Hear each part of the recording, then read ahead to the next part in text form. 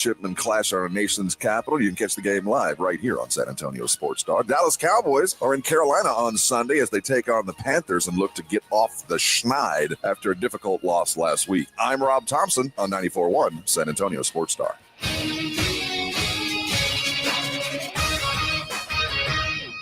From the studios of San Antonio Sports Star, reaching more sports fans than any station in South Texas. Welcome to the Morning Huddle with AJ Hoffman and Rob Thompson. This is 94.1 San Antonio Sports Star. Good morning, everybody. How we doing out there, San Antonio? It is the Morning Huddle on 94.1 San Antonio Sports Star. You're looking live, folks. We're at the Women's War Memorial. Yes, friends, women in the military. Can you believe it? They've been there. What a time we live in. I can tell you by the what a time by the and here display behind us. They've we been in the memorialize them for a long time. We memorialize them here. Every building in Washington D.C. is made of stone and marble, and it's extremely cold in all the buildings. There's stone and marble is the worst insulated material to build with. And that's what they decided to build this whole town with. And so in the wintertime, you just die if you live here. Oh, there's no wind. No, there's wind. It's the humidity that gets you. I don't think it is. It's a dry cold. See, it's a dry cold. Yeah, it's a dry cold. Actually, seriously, the wind died yesterday and did get a lot better. But it's still, when it was windy, freaking cold. It was cold. We are at the Women's War Memorial. I don't know. We're right outside. We are actually, I think we're considered in Arlington National Cemetery. Okay, well, I think we're actually inside the gate, though the memorial is not considered the sacred ground that the cemetery is. So you don't have to keep your voice down. No, we can do as we please in here. In fact, we can photo all the stuff in here. But we cannot photo outside. Once we go outside, we can do it for our own personal stuff. We're not allowed to use it for any commercial purposes, which I love. I think I'm glad that we were told not to do that. I think it makes some sense. Yeah, I don't want you making money off. I'm not, I had big plans. I know. I know you had a Ponzi scheme you were going to try to run. Well, no, I was going to start doing some T-shirts. But, now I'm not going to be able to do that. We've got a very, very busy day today. We've got Rob. Do you want to run down the guest list of today? As we sit, this is where we're going. We'll have Coach. I got a short someplace. Let's see. We got Coach McCarthy at 7. Your wife told me about it. Yep. Coach Neuheisel will be here. Rick Neuheisel, former Coach Neuheisel. Colorado head coach, got UCLA head coach. He was, in his very brief professional football career, was the quarterback of one of the many failed San Antonio Professional Football League franchises. Oh, nice. He was the quarterback way back when of the San Antonio Gunslingers. We went to their No, game. Not this one. This was an iteration some 30 years ago of the USFL World Football League. Is this the one that you were broadcasting for? No, I did Canadian football. I did Oh. the Canadian Football League when we hosted a franchise then. Gotcha. But he was before that. I could have told you that a Canadian football franchise in San Antonio, Texas was never going to last. Well, see, I didn't do broadcast. I didn't broadcast those games. I actually was an official statistician for the Canadian Football League. And they hired me sight unseen, and I had never actually done it. And you didn't know the metric system. Well, luckily, they don't use the metric system, but they do have one thing that we are not accustomed to. A 55-yard line. So I want you to very quickly do the math.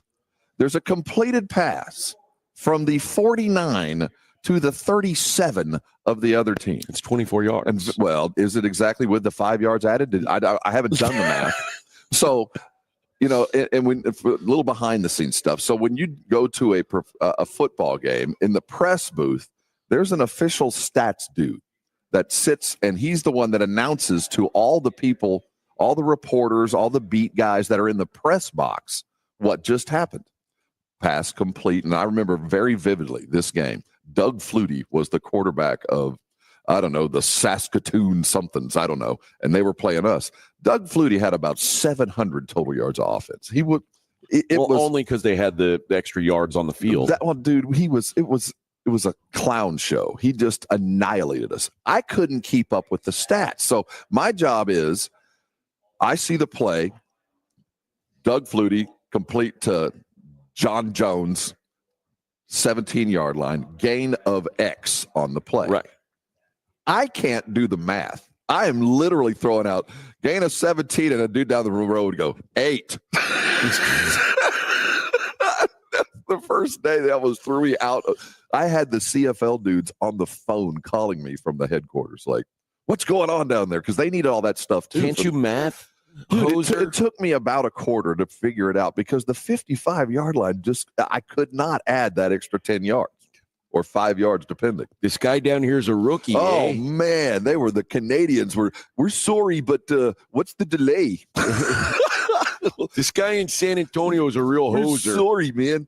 He's a real hoser. So that was one of the many. But Neuheisel will be here at 8:30. Then the CEO and soon to retire from USAA, Wayne Peacock. All right. The suit behind this entire gig as we're live from Army Navy. Then Brian Mitchell, former Redskin commander, however you want to say it. He does DC's work. He does radio here in town. And then good friend of the show, good Longhorn, Nate Boyer, will be here at 10:30. Nate Boyer, for those of you behind, remember the Colin Kaepernick kneeling situation? What was that, 8 years ago? Nate Boyer was the one who counseled Colin Kaepernick on it. If you want to show respect to the country, to the fallen and all that, do what you did. Boyer was the one that said you should kneel. Yeah, the former armed service guy. So he was kind of behind the first guy to tell Colin what he thought would be appropriate as he wanted to protest what he was protesting. Good dude. He was the one that carried the flag out for the Longhorns way back when. He'll be here at 10:30. There's going to be a lot of dudes floating around today till we're off air. So there'll probably be more than that. We'll see. We'll see if there's enough time. Maybe Bed Bath & Beyond. I don't know if there's enough time. We're just going to play it by ear. We've also got, it's a football Friday, so we've got some football to discuss. As we are wont to do on a Friday. It's not only Army Navy, although that is the main event of the weekend, I would say. I heard an interesting supposition to the guys from Tampa. What does that we're going to talk mean, supposition? A question. Oh, okay. Let's say that Army had a great year and got into the tournament. Uh-huh. And prior to Navy, the game tomorrow, and they lost. Right. What would be the ramifications? Could they be removed? No. They shouldn't be, but it would be an interesting place to land. I don't think this is considered a regular season game. This doesn't count for anything other than essentially a bowl game. Yeah. But there was the possibility that they did make it the final 12. You're right. And they could roll in and lose, and it would be. Now, so what could have happened, and it looked like it was a possibility early in the year, is because they're now in the same conference, they could have played in a conference championship game. Twice. But Navy, bunch of losers. I will say this: while Army's certainly favored, and I think the line's going to move between now and tomorrow, they're going to lose as far as the uniforms. Have you seen the uniforms? I've not seen the football costumes. Yeah, they're costumes. Every year there's a reason behind. Okay. There's a background story for the uniform. They're representing a regiment, a unit, a thing. This year, I don't know the backstory, and I'll find out today. The coolest thing about the Navy uniform is they got the skull and crossbones on their helmet, which I think is really cool, like pirate stuff. Nice. That's what they're representing this year. Maybe. And then the Army appears to have been painting the ceiling. They're in all black. When you see it, that's exactly what you're going to think. And white powder on their shoulders and on the top of their helmet. I have not gotten the background yet, but I found it interesting. Okay. Navy looks far better. Well, I don't have a dog in this fight because I think the Air Force is probably the better looking uniform all the way through. But those guys are busy doing important stuff this week. Yeah, they're sleeping in. Yeah. It sucks to be in the Air Force right now. You're like, you know what? We have a We're pretty good over here in Colorado. Yeah, but you're not. Well, no, look at the Commanders Cup. They've won it a lot. They've gotten better. Well, I mean, historically, yes, but this year, not. Oh, it's been a decade. Although it's gotten better as the season's gone on. They're not all that embarrassing. It's been a minute, though, since they've been. They were at the top of the list if there was 32 bowl games and 64 bowl eligible teams, so it worked out perfectly. But if there would have been one open spot, Air Force would have gotten it. They would have helped the grade point. The 5-7 team with the highest academic marks. That's the truth. That is the truth. That is the tiebreaker. Grade point. Yeah. Who voted on that? I'm guessing the guys at Air Force. Well, you'd think if you're trying to Air Force and Vanderbilt came up with it, and they're like, "Hey guys, what do we think about this?" Well, seriously, if it's the 64th team to get into a bowl, yeah, you'd probably be looking for the best team and not the smartest guys. I'd rather see the guys that could barely find the stadium but could play some football. I think you're probably looking for the biggest brand.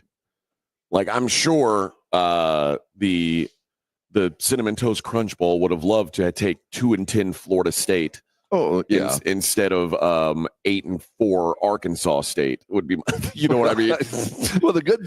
There's good and bad in that. It looks good on the marquee Florida State. Ain't nobody from Florida State traveling anywhere to go see a ball game. You know, so you get it on the marquee, but they ain't putting any money in their pockets of the sponsors or anything like that. And they're not even going to watch it on TV. Oh no, man, those guys checked out. Although they did storm the field after they beat an FCS school this year, so I think that was ironic. I didn't know they had irony.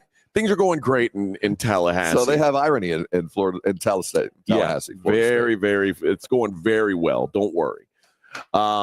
No, I'm excited to be here. My first Army-Navy game. The setup's great. I can't wait to talk about your first full day in DC. And I'll tell you what, we put some miles. Oh my God, my feet hurt so bad. We did it yesterday. We did it as much as we could. I made a terrible choice when it came to shoe options. Mm-hmm. I brought just 2 pairs of boots and no tennis shoes. And because I don't know why in my head why I packed like 8 shoes. I looked at the forecast, and in my head it was going to be rainy and yuck the whole time. Mm-hmm. So I didn't want to wear tennis shoes. And then my wife was like, "Why did you not look at the forecast?" I was like, "I did." And she's like, "It's going to be clear. Like why would you only bring boots? That was dumb." Well, and yeah, she was right. Well, the mileage that you put on, it's not Las Vegas blocks. You know, you're not ever misled. Yeah. You know you're walking a distance, but it's hard not to walk. Yeah. You know what I mean? This is a walk in town. Yeah. Well, I did my share yesterday. We went to the, we'll talk about it on the other side. I know Vic's probably like, go to break. Yeah, we got McCarthy around the corner. Yeah. So we'll take a break. We'll talk about our day in Washington, D.C. yesterday. It is the Morning Huddle on 94.1 San Antonio Sports Star. 94.1 San Antonio Sports Star traffic from News Talk 550 KTSA. Good morning. Looks like we are working a trouble spot on Loop 410 eastbound Northwest Military Highway. Castle Hills area, accident, left lane blocked. On I-10 eastbound FM 1518 to Zool Road, traffic rolling slowly. Also stop and go along Bandera, northbound Watson on over to Loop 410. If you see something we're not talking about, call us on the traffic tip line so we can check it out. That number is 210-785-2601. I'm Debbie Alcacer, KTSA, Time Saver Traffic. What's up? 94.1 San Antonio Sports Star, South Texas home of the NFL. Monday night, Thursday night, and Sunday night football. Presented locally by Flight by England, the next generation of light beer. 94.1 San Antonio Sports Star. This report is sponsored by PayPal. This season, the PayPal app has amazingly low prices for holiday shopping. Get exclusive cashback offers in the app. And with the PayPal debit card, PayPal stacks 5% more in the monthly category of your choosing on up to $1,000 in purchases. Don't just pay, PayPal. The John Clay Wolf Show. Here's what's going on in the Wolf Pack. Jelly Roll's wife, Bonnie, she's in the news after announcing her 1-year anniversary of her retirement from sex work. Did y'all know this? No. Is the inspiration story for homeless singers or for hookers? Both. That's what I'm saying. You know what I mean? I don't think it's any secret in showbiz that homeless singers and hookers are quite fond of one another. The John Clay Wolf Show. Catch the John Clay Wolf Show Saturdays from 9 a.m. to noon right here on San Antonio Sports Star. George gets justice. Hurt in a wreck? Get George. Hit by an 18-wheeler or commercial truck? Get George. Injured at work? Get George. When you're dealing with personal injury, you need to get George because George gets justice. I'm George Salinas, and my San Antonio-based firm has been recognized across the state of Texas and the United States. Call George Salinas Injury Lawyers today at 210-225-0909 or visit getgeorge.com. George gets justice. GetGeorge.com. Life insurance. Why are you putting it off? Can't afford it? Too much hassle? Think you don't need it? There's lots of excuses for putting off life insurance. But if you weren't there, who would pay the mortgage and other bills? With Ethos, you could be covered in 10 minutes and boom, family protected. Ethos, fast and easy online term life insurance. Up to $2 million in coverage with no medical exam. Some policies as low as $1 a day. Answer a few health questions and get your free quote at getethos.com. That's getethos.com. Flight by Yingling is the next generation of light beer. For those who don't follow trends, but craft them. Flight by Yingling is 12 ounces of uncompromised refreshment from America's oldest brewery. With only 2.6 grams of carbs and 95 calories, this is premium refreshment 6 generations in the making. Don't just raise a glass, raise the bar. Flight by Yingling. Available wherever beer is sold. DG Yingling & Son Incorporated, Pottsville, Pennsylvania. Please enjoy responsibly.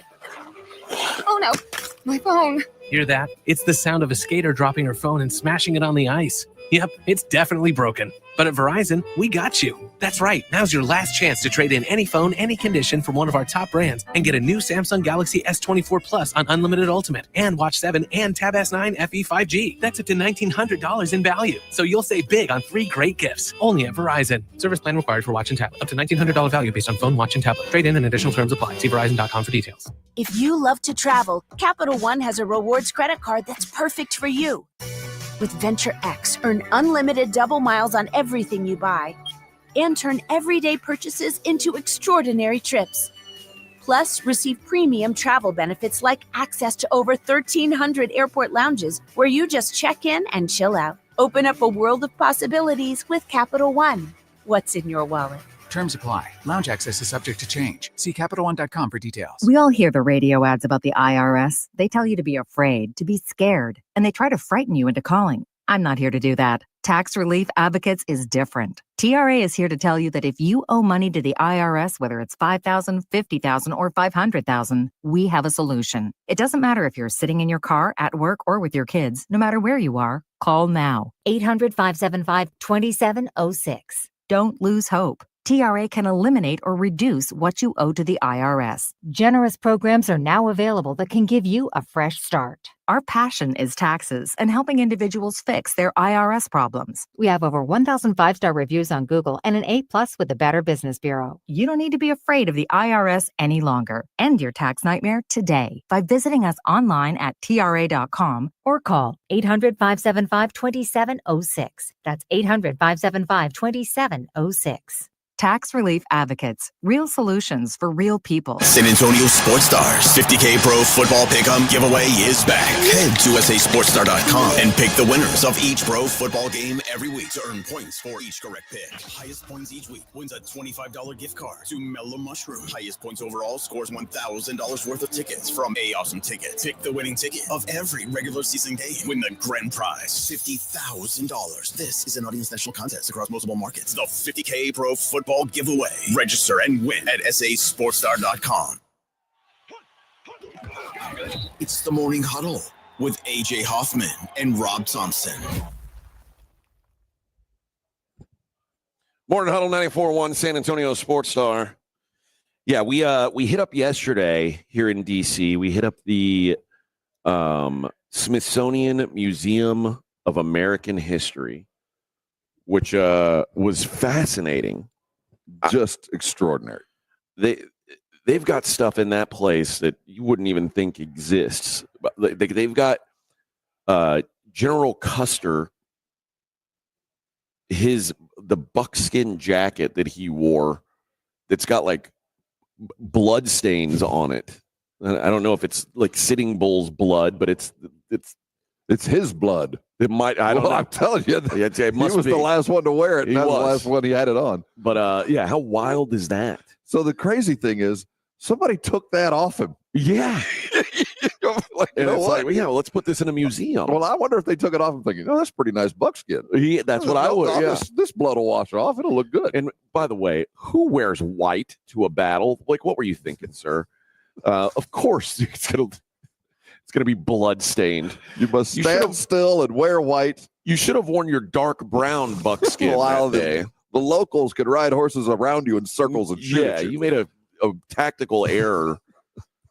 You know, they're going to put that in the Smithsonian someday if you're wearing white. So, I can tell you that. We were much. talking about, they have all the clothing. I was struck by, like, Sherman was a little tiny dude. Yeah. Grover Cleveland was a big fat bastard, man. They have his like winter, like his winter coat. I guess he wore when he was nominated or when he took the acceptance. That thing was like a circus tent, man. I didn't know they had big fat dudes way back then. I thought they were all eating lean, We would never elect a gigantic fat person. Not nowadays. now. This cat, that was a big old dude. George Washington is about 6'4". Like remember when Chris Christie was going to try and be president? Yeah, we were like, no, you're too fat. Sorry, I don't care what you have to say. Yeah, we don't even want to hear your politics, friend. You're too fat. And you're from Jersey. Yeah, well, I mean seriously. Yeah. Is that even a state? I mean, we'll take Arkansas, but Jersey? Yeah, but we're as a society we won't accept that anymore. But Grover Cleveland, he must have been really on top of things to be elected as that big of a fat person. Just a big old dude. Or maybe, I think a lot of people back then, they didn't have, if you can believe this, they didn't even have Twitter back when Grover Cleveland got elected. Can you believe it? No one knew. All they saw was like the weird drawings in the newspaper. Yeah, they're like, oh, that's a funny name. I pick him. Grover? Yes. Grover. Let them have it. Big Sesame Street fans. There's a picture of him in the newspaper, like eating a giant turkey leg. Which, by the way, Grover from Sesame Street was also in the Smithsonian Museum of American History.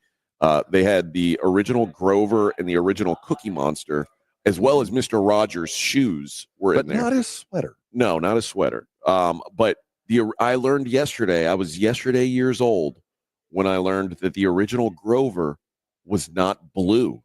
What? That's right. What color? What?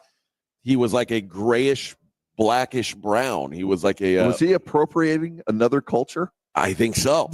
I think so. I think what we've learned is Grover is he appropriated another culture. Yeah, he's not an original blue. No, and you can see the Cookie Monster is like I can tell by his accent. Yeah, that he's not. He's faking. He's not actually blue. Yeah, he's trying to get over. Yeah, and he like Cookie Monster is actually blue. The original Cookie Monster who was there is blue, smaller than I expected. I don't know why I expected him to be gigantic. Those cans seem big. I mean, he eats so many cookies. You have to think he'd be like Grover Cleveland. I missed the Muppet area. Those are not Muppets, first of all. Well, they kind of are. They all ended up being Muppets. So that's over in the.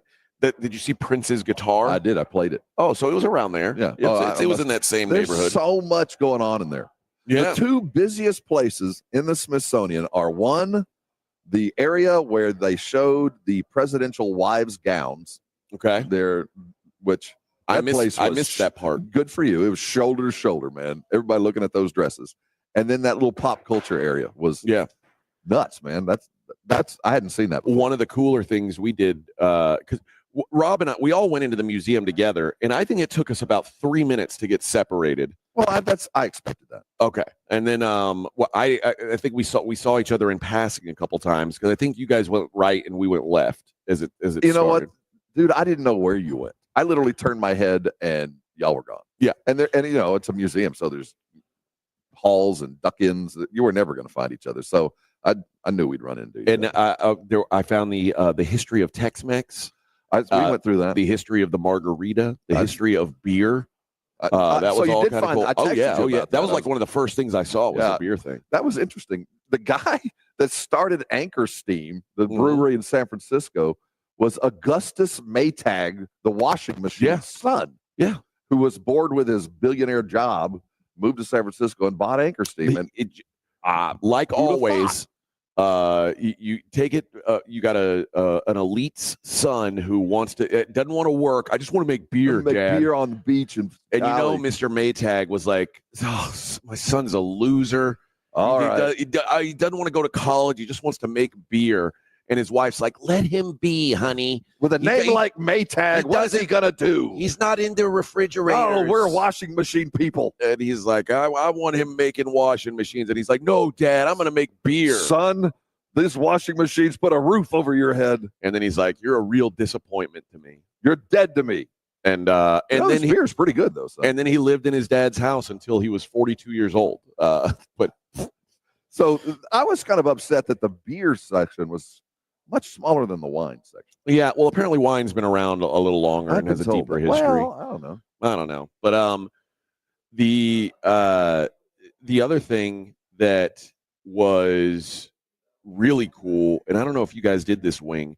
Did you see the people playing music? Oh yeah, with the whole we there's a window where you can see people playing music through, and they're playing like symphonic type music, and they left the door cracked. So Annie and I just kind of wandered in and saw a little concert, a accidental concert. I don't know that it was intentional, but we got to see a little. So those were people? That was live? Oh yeah. I could hear it. I didn't look in. I just heard it. No, yeah, there was like people practicing their violins and cellos and stuff like that. Is that their job? I don't know. I think they were recording something. It's like they just sit in a little room and tune up all day. Like I thought that was fake, but that was real people there. So you know how they do MTV Unplugged? I think like the Smithsonian has its own album series. It's like, but behind the scenes, the band was in turmoil. Yeah, it's Yanni Unplugged at the Smithsonian. That's where they thought that was like piped in background music of some orchestra tuning up. There's a big window where you can see them. I saw it. I just kind of cruised by. I just thought it was fake. Those were real actual humans with flesh and bones. What an odd job. No, you don't need how to play it. We just want you to sit there 12 hours a day and tune up. I don't know. I don't know what they do. Like, because you could tell it was very informal. That's what I did. It wasn't a performance. I legit thought, when you go to like a Broadway show and there's all this stuff going on in the pit, you can hear like, That's what I thought that was. Like, it was the prelude to something else. And that's really people down there. All right. That's a museum, man. That's top quality stuff. That is how it's done. All right. We've got to hit a break. And when we come back, we will talk to the head coach of the Dallas Cowboys, Mike McCarthy. Probably not in as good a mood as he was the last 2 weeks. I don't know. Freedom's just another word for nothing left to lose. He was on The Simpsons, so that was cool. I wonder if I was going to say DVR'd that. I don't think so. He wasn't in. He would never admit it if he did. He's too entrenched in football to have any interest outside of football. I don't think he realizes it, but at some point in his life, he's going to be awfully proud that he was a Simpsons character. I would like to think he would. I think so. All right, it's the Morning Huddle on 94.1 San Antonio Sports Star.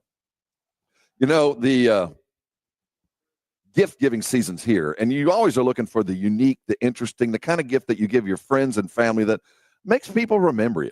If you've got someone in your family that you or a client or someone that you're looking for the best possible gift, how about a curated box from Tri-County Meat Market? Let the meat cutters there, the expert, put together. Well, they've already put together 6 different boxes, and the variety is too much for me to get into. But if you like dry sausage and all that, they've got a very perfect box put together. If you're into the steaks and all the different kind of cuts, they've got a box for that.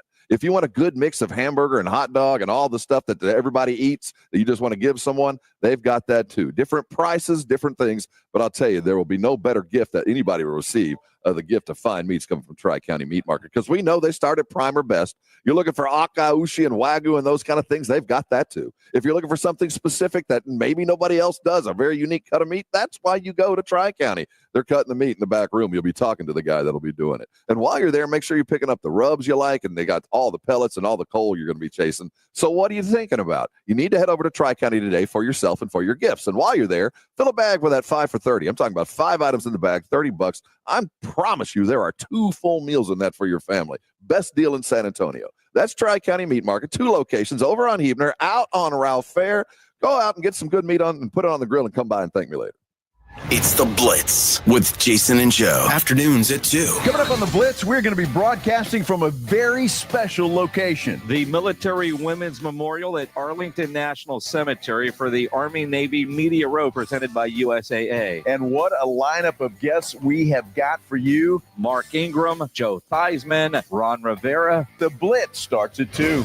The Blitz with Jason and Joe. Afternoons at 2 on 94.1 San Antonio Sports Star. 94.1 San Antonio Sports Star traffic from News Talk 550 KTSA. Good morning. Looks like we are working a trouble spot on Loop 410, eastbound Northwest Military Highway. Castle Hills area, accident, left lane blocked. On I-10 eastbound, FM 1518 to Zool Road, traffic rolling slowly. Also stop and go along Bandera, northbound Watson on over to Loop 410. If you see something we're not talking about, call us on the traffic tip line so we can check it out. That number is 210-785-2601. I'm Debbie Alcacer, KTSA, Time Saver Traffic. 94.1 San Antonio Sports Star, South Texas home for Texas A&M football. Friday night, December 27th at 9:30. The Aggies head to Cincy to take on the USC Trojans in the Las Vegas Bowl. Presented by Ewald Kubota and the Angry Elephant. Pre-game coverage begins at 8:30 on 94.1 San Antonio Sports Star. This report is sponsored by PayPal. This season, the PayPal app has amazingly low prices for holiday shopping. Get exclusive cashback offers in the app. And with the PayPal debit card, PayPal stacks 5% more in the monthly category of your choosing on up to $1,000 in purchases. Don't just pay, PayPal. An accident or injury can derail your life in an instant, leaving you struggling to pay for medical bills and daily expenses. At Thomas J. Henry, we believe every Texan deserves justice, no matter their financial situation. That's why we offer our no-win, no-fee promise. You don't pay us unless we win your case. We know how difficult recovering from an accident can be. Let us handle your case while you focus on getting better. Thomas J. Henry, the name you know, the firm you trust. San Antonio, Texas.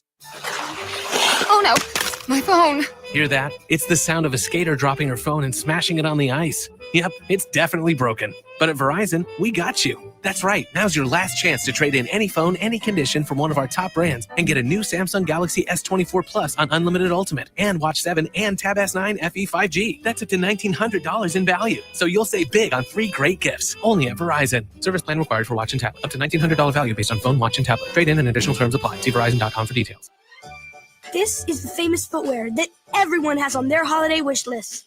So don't wait to make it famous. Whether you're searching for their favorite character shoes or the hottest sneakers, slippers, and boots, Famous Footwear has the newest styles from Nike, Adidas, Crocs, Converse, New Balance, Birkenstock, Timberland, and more.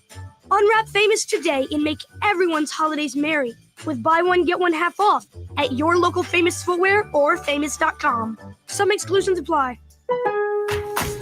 Lowe's knows that to win the job, pros need the best prices. That's why only at Lowe's, MVP's Pro Rewards members can get a volume discount on eligible orders as low as $1,500 at the Pro Desk. That means you get the prices you need to start any job, small or large, because Lowe's knows pros. Valid in-store only. More terms and restrictions apply. Visit Lowe's.com/terms or Pro Desk for details. Old Spice Swagger Holiday Pack, perfect for a gift to treat yourself. 24/7 holiday freshness with daily use can smell your bestest. I'm gonna be smelling great all season. Old Spice scents just can't be beaten. Chock full of value, saving that green. Got the essentials needed to feel clean. Deodorant, hair, body wash, and spray. Celebrate your holiday the Old Spice way. Ho, ho, ho, ho, ho, ho, ho, ho. Jason Minix here from the Blitz for Underdog Fantasy, the place to play if you're a sports fan looking to win money while watching sports. And I love playing the Pick'em game at Underdog Fantasy, where you can win up to 1,000 times your money just by choosing higher or lower on player stats. Think basketball, think football. You can mix, you can match across your other favorite sports and leagues and win money watching sports. And this season, Underdog will be running a special promo or bonus almost every single day, like Profit Boost. Pump up your winnings in just a tap when you apply the boost to eligible eligible entries. Discounts, you'll get adjusted projections on certain player stats to give you a better shot at the win. And they're basically a sure thing with their free picks. A player just has to get higher than 0.5 for that stat pick to win. All new users get a free pick. So download the app, sign up with promo code STAR, and deposit now to get up to $1,000 in bonus cash instantly. Promo code STAR. Must be 18 or over, present in a state where Underdog Fantasy operates. Terms apply. Concerned with your play? Call 1-800-GAMBLER or visit ncpgambling.org. Dallas Cowboys head coach Mike McCarthy goes one-on-one with the Morning Huddles, AJ and Rob, Friday mornings. You invited Dak and Coop over to the house. What Mama cooked? She never disappoints. Well, what was the meal? We're really curious. Well, she had the local pizza, salads, pasta dish, chicken. Mike McCarthy's unfiltered look at the Cowboys' upcoming game. Friday mornings at 6:45 and 9. Presented by AA Best Bail Bonds on 94.1. San Antonio Sports Star. Let's go! Hi, it's Jason Minix. You're listening to the home of the Cowboys, 94.1 San Antonio Sports Star.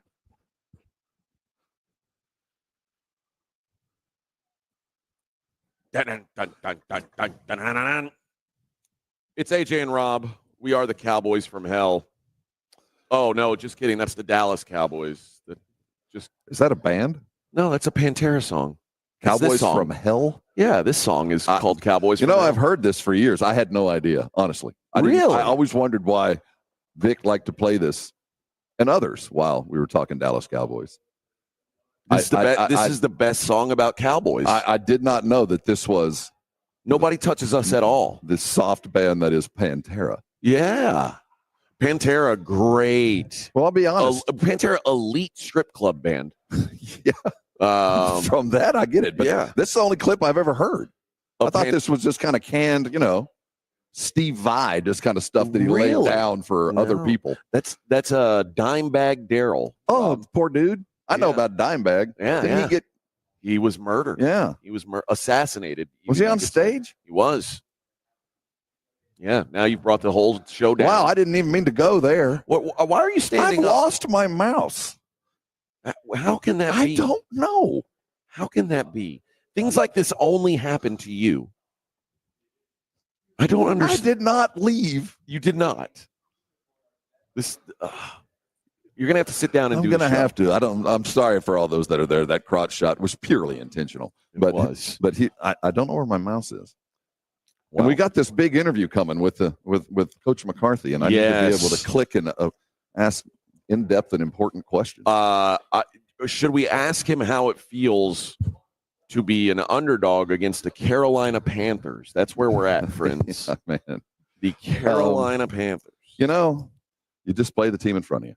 Right, even when they're the Carolina Panthers. Well, the sad news is this Carolina Panthers team is not the team we've been looking at. I mean, that we saw the first month of the year. They're losing games in much more impressive fashion now. Going down in flames. Yeah, they're not losing they're not getting their ass kicked anymore. Now they're losing close games. Now it really sucks. Yeah, they're going to be a real handful. And in fact, God. I mean, I guess it just tells you where you are as the Cowboys. The Panthers this year, their wins are over the Raiders, Saints, and Giants. If you're added to that list, that ain't a good list to be on, I'm afraid. Well, I'm sure they're saying the same thing. Well, the Cowboys, 2.5-point dogs. Bryce Young has been better. And it's maybe benching him was the best thing to do. Not in hindsight. At the time, I said, it was absolutely the best thing. At the time, I said, "This is crazy. You just ruined that kid for good." We felt like it, and it ended up working out, and he has looked a lot better. They got better once they traded Mingo to us. Oh yeah, Isn't that weird? Oh, now, suddenly they were only losing by a few once they jettisoned the guy that we really appreciated. Well, Johnny Mingo was holding them back, evidently. Yeah, look what he did to us. And Johnny Mingo has all the secrets to beating the Panthers. So I'm sure Coach McCarthy's talked to him about this. You always wonder how much do they really know? Oh, they know it all. Yeah. I'm guessing when Johnny Mingo left the Panthers said, "Okay, everybody, bring your playbook in. We're wiping the iPads. What was yellow is now blue. We're installing an entire new offense." Yeah, because Mingo has it right upstairs. And that's why they've been more successful of late. That's what I'm saying. The reset has worked out for him. And he brought that mantra to Dallas, and here we sit. That's right. And I want to ask Coach McCarthy about this Overshown injury is gnarly. And I kind of want to get the feel for if he thinks he's going to be available next season. I can't even suppose. I mean, if it was the first injury, even as drastic as this is, you'd expect, you'll fight and come back. But 2 and 2 years, or 2 and basically 3 years that take you out, that second rehab, not that I was ever in a professional situation where literally my livelihood depended on the strength and quality of my knee. The second rehab just sucks balls. Well, it's just awful. It's kind of demoralizing. You know what's coming, so you know how to do it. So there's that, the shortcuts and all that, but the trust factor in your knee or whatever that injury is obliterated. I mean, it's just to be able to go back and do what you used to do without thinking about it.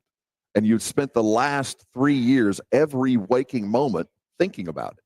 And then to go, well, it's better now. Let's go get and do it. It doesn't work that way. And especially, I can't even imagine what it's like when literally your livelihood lands on it. Yeah. The first time I tore my knee up was it was a lot of trauma. It was it was bad.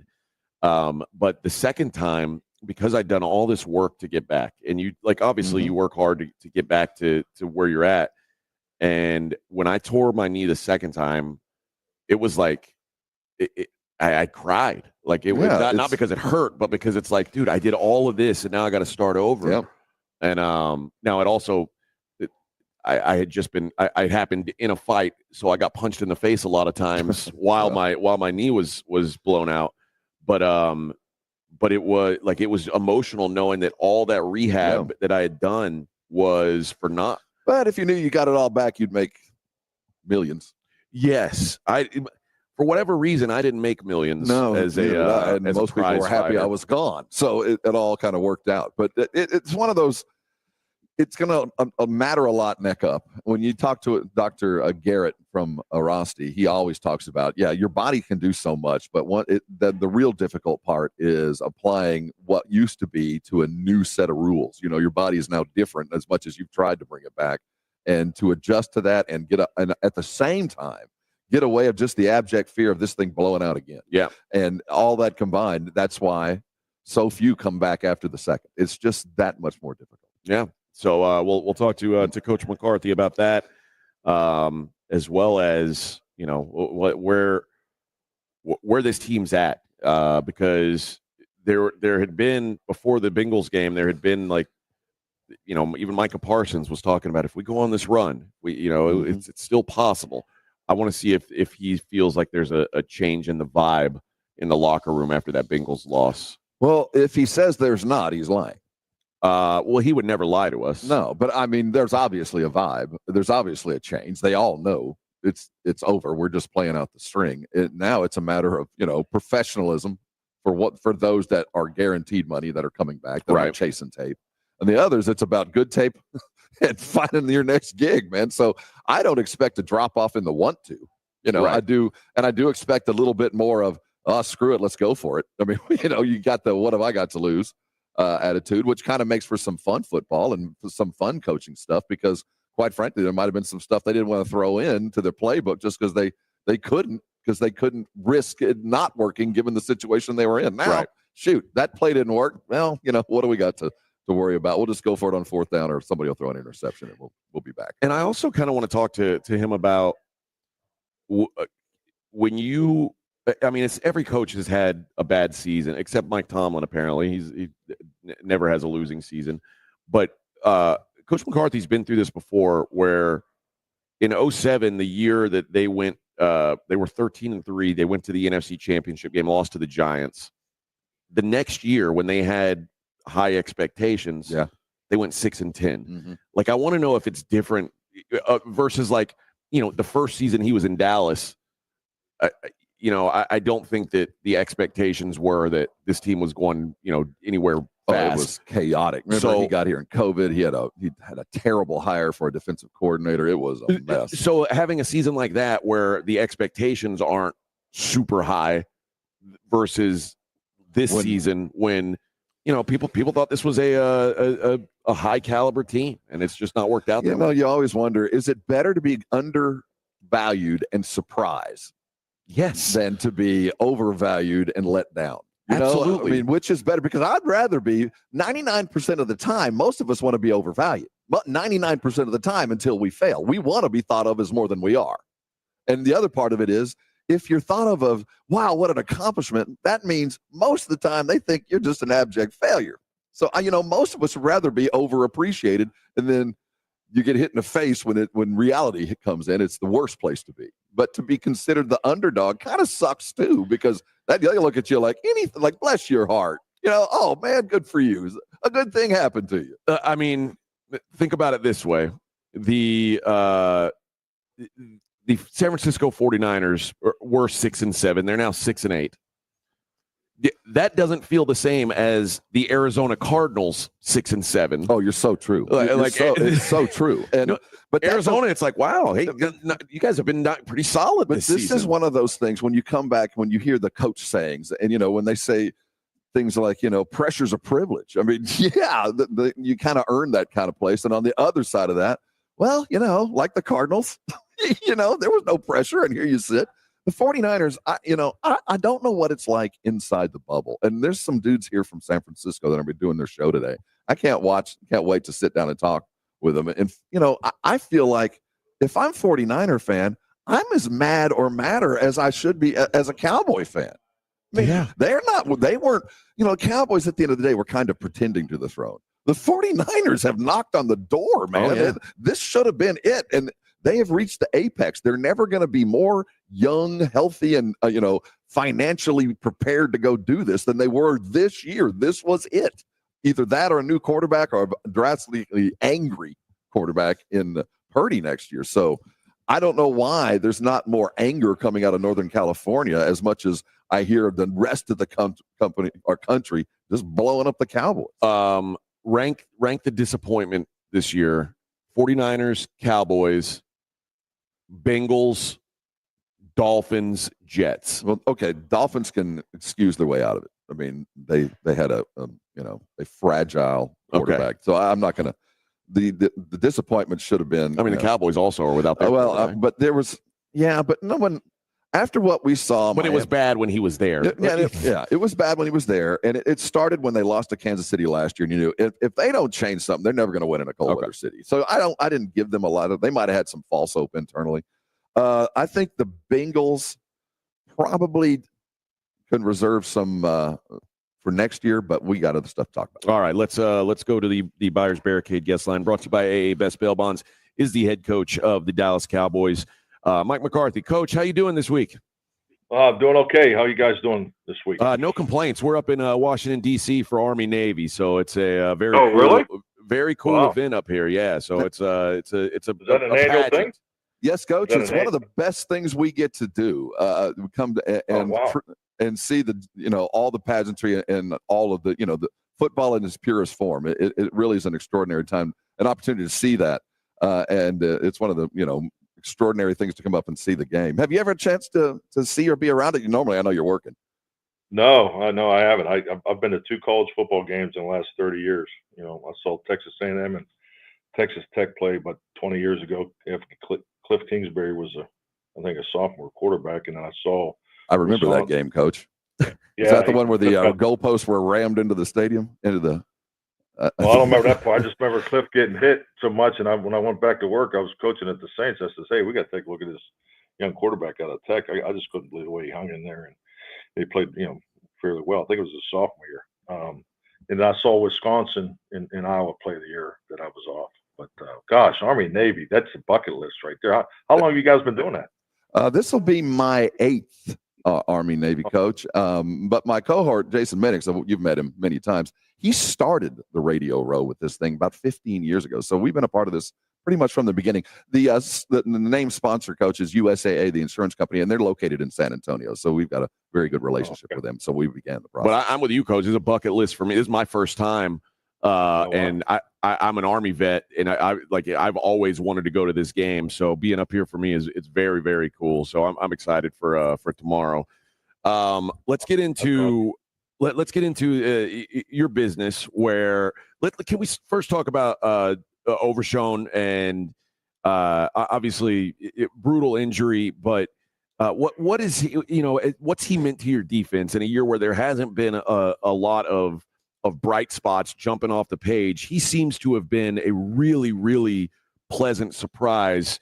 How brutal is it to lose a guy like that who's really been I don't know if I would say unexpectedly overachieving. You may have seen this all along in him, but I think he's been better than most people thought he was going to be this season.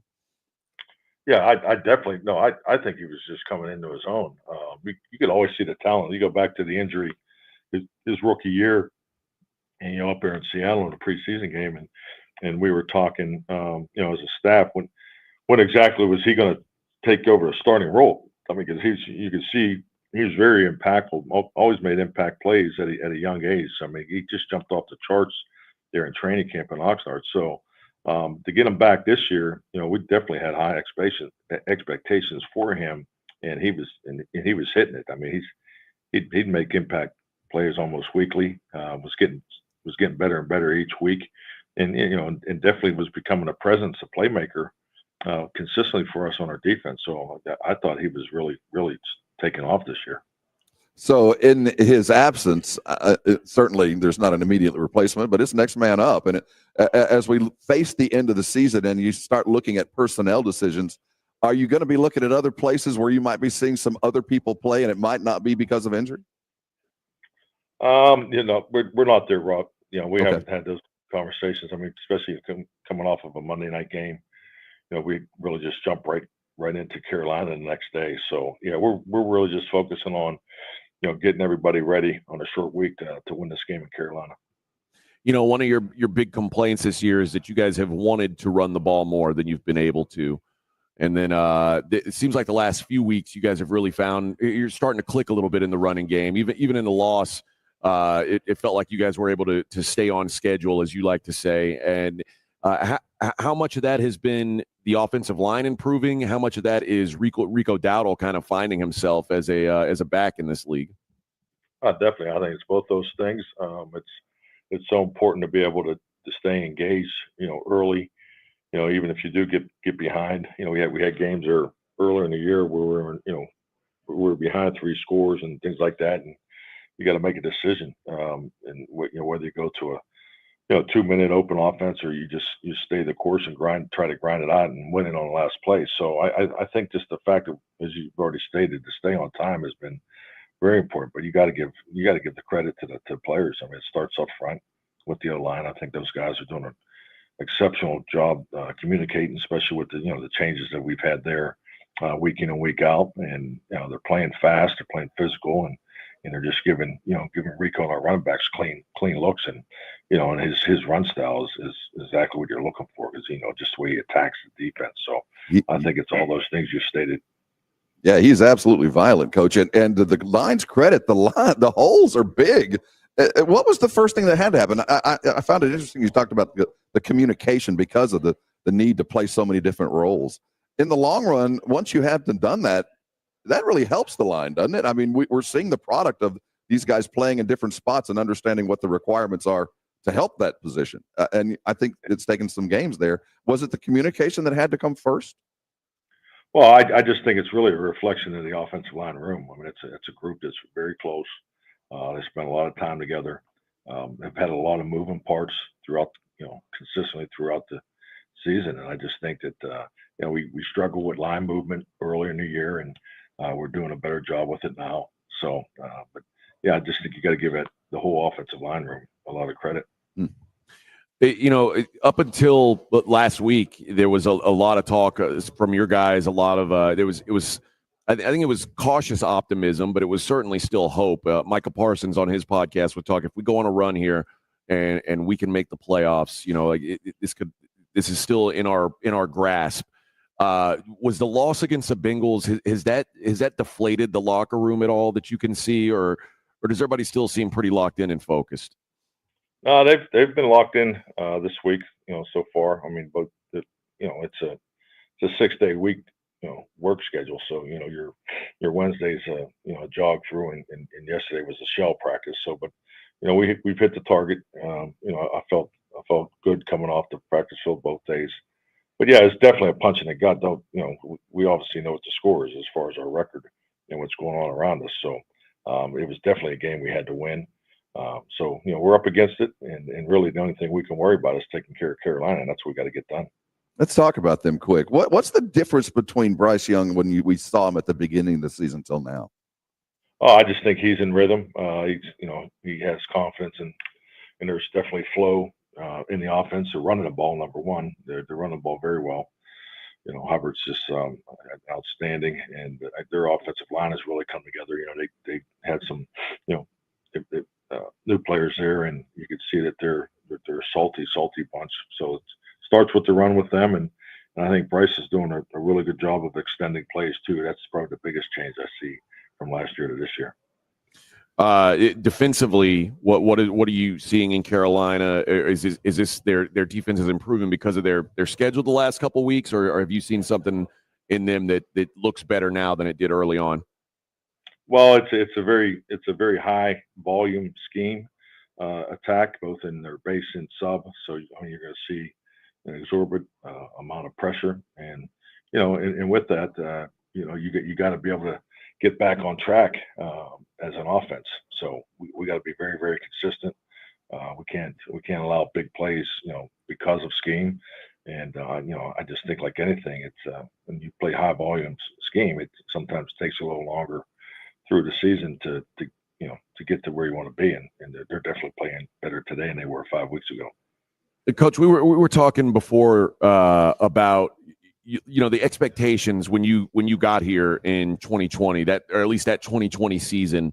The thought was the Cowboys weren't ready right then to win, and this year it was thought that they were. And I look back, and I guess you kind of went through the same thing back after you guys lost to the Giants in the NFC title game, and expectations were high, and you guys had a disappointing season the next year. Is it different feeling? I mean, obviously no one wants to lose ever, but is it different when the expectations are that you guys are going somewhere big versus say that first year in Dallas where expectations were a little tempered? Does it feel different to have a down season? Oh, definitely. I mean, we can't ignore what goes on around you because everybody has to deal with it. It's how you deal with it is the key. But yes, I mean, expectations are, it's part of the landscape. And when you work in a place like Dallas, or even in Green Bay, there's the expectations are pretty consistently high. You don't get the chance to kind of ride under the radar. That's just not part of the genetic makeup of this organization, and that's frankly part of the lore of wanting to be here. So yeah, it's definitely because there's more emotional energy that's needed to handle those situations. Coach, I saw yesterday that the Cowboys are now worth what 10.1 billion, something like that. The Forbes numbers come back in. Did the employees get a little bump for that? Little bonus, little scratch? I mean, the company does well. The employees do too. Does Jerry treat y'all like that? I tell you, I mean, I know, I'm sure the fans enjoy your sense of humor, Rob. Coach, I'm focused on beating Carolina. That'll be the best thing we all can do. I understand, Coach. All right, Coach. One last thing before we let you go. As I was looking into the Panthers yesterday, I came across an interview with their rookie wide receiver Xavier Legette, and he said that he ate a raccoon for Thanksgiving. What is it? What's the most maybe the most surprising thing you've ever eaten in your life? I'm assuming not raccoon, but give me the weirdest thing you've ever eaten. I'm not that type of guy. But I do remember just when I was younger, our parents would, they'd tell us we'd be having steak for dinner, and it was actually liver. So I was never a big fan of that. So Yeah, that's disappointing. That's a disappointing trick that they just play. downright deceit, Coach. Well, trust me, I think it only worked once, but that was tough. So we didn't have any liver after that. But that's probably the toughest thing I've ever eaten. That's Coach Mike McCarthy of the Dallas Cowboys. Coach, we appreciate the time, and good luck this weekend. We'll talk to you next week. Take care, Coach. All right, thank you. Take care. Hey, enjoy the Army-Navy game. That's awesome. Thank you, sir. Yes, sir. Thank you. That is Mike McCarthy. Is brought to you by AA Best Bail Bonds, and all guests appear courtesy of the Buyer's Barricade guest line. What? Did you just ate a raccoon? Ate a raccoon on purpose? Dude, roadkill? He's like, no, he hunts and. Well, I know hunters. I don't know anybody that eats a raccoon. They asked him. They were like, "Well, how'd you come across this raccoon?" He said, "I hunted it. I skinned it." And were you Xavier Leggett, starving? you got to hear this guy talk. This is the most South Carolina guy you'll ever come across. He's like, they were like, "When's the last time you ate a raccoon?" He was like, "Thanksgiving." What? How? The Thanksgiving raccoon. Fricaseed raccoon. It's time to carve the Thanksgiving raccoon. Morning Huddle 94.1. You're locked on the Morning Huddle with AJ Hoffman and Rob Thompson.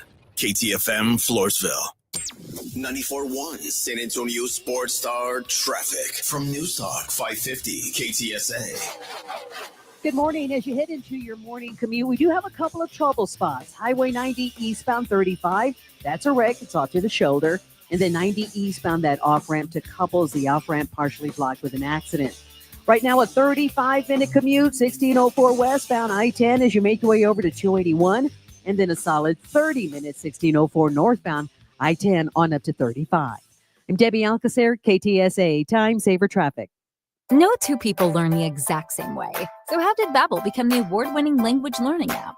We thought of you, all of you. Take Sierra. As a visual learner, she uses Babbel's wordplay videos. Today I'll share a quick lesson on shopping in French. Merci beaucoup. Keith is a be in the room with real people kind of learner. So he loves the live online classes with our language experts. Okay, class. Vos está pronto. Estamos prontos. However you learn, Babbel makes it easy. Try Babbel for free at Babbel.com. Babbel.com. This report is sponsored by Don't Mess with Texas and the Texas Department of Transportation. As you travel on Texas highways this holiday season, remember that Don't Mess with Texas means don't litter.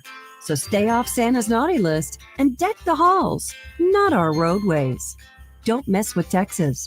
A message brought to you by TxDOT. When I wake up The best mornings in the morning light, start with Wrangler. I pull on my jeans and I feel all right. Jeans, jackets, and shirts that get your day started. Good mornings make for better days. Wrangler, for the ride of life.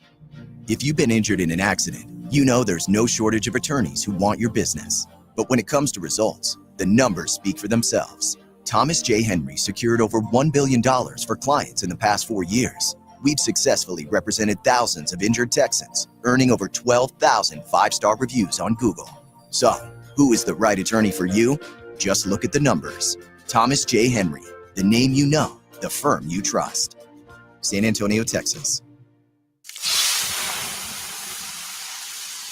Hear that? The sound of water being poured on 800-degree rocks. If you were here in this sauna, you'd be so hot you wouldn't have the energy to move. But you're not here. Because your self-care happens out on the road, riding your motorcycle protected by Progressive. Besides, after a long ride, a helmet sweat is way more satisfying. So if you ride, switch to Progressive, America's #1 motorcycle insurer, without even breaking a sweat. Progressive Casualty Insurance Company and affiliates, not available in all states. Wesley Financial Group is not a law firm. Do you find yourself stuck in a timeshare? Get the real facts about the timeshare industry and your options for cancellation. Chuck McDowell, founder of Wesley Financial Group, has put together a free information guide that reveals the secrets the timeshare industry doesn't want you to know, including the 5 ways to get rid of your timeshare. Call now and get this timeshare cancellation guide absolutely free. Call 800-600-9595. 800-600-9595. 800-600-9595. Paid for by Wesley Financial Group. It's football time at BetMGM. Use code KOSTOS, KOSTOS, and receive up to $1,500 back in bonus bets if you don't win your first bet. When you register with BetMGM, you'll get instant access to a variety of parlay selection features, live betting options, original bets, and the best daily promotions in the business. Use code KOSTOS, KOSTOS, and get up to $1,500 back in bonus bets if you don't win your first bet. BetMGM and GameSense remind you to play responsibly. See BetMGM.com for terms. 21 years of age or older. New customer offer. This U.S. promotional offer not available in Mississippi, New York, Nevada, Ontario, or Puerto Rico. Gambling problem? Call 1-800-GAMBLER. Available in the U.S. For New York, call 877-8-HOPE-NY or text HOPE-NY 467-369. For Arizona, call 1-800-NEXT-STEP. For Massachusetts, call 1-800-327-5050. For Iowa, call 1-800-BETS-OFF. For Puerto Rico, call 1-800-981-0023. Subject to eligibility requirements. Rewards are non-withdrawable bonus bets that expire in 7 days in partnership with Kansas Crossing Casino and Hotel. San Antonio's Sports Center. In college football, it's the 125th Army-Navy meeting as the Black Knights and the Midshipmen clash our nation's capital. You can catch the game live right here on San Antonio Sports Star. Dallas Cowboys are in Carolina on Sunday as they take on the Panthers and look to get off the schneid after a difficult loss last week. I'm Rob Thompson on 94.1 San Antonio Sports Star.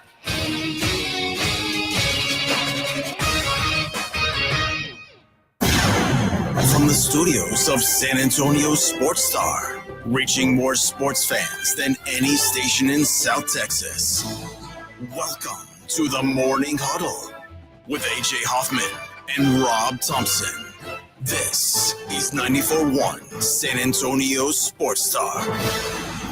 Hour number 2 of the Morning Huddle on 94.1 San Antonio Sports Star. Welcome in. I'm AJ. Joined as always by Rob Thompson. Good morning, sir. Good morning, all.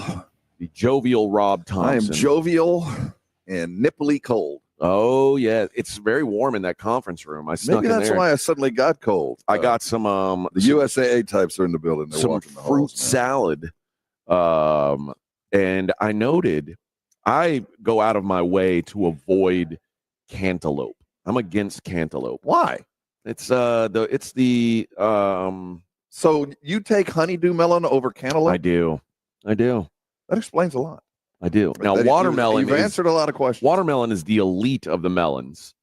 But no, cantaloupe. A good cantaloupe is as good as anything in the world, my brother. I disagree. Oh. Now, our fine engineer here, he went out of his way to scoop as much cantaloupe as he could. That tells me a lot the about opposite. him, man. I was like, yes. I would kind of shake the spoon and accidentally make the cantaloupe fall off and then put it on my plate. Because once it's on my plate, I'm going to eat it. It's not like I'm repulsed by cantaloupe. It's just it's a poverty melon. It's the worst of the melons. Wow. That's all. I think you have ranked poorly. Okay. Well, it shows what you know about melons. Well, you notice I don't have any of it. So I'm really not You're eating bread items. Okay. So I thought was bread. So they've got a lovely spread. That is a zucchini morning loaf? Well, I don't know yet. No, this one wasn't. There was a zucchini loaf. This turns out to be kind of a ginger. Gingerbread? Ginger loaf. And this, I don't know. That's lemon. I'm assuming it is. Okay. Why then, if they had this, the zucchini loaf, and the lemon, whatever, did they have a big thing of butter and a big thing of jelly? Would you put butter or jelly on any of this? Yeah. What? I would put butter on it. On what? On the gingerbread or... I don't think you would. I would. Yeah. I don't think this requires butter. Well, I'm not saying it requires buttered loaf. Butter makes almost every... There are rules, AJ. No, they're not. There's not. Butter makes almost any bread item better. No, I disagree with that. Name one that it doesn't.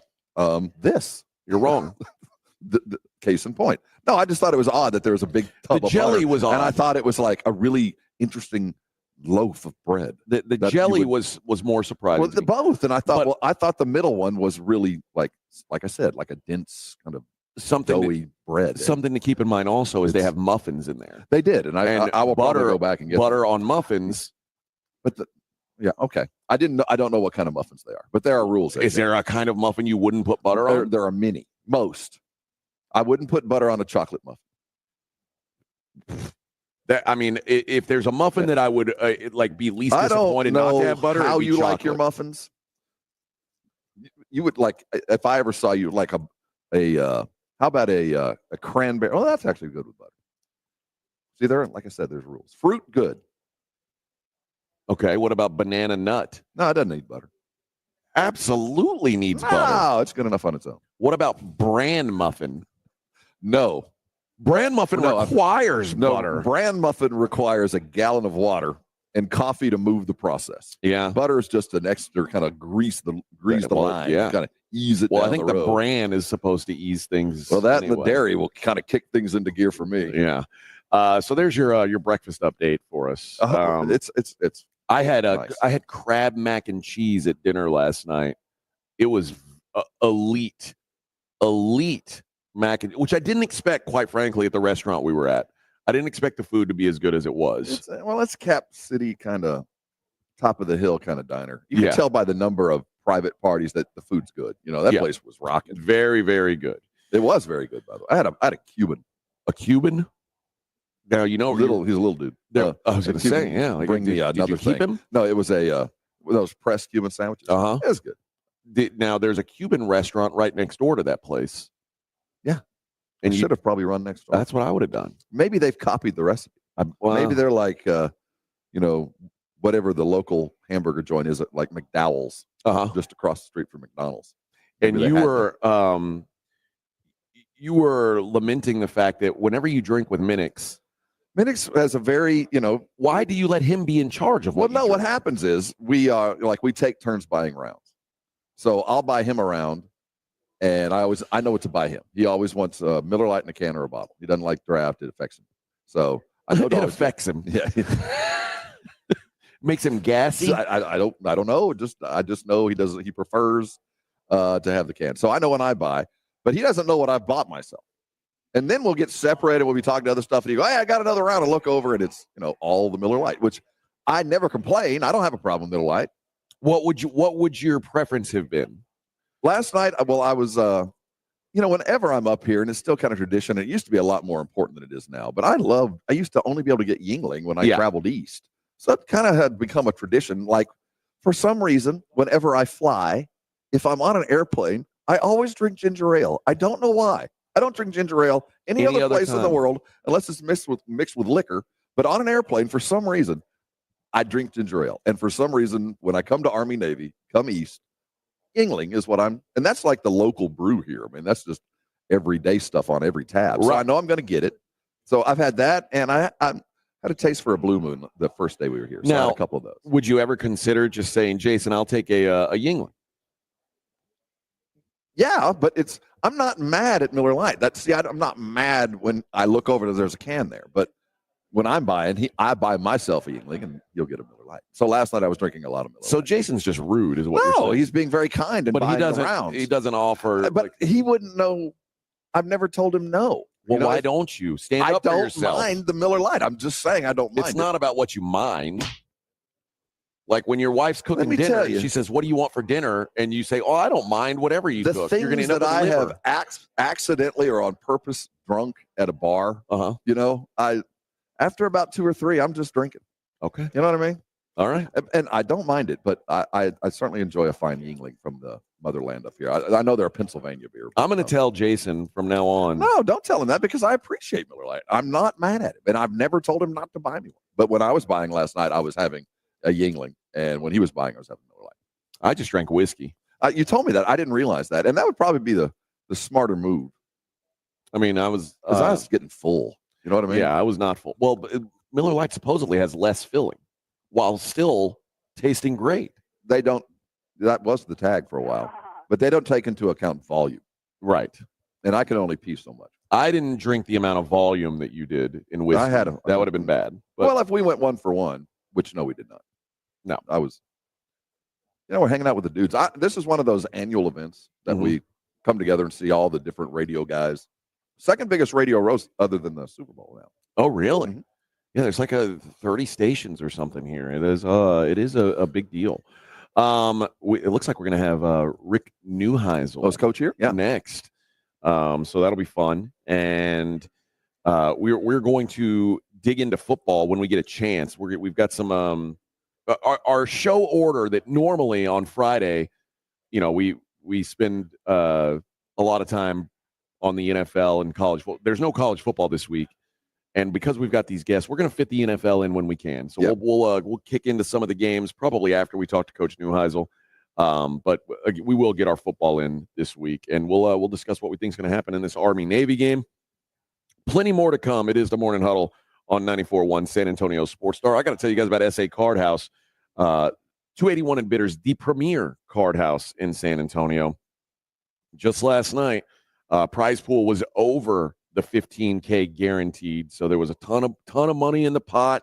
And actually, a guy I play with pretty regularly was the guy who took away the win last night. So it's always good when the guys you play with, the guys get their hands on a good chunk of that money, and always good when you get your hands on a good chunk of that money. So get down to SA Card House.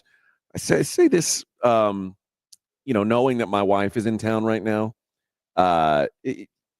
You're going to be around your family over the holidays. It's a lot. It's a lot. Sometimes you want to escape. You want to get out.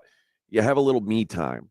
SA Card House, a great place to do it while you've got a chance to win some money. But buy her something nice. And so when she's complaining that you left her with her parents, you didn't want to be around your in-laws, you left her for 5 hours, you can come back and say, well, I was out getting you something for Christmas. It's a win-win for everybody. They've got tournaments going every day. They've got cash games going 24/7. And the food, the drink, always outstanding there at SA Card House. So stop by, check it out for yourself, and I will see you on the tables. 1, 2, 3, Cowboys! South Texas home of the Dallas Cowboys. 94.1 San Antonio Sports Star. Sunday at noon, the Cowboys hit the road to take on the Carolina Panthers. Get off the field! Keep rolling. I like this kind of party! Pre-game starts at 11 a.m. Presented by AA Best Bail Bonds and Ewald Kubota. You asked for it, you got it. How about them Cowboys? 94.1 San Antonio Sports Star. South Texas home of the Dallas Cowboys. At the Home Depot, we know Saturdays are for college football. That's why we have everything you need to never miss a play. Like North America's #1 home fire safety brand, Kidda. Because on a day full of football sounds you love, like fight songs, roaring crowds, and your favorite commentators. Like me, Kirk Herbstreit. The last sound you want to hear is defend your game time with Kidda and the Home Depot. How doers get more done. Based on total household installations as of December 2023. Listen to this station anytime, anywhere on Odyssey. Odyssey is your new audio home for all the music, news, sports, and podcasts that matter to you. Odyssey. That's AUDACY. Cashback is not available on gas in New Jersey and Wisconsin. $5,000. That's the average amount of money people in the U.S. are now spending on gas in a year. $5,000. That's crazy. If you drive, you have to download Upside, the free app that gives you cash back every time you get gas. That's right. You can earn real cash back with Upside just by buying the gas you're already buying. You can literally start earning cash back today. I use Upside every time I fill up, and I've already made around $300. You're putting gas in your car anyway. Why not get real cash back? If you like free money, download Upside. I'm saving the cash I earn from using Upside to help pay for a vacation later this year. Download the free Upside app now to earn cash back every time you buy gas. Use promo code PIPE to get an extra 25 cents per gallon on your first tank. You can cash out anytime right to your bank, PayPal, or a gift card for Amazon and other brands. Just download the free Upside app and use promo code PIPE for a 25 cents per gallon bonus on your first tank. That's code PIPE for a 25 cents per gallon bonus. Buyers Barricades is proud to provide traffic control, rental, and sales for work zones and events in the San Antonio area and beyond. Buyers Barricades, the Texas authority in barricade rental. Learn more online at buyersbarricades.com. That's buyersbarricades.com. Are you facing divorce, a child custody battle, or a complex family dispute? AJ here for the Hicks Law Firm. Attorney John Hicks brings unique experience to the table. As a veteran and first responder, he knows the challenges, he knows the pressure, and he knows how to fight for what's yours. The Hicks Law Firm offers flat-free representation from beginning to end and payment plans so you can get representation now. Visit jhickslawfirm.com for a free consultation. That's jhickslawfirm.com, a local law firm with the national resources you need to win. Order for Jennifer C. Is this my double shot, double cream, double froth, double pump, double whip, double sleeve? Yeah. Can you handle that much caffeine? Did you know Discover automatically doubles all the cash back you've earned at the end of your first year? Oh, really? That's great. Seriously, did you know Discover automatically doubles all the cash back you've earned at the end of your first year? Yeah, you just said that. Did you say I just said that? Yeah, I'm cutting you off. I can't have any more? Why not? You earn, we match. Discover Cashback Match. See terms at discover.com/credit. 94.1 San Antonio Sports Star, South Texas home for Texas A&M football. Friday night, December 27th at 9:30. The Aggies head to Sin City to take on the USC Trojans in the Las Vegas Bowl. Presented by Ewald Kubota and the Angry Elephant. Pre-game coverage begins at 8:30 on 94.1 San Antonio Sports Star. You're listening to the Morning Huddle with AJ Hoffman and Rob Thompson.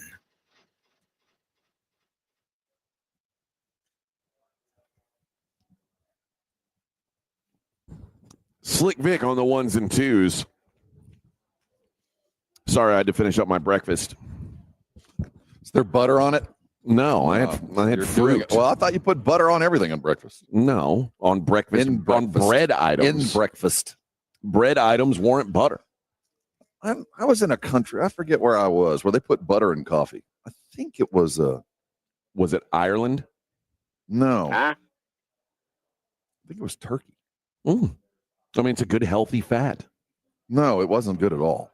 It's very peculiar, oily coffee. And I asked, what's this? Butter. And you said, I'm not drinking this. You change your culture for me. Isn't there a McDonald's close? A Dunkin'? Don't you have a Dunkin' You guys have a Dunkin' here? Over there by the Blue Mosque over there? It's the Morning Huddle on 94.1 San Antonio Sports Star. I'm just now catching up on some of the Brigade Bar here. Ant-Man says Army's uniforms in honor of the 101st Airborne Division that fought against the Germans in the snow. I was told. During World War II. It's just unfortunate when you don't know. It just looks like they've been painting the ceiling. Well, I, for one, I respect the honor of the 101st Airborne Division. As a, and I regretfully. The elites. I regretfully. I'm not going to withdraw. You should. But I regret that it looks so much like they've been painting the ceiling. Well, Army's going to look better tomorrow. Well, maybe if they'd let the Air Force play. And that coward Jason Minix refuses to take a wager. I said, let's do something friendly. Let's do something like where the loser has to drink a beverage of the winner's choosing. And I was going to have Jason drink a Four Loko. And oh gosh. Yeah, and he said he declined that even. He I don't blame him. The business is coming for Navy tomorrow. Oh, Navy is going to get the business tomorrow. I think there's no doubt about it. Border Jumper knows. He says, go Army, beat Navy. He also says that I like muffin tops. I'm not opposed to a muffin top. I am a muffin top. But yeah, so... And Rin says there's a nice article in Texas Monthly about UIW football. Well, good for them. That's great news. Good for them. That makes me very happy. All right. Now, as there's something on your camera, Rob. I knocked it off looking for a mouse that has evidently been stolen. No one stole your mouse. I don't know why this is. Oh, I see what's going on. The light is blocking. Hey, man. The light is blocking get off the my camera. back. God, get it together. My wife's asleep. Give me some peace. All right. The football this weekend is I don't know that we're past the prime of the schedule. There's not a lot of great games on the NFL schedule. Not a lot of exciting. There's one great one. Up until just very recently, this was the abyss. We had Army Navy, and then we had some average NFL football because those that aren't are already done. There's very few that are, on the edge. Most of the games this week are one playoff team versus one not playoff team. And then you just waited for important NFL games because even the bowl games were MAC action versus, Bo Diddley Tech or whatever it was. But in 2 weeks, we've got a playoff coming. Oh, yeah. All this... That's the best thing about esoteric this stuff is coming right now. And when I look on my normal schedule, my sporting calendar, mid-November to mid-December, late December, there's just not a whole lot going on. That NBA's young, but now we have the Emirates Cup.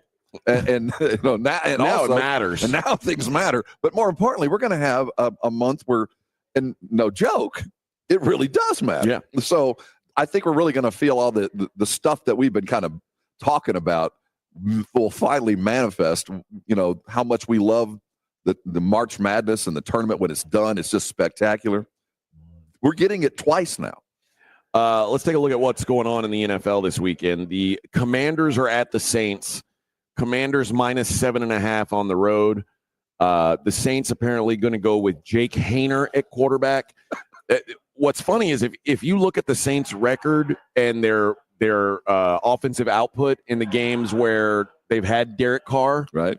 The Saints are a very good football team with Derek Carr. When Derek Carr has not played, they are a disaster. And I can't imagine that they're anything but a disaster in this game. Yeah, Washington's, they're not playing for draft picks. They're trying to get better. And they hit a little lull. This will kind of fix it. But I don't know if Jaden has hit that rookie kind of, this is all I've got. I'm running out of gas. Because there's so much film on him now, we kind of know this rookie's tendencies that there's just not much to be expected from anymore. Or does he have any more to give? And, that's going to be one of the separators coming into next year. So I think Washington has more potential to do something cool, to kind of do stuff. But I don't trust either one of these guys. I don't either. Jets are at the Jags. The Jets are, speaking of, 3-point favorites at Jacksonville. The Jets are still being favored in football games. Well, they played pretty good football last week. They didn't win. The Jags did win a football match last week. How about that? Well, so I thought the Jets actually have been playing better. I think they're going to win this game. Oh my gosh, Rob. The Panthers are now 3-point favorites. I told you it's going to move. They are a full 3-point favorite over the Cowboys. That is absolutely embarrassing. If I'm a Dallas Cowboys player and I woke up and I looked at the newspaper, I sat down at my breakfast table and opened a physical newspaper and saw that I was a 3-point underdog to the Carolina Panthers, I believe I would jump off a bridge. Well, it's going to get worse, man. You think it's bad now, it's only going to get worse. All right, we are going to. What do we want to do here, Vic? We've got our guest is here. Coach Neuheisel's here. Coach, you want to go get a coffee or anything, so we can go get a break? Well, yeah, let's go to break. Let's hit our break, and when we come back, we'll talk to Rick Neuheisel. It is the Morning Huddle on 94.1 San Antonio Sports Star. 94.1 San Antonio Sports Star traffic from News Talk 550 KTSA. Good morning. Your commute definitely filling in. Let's start on 410 eastbound, that connector to 37 southbound. We've got an accident. Connector ramp is closed to get onto southbound 37. This is an overturned vehicle. 35 northbound McCullough downtown. That's a stall left lane. Far northwest side of town, 1604 eastbound at Babcock. This wreck now off to the shoulder. And 90 eastbound at 35 west side of town. Accident has that left shoulder blocked. I'm Debbie Alcacer, KTSA, Time Saver Traffic. This report is sponsored by Don't Mess with Texas and the Texas Department of Transportation. As you travel on Texas highways this holiday season, remember that Don't Mess with Texas means don't litter. So stay off Santa's naughty list and deck the halls, not our roadways. Don't Mess with Texas. A message brought to you by TxDOT. The John Clay Wolf Show. Here's what's going on in the Wolf Pack. Have y'all seen my father-in-law around? No. I think he's mad at me. Why? I've got my fishing stuff all straight. Yep. And he starts doing all this crazy rigging on these fishing lines. Like he's in the ocean or something. What? There's a very simple method, and it is not that. No, that's not it. If you really want to catch something, get out a couple of telephones and crank on them. Oh, they will answer. They will answer every time. The John Clay Wolf Show. Catch the John Clay Wolf Show Saturdays from 9 a.m. to noon right here on San Antonio Sports Star. We all expect our home to protect everything we love. But here in Texas, we don't expect the ways water is breaking down our foundations and damaging our homes. Cracks in walls and uneven floors are just a few signs your foundation is shifting. But there's one way to get answers to all your concerns. A free home inspection from Foundation Support Specialists. Make sure your investment is protected. Get your free inspection at foundationsupportspecialists.com. Hello, my name is Jason Thompson. I'm an attorney here in San Antonio representing victims of negligent drivers. When it comes to insurance companies, I hate to state the obvious, but as consumers of insurance products, we as Texans have never had fewer rights than we do right now. Over the past 20 years, our rights as Texas insurance consumers have diminished every year. The insurance lobbyist over that 20 years has been very, very successful. The result, if you're on your own, you have no chance of a fair recovery without an experienced attorney. I was licensed to practice in 1994. Over the past 32 years, I have seen the insurance company's playbook develop. Delay, deny, depose. It's not just crime scene evidence. It's a very real approach most every insurance company takes in responding to the claims of traffic accident victims. Hire someone who knows the game. Hire somebody who wins. Hire me, Jason Thompson. My number is 210-900-0400. That's 210-900-0400. Or my website, alawyerforus.com. At Harbor Freight, our low prices make us the place for gifts that keep on giving. Because when you give the gift of quality tools, you're giving someone the ability to fix, restore, and build for years to come. And with savings like these, you can even get something for yourself. Whatever you do it for less at Harbor Freight. Stop by and give yourself the gift of great prices. Jason Minix here from the Blitz for Underdog Fantasy, the place to play if you're a sports fan looking to win money while watching sports. And I love playing the Pick'em game at Underdog Fantasy, where you can win up to 1,000 times your money just by choosing higher or lower on player stats. Think basketball, think football. You can mix, you can match across your other favorite sports and leagues and win money watching sports. And this season, Underdog will be running a special promo or bonus almost every single day, like Profit Boost. Pump up your winnings in just a tap when you apply the boost to eligible entries. Discounts, you'll get adjusted projections on certain player stats to give you a better shot at the win. And they're basically a sure thing with their free picks. A player just has to get higher than 0.5 for that stat pick to win. All new users get a free pick. So download the app, sign up with promo code STAR and deposit now to get up to $1,000 in bonus cash instantly. Promo code STAR. Must be 18 or over, present in a state where Underdog Fantasy operates. Terms apply. Concerned with your play? Call 1-800-GAMBLER or visit ncpgambling.org. If you haven't started celebrating Pixmas, you haven't started celebrating. Start today on Prize Picks because it's Pixmas time, and man, oh man, it's time for a shot at 1,000 times your cash. That's right, you got a shot for 1,000 times your cash. You can win up to 1,000 times your cash. Merry Pixmas! Head over to Prize Picks, use what you know, and win up to 1,000 times your cash. I can't say it enough. That's Prize Picks. Head over today, pick your favorites. Before you know it, you could win up to 1,000 times your money. It's so easy to play. You've been a fantasy player for years. Now put it to use. Prize Picks puts your knowledge to work. Just a couple of clicks away, you can win up to 1,000 times your money. Remember that code Alamo for free money. That's Prize Picks. Head over today, join the millions, download the app, and win up to 1,000 times your money. Easy to do. Download the app today and use the code Alamo. Prize Picks. Run your game. It's The Blitz with Jason and Joe. Afternoons at 2. Coming up on The Blitz, we're going to be broadcasting from a very special location. The Military Women's Memorial at Arlington National Cemetery for the Army-Navy Media Row presented by USAA. And what a lineup of guests we have got for you. Mark Ingram, Joe Theismann, Ron Rivera. The Blitz starts at 2. The Blitz with Jason and Joe. Afternoons at 2 on 94.1 San Antonio Sports Star. Hey, this is Greeny. We'll tackle the NFL and dive into the NBA today at 10 on 94.1 San Antonio Sports Star.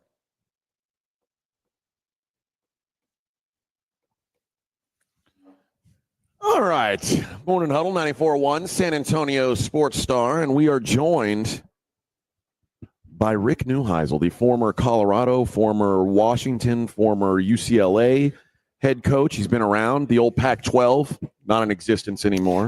Booed or fired by everybody in the league. Yep. You know, no, you weren't fired by Colorado, were you? No, I got out of there before that they was got to by me. choice. You said, I got better things to do around here. Yeah, that was back when life was outstanding. There's nothing bad could happen. Yeah.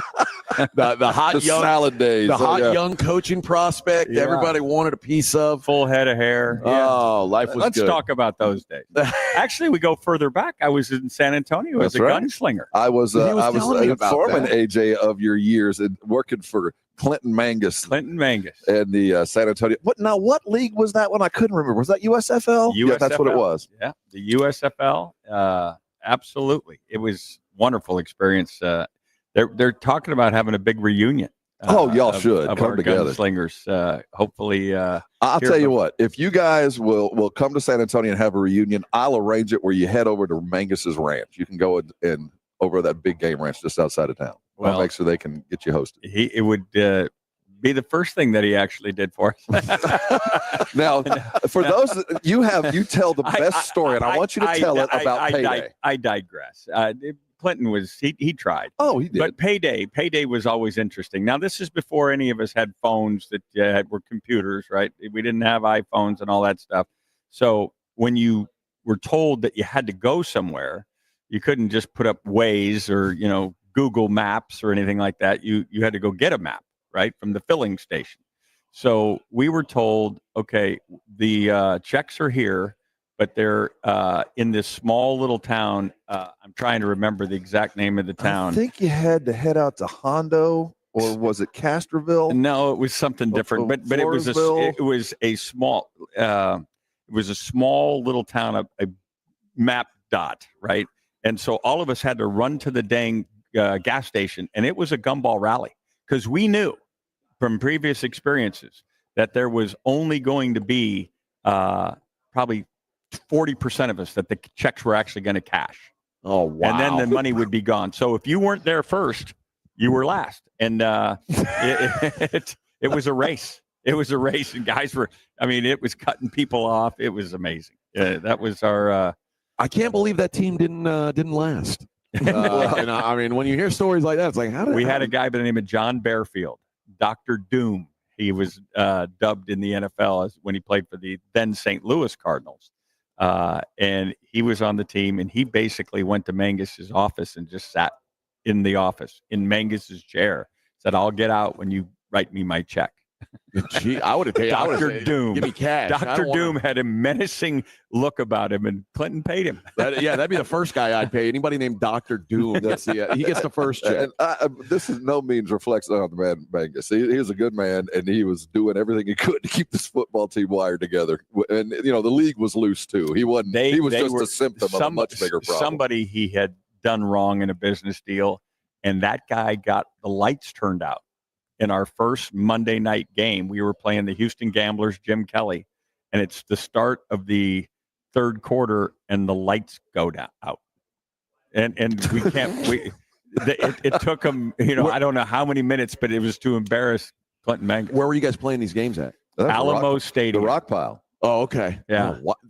Yeah, over by Trinity. Yeah, the Rock Pile. All right. Well, I meant like Jim Kelly playing in that and stadium. This was back with the old AstroTurf, and the carpet burns were. You could hear people screaming in our shower after games. And people were walking by. It should be a movie. The stories I could tell that are not suitable for our radio program, but it was awesome. Rick Neuheisel is our guest. Coach, talk about this Bill Belichick thing yesterday. I almost didn't believe it when they were talking about him being the head coach of North Carolina. And they were talking. I said, he must be trying to get some kind of leverage. I don't really know what this is. Then they hired him. You know better than anybody what it takes to be a college football coach. Does Bill Belichick strike you as a guy who's going to succeed? Obviously, the guy knows football better than anybody. He's a savant. But does he strike you as a guy who will succeed coaching young men? I truly believe he thinks he will. Okay. I truly believe he thinks he will.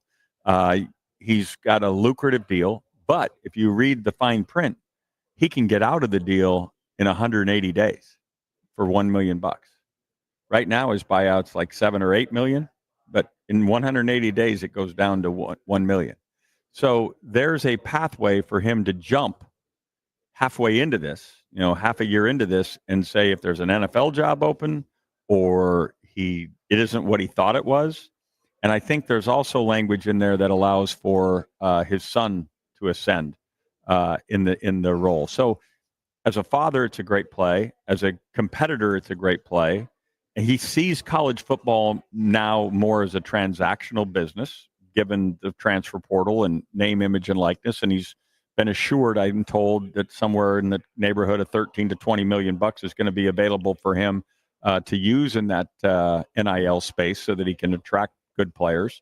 He's in a league that doesn't have monster resources in the ACC. So I think he thinks he can climb and get to where he wants to go as a playoff team. And he's selling NFL, which is now the currency that all these kids want to hear. I want a chance to go to the NFL.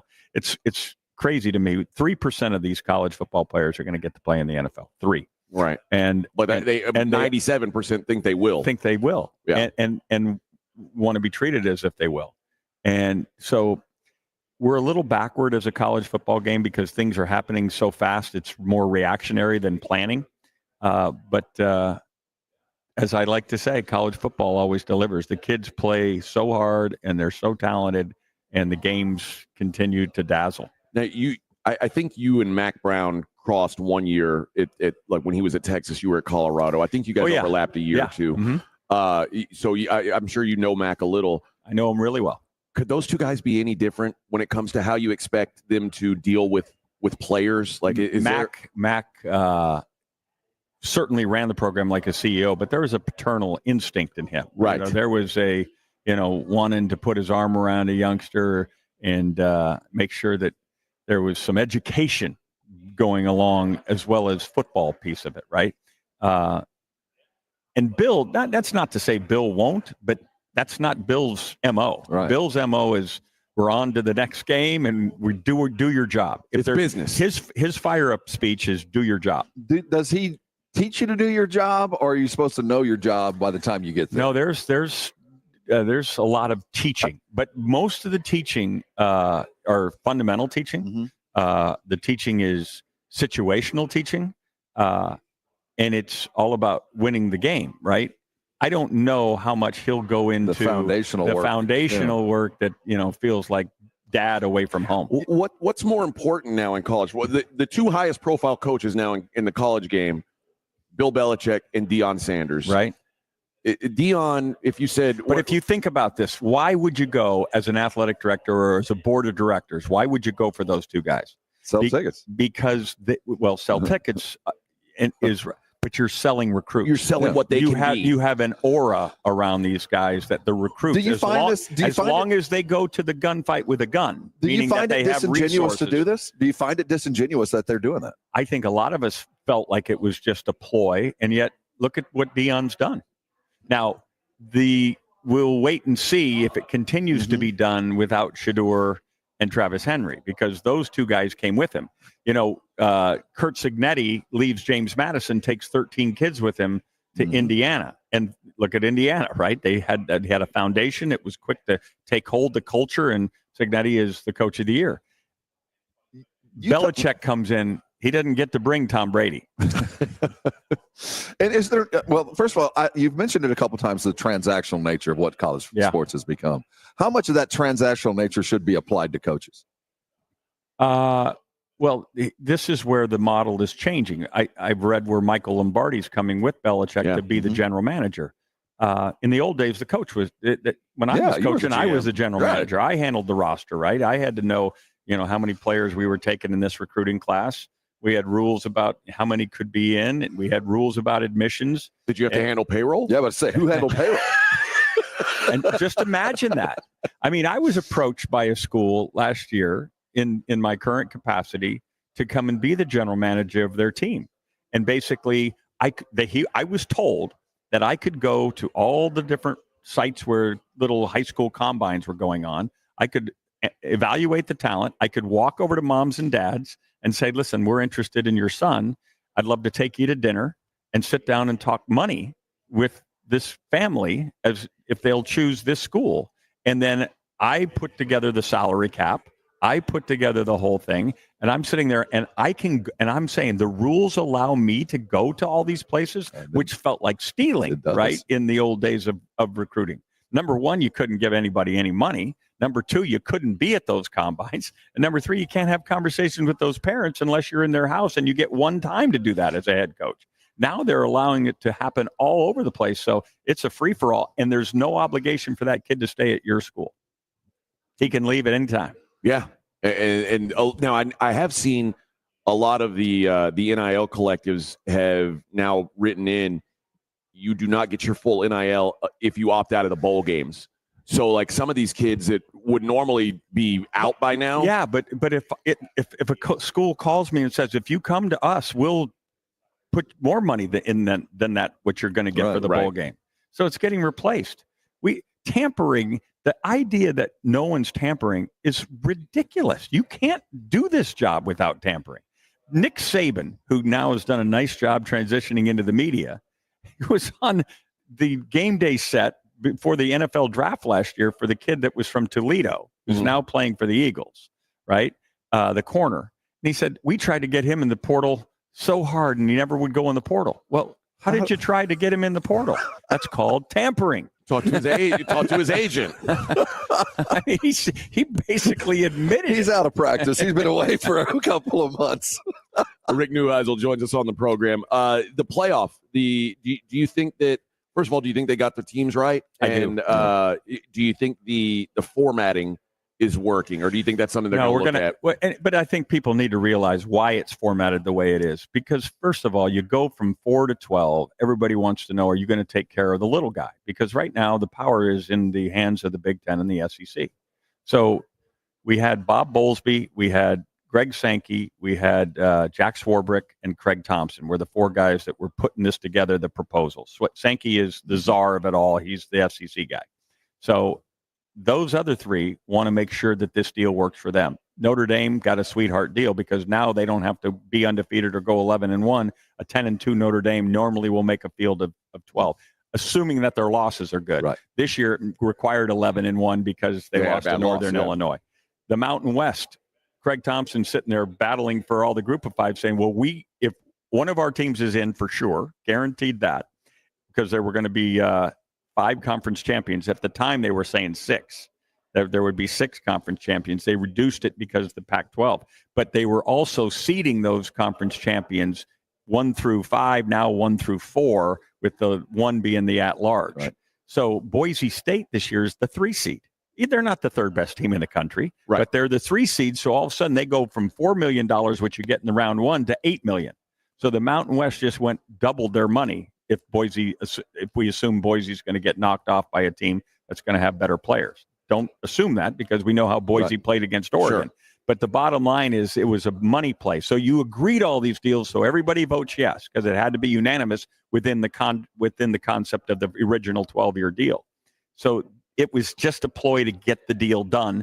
Now we won't have it seeded the way it is. It'll be rank the 12 teams from best to first. You'll still guarantee the slots, but Boise would be, 9th or 10th, and they would play in such a way. Because right now, Oregon, who's the number 1 team in the land, the only undefeated team in the land, has almost the worst draw. Yeah, they're sitting there in the Rose Bowl waiting for the winner of Tennessee and Ohio State. Yeah, and Texas, who lost their game, is in catbirds. And the committee just decided we're going to protect the conference championship game. So we put both Texas and Penn State in there right away. Penn State plays SMU. Mm-hmm. And then if they win that game, they go to the Fiesta Bowl and play Boise. Right. That's not okay. And Oregon just whipped them. Given this and the way that the seeding has gone, and how is that going to go next year? As far as when I don't know that it'll happen. I don't know that it'll happen by next year, because I don't think there's any. But if there's a play, just imagine you're Greg Sankey and Tony Petitti. Hey guys, if you'll agree that we'll change this year, then here's what we'll concede in the format going forward. What would the conference championships role? It's already in danger, I feel like. And if we start seeding and doing all that kind of stuff, will that kill it? This is where we got to plan a little bit more. But I know there's a great deal of thought about these conference championships, and they're sacred to their respective leagues. But the truth of the matter, they're like basketball. They're a wasted game when both teams are already in. I mean, it was fascinating television when Iowa State and Arizona State playing, because we knew the winner was in. That's a playoff game, right? So, but if both teams are in and we didn't penalize the loser, that game isn't going to merit the same kind of interest of the other games. And Carson Beck got hurt in that game. Right. Why would you be putting kids at risk in a game where you're going to be in one way or the other? Let's play-in games. Let's play so we don't have that conversation about Alabama and Miami. Let Alabama play SMU for the spot in the field. Well, and to replace the conference championship games, let's have 4 meaningful games So the bottom seeds play those first ones out, just like we do in Dayton in the basketball tournament. Now, do you think the ACC and the Big 12 thought that there would be a possibility that Boise could be in this position, or did they? You think they just never assumed that? factored it in, and it was really kind of. And go back to Cincinnati making the field of 4. Serendipitous that they played Notre Dame that year, right? And they had a stake, in the power structure because they played so well. And in this case, Boise's loss was more valuable than their 11 wins, right? Because their loss was to Oregon, the only undefeated team in, and they lost 37-34, and Genty went for 192. And Oregon had, I think, 2 kick return touchdowns in that game. If I'm not mistaken. That's exactly right. I've said this. I believe it to be true. There is no Power 4 anymore. There's a Power 2, and then there's without question, the it's a Power ACC and 2. the Big 12 are a lot closer to the Mountain West than they are to the hanging Big 10. on for dear life. Apart from the guarantee, can the mayonnaise be spread even again? Can the Big 12 ACC find their way? It would require sacrifice of the guys who have no job description to do so. The Big 10 and the SEC's job descriptions is take care of their respective schools.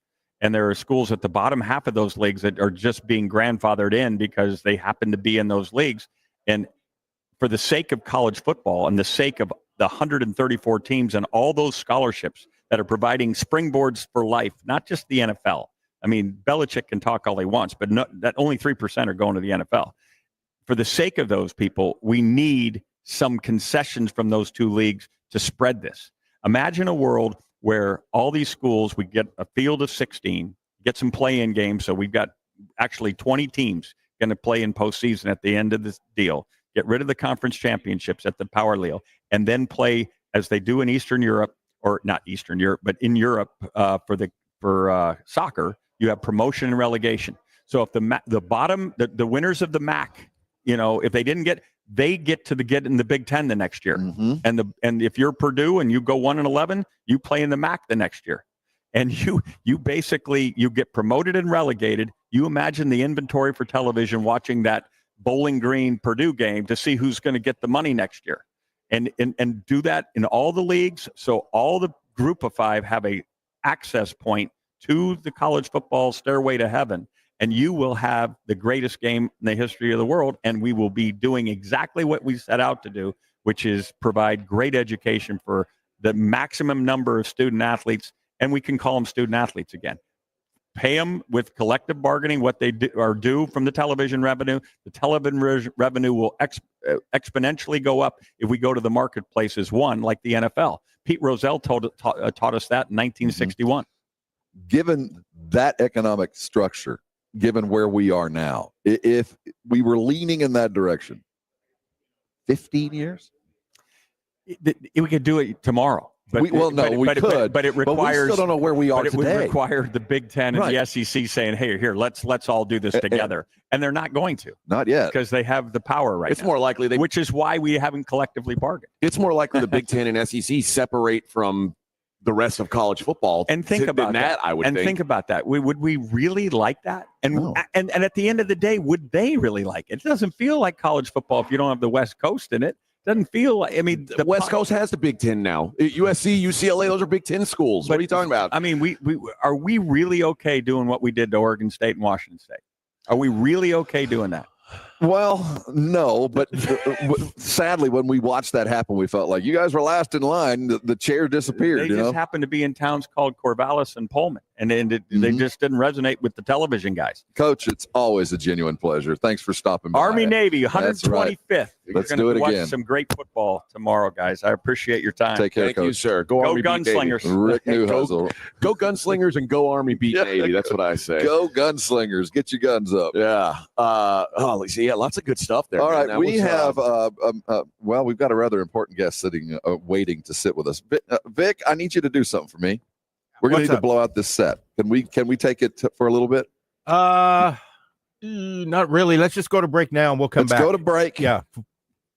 And come right back. Wayne Peacock, the CEO and the big suit potentate over there at USAA. Oh, boy. Yeah, we got to get things moving. Act appropriately, Vic. Yeah, we'll be behave right yourself back when we come back. It's All Morning right. Huddle on 94.1.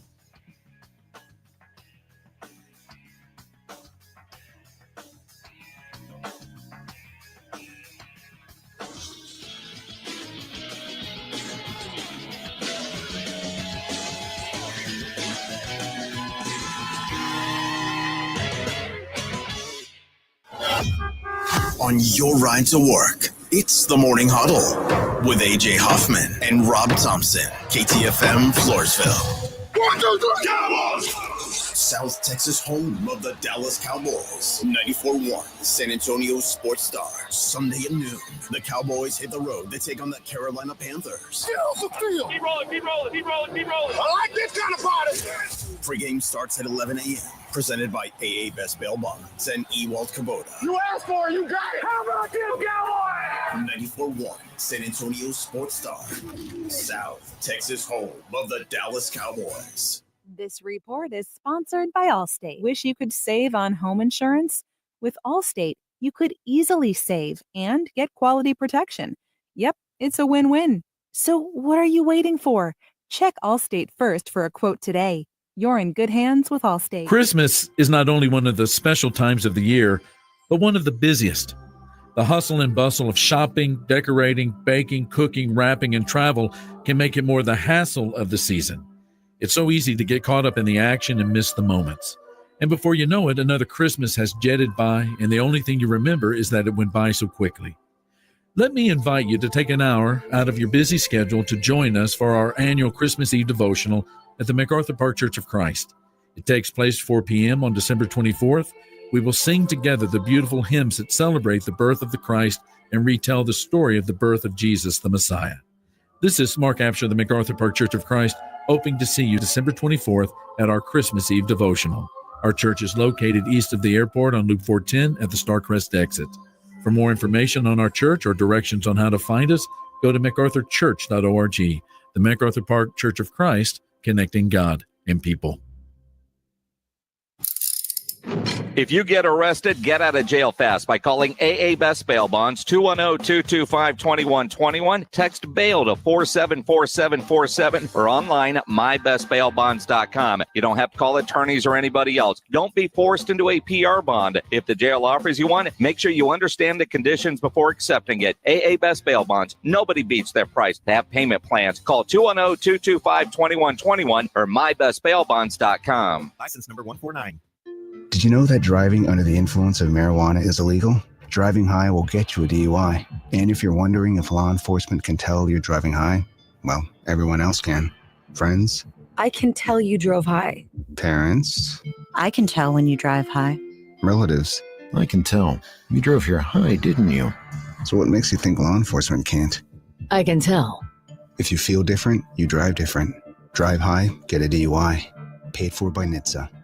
Wesley Financial Group is not a law firm. If you own a timeshare and you want out, you need to get the facts. Wesley Financial Group and its founder, Chuck McDowell, have helped over 40,000 families cancel their timeshares permanently, and he may be able to help you too. Call right now. Chuck will send you a timeshare exit information guide free explaining how your timeshare works and all your options for cancellation. You want to call Wesley Financial Group, 800-761-0000. That's 800-761-0000. Once again, 800-761-0000. It's your last chance to snag Dell Technologies' lowest prices of the year before the holidays. The future is on sale today with limited time deals on select PCs like the XPS 16 that accelerate AI with Intel Core Ultra processors. This is their biggest sale of the year and the best time to upgrade, but it's only here for a limited time. Shop now at Dell.com/deals. That's Dell.com/deals. 94.1 San Antonio Sports Star traffic from News Talk 550 KTSA. Good morning. We did clear that trouble spot downtown. 35 northbound McCullough was a stall, now clear. Far northwest side of town, we're still working that stall on I-10 westbound Lacantera Parkway. It is taking up a right lane. And on the south side, good reports of a crash at the intersection of Roosevelt and South Cross. Now, if you guys see something we're not talking about, call us on the traffic tip line. We'll check it out. 210-785-2601. I'm Debbie Alcacer, KTSA, Time Saver Traffic. San Antonio Sports Center. In college football, it's the 125th Army-Navy meeting as the Black Knights of the Midshipmen clash our nation's capital. You can catch the game live right here on San Antonio Sports Star. Dallas Cowboys are in Carolina on Sunday as they take on the Panthers and look to get off the schneid after a difficult loss last week. I'm Rob Thompson on 94.1 San Antonio Sports Star.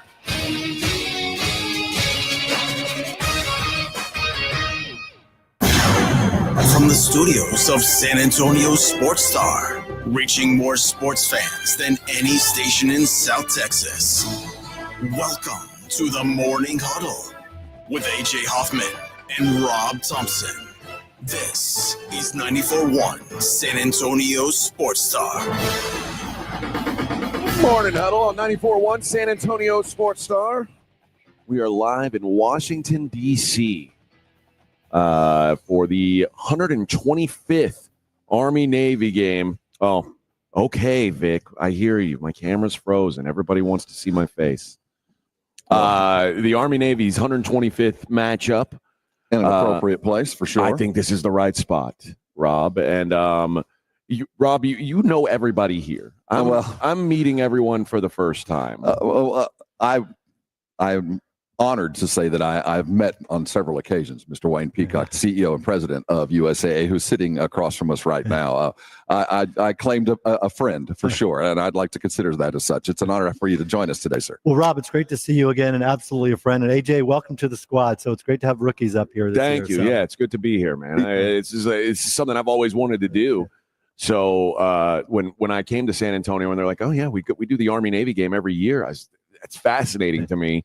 But this is a great event. It's been a world-class setup, a world-class time we've had out here. Well, look, as an Army vet, I know who you're rooting for on Saturday. Of course, right? Of course. Right. And, rooting for the winners. What are we talking about? Notice the color shirt he's got on today. What are we talking about here? Of course, I'm rooting for the winners. What is this? I mean, this is obviously a huge event for you guys at USAA because you guys put a lot of this on. What's this weekend mean to you guys as a company? Because it seems like not everybody from USA here is here for football this week. It feels like it's just a big USAA event going on this weekend. Well, it is. I mean, we think about this as our Super Bowl every year, but more importantly, this is an opportunity to showcase America's game, what is right, what is best, what is pure about America, what's the same about college football. And, these teams that come to play hard-nosed football. They play it to win. They play it for the purity of the game. But I think what's so special for our country is the opportunity to showcase kind of the best and brightest of American leaders, because after this game is over, they're going to take off their Army uniform or their Navy uniform, and they're going to put on the uniform of the United States, and they're going to go and defend our freedom and allow us to live in this great country that we all get to be a part of. But this is also the next generation of leaders in our country as well, whether it's military leaders or business leaders or political leaders. This is best and brightest that we get a chance to showcase every year on the second Saturday of December. Rob was kind of telling me about the USAA people, like the guys that you guys have working this, and it is almost like you talk about the best and the brightest. Like you guys are looking at like the guys that you are hiring. You're looking for these types, the guys that seem to be like the future of America types that maybe you don't expect to be with USAA forever, but this is like almost like a training ground for them to do something bigger. Is that where you get the idea of how you guys look for no people? doubt about that. 25% of the folks who work at USAA are either a veteran or a spouse or a partner. And there's over 100 academy grads that work at USAA as well. So it's obviously a great opportunity for us to showcase USAA as an employer to the cadets and the mids.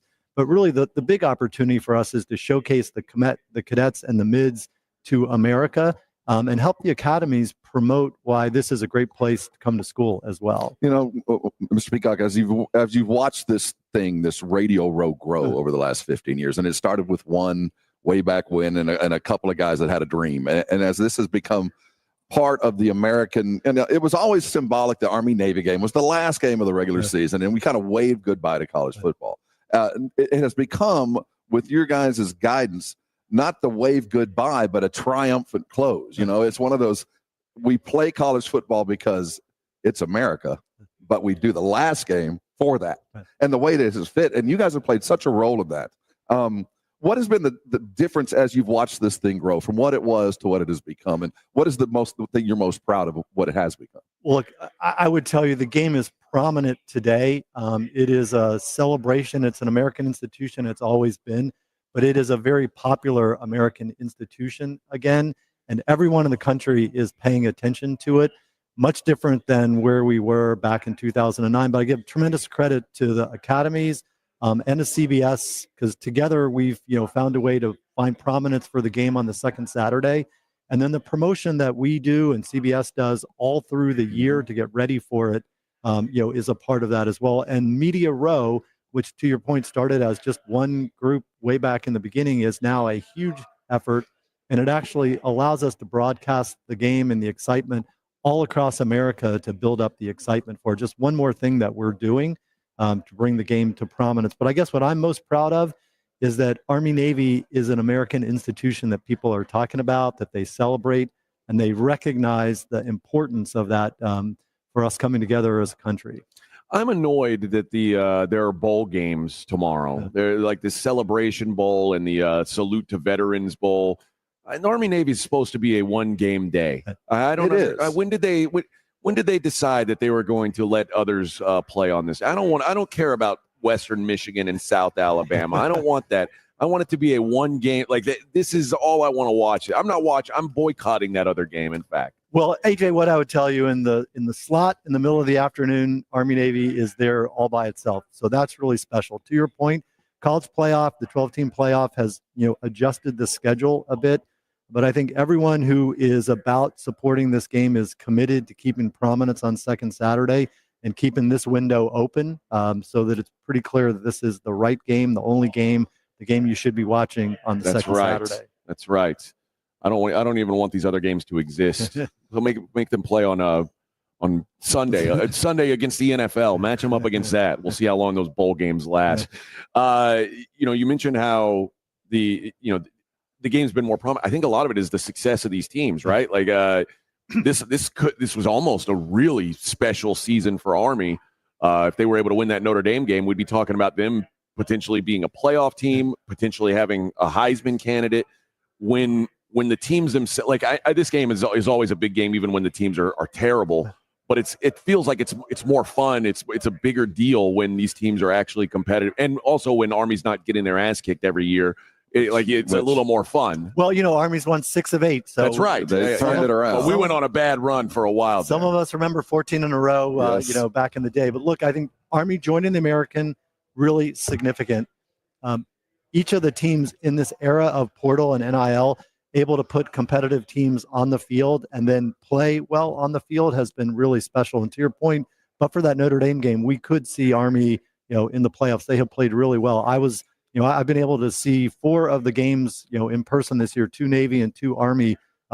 Both these teams are really good. I think the distinction this year is that both of them have an offense, right? So they're running, they're running that awesome running game that they have done for so long. But both Blake and Bryson can throw the ball as well, and both of them have both speed and power running.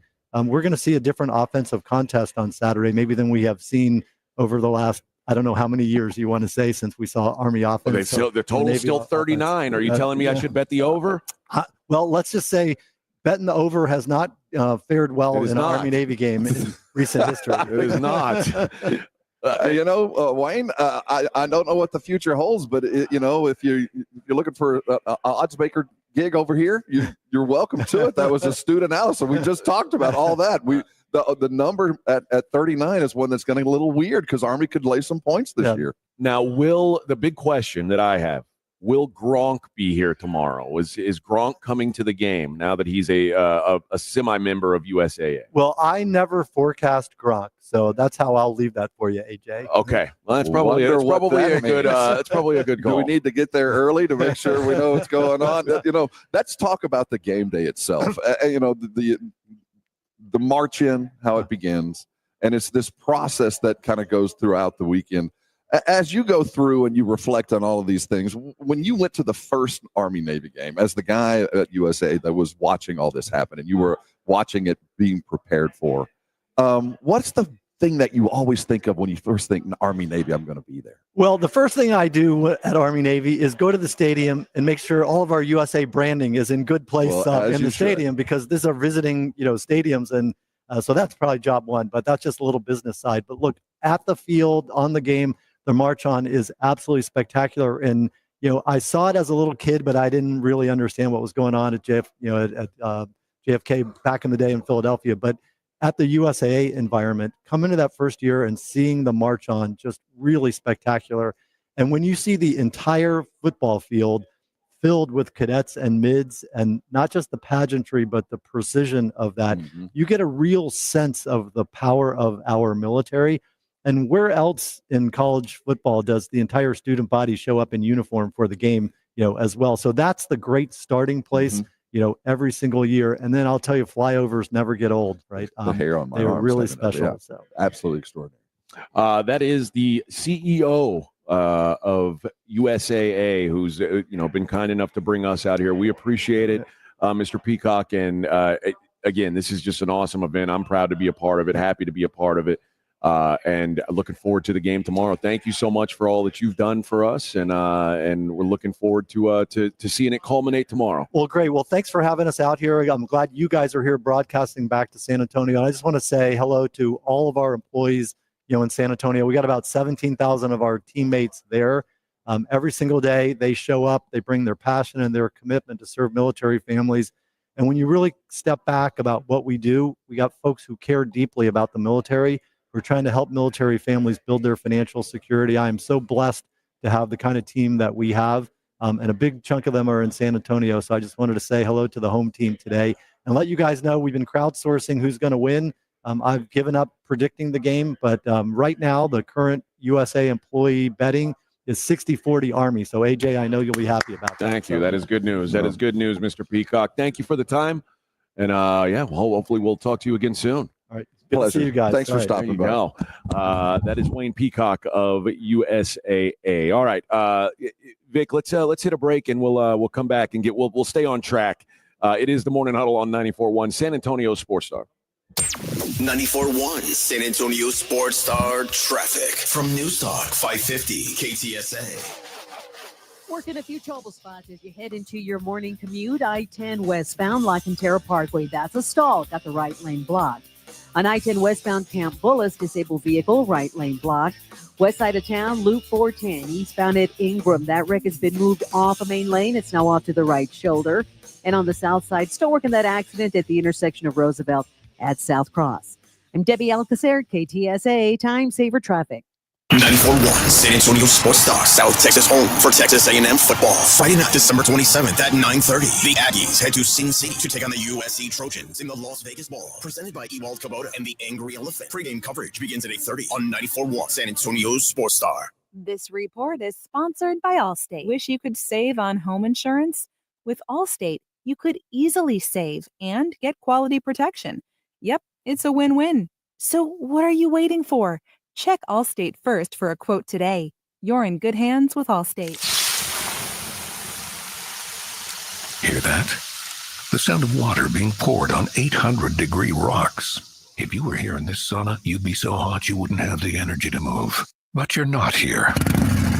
Because your self-care happens out on the road, riding your motorcycle protected by Progressive. Besides, after a long ride, a helmet sweat is way more satisfying. So if you ride, switch to Progressive, America's #1 motorcycle insurer, without even breaking a sweat. Progressive Casualty Insurance Company and affiliates, not available in all states. Wesley Financial Group is not a law firm. Do you find yourself stuck in a timeshare? Get the real facts about the timeshare industry and your options for cancellation. Chuck McDowell, founder of Wesley Financial Group, has put together a free information guide that reveals the secrets the timeshare industry doesn't want you to know, including the 5 ways to get rid of your timeshare. Call now and get this timeshare cancellation guide absolutely free. Call 800-600-9595. 800-600-9595. 800-600-9595. Paid for by Wesley Financial Group. There's never any FOMO with the iHeartRadio app. You won't ever have to miss out on your favorite shows and contests with this radio station again. Radio 24/7, 365.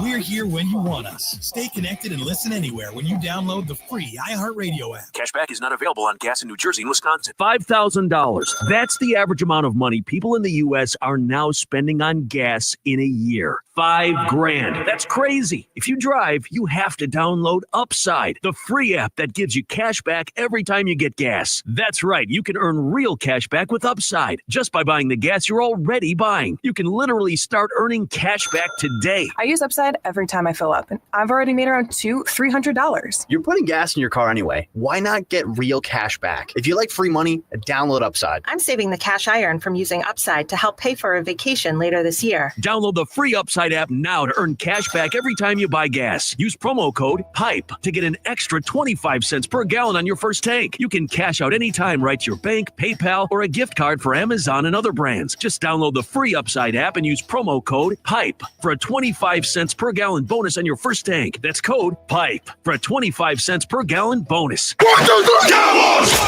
South Texas home of the Dallas Cowboys. 94.1 San Antonio Sports Star. Sunday at noon. The Cowboys hit the road to take on the Carolina Panthers. Keep rolling. I like this kind of party. Pregame starts at 11 a.m. Presented by AA Best Bail Bonds and Ewald Kubota. You asked for it, you got it. How about them Cowboys? 94.1 San Antonio Sports Star. South Texas home of the Dallas Cowboys. The NFL lives right here. 94.1 San Antonio Sports Star.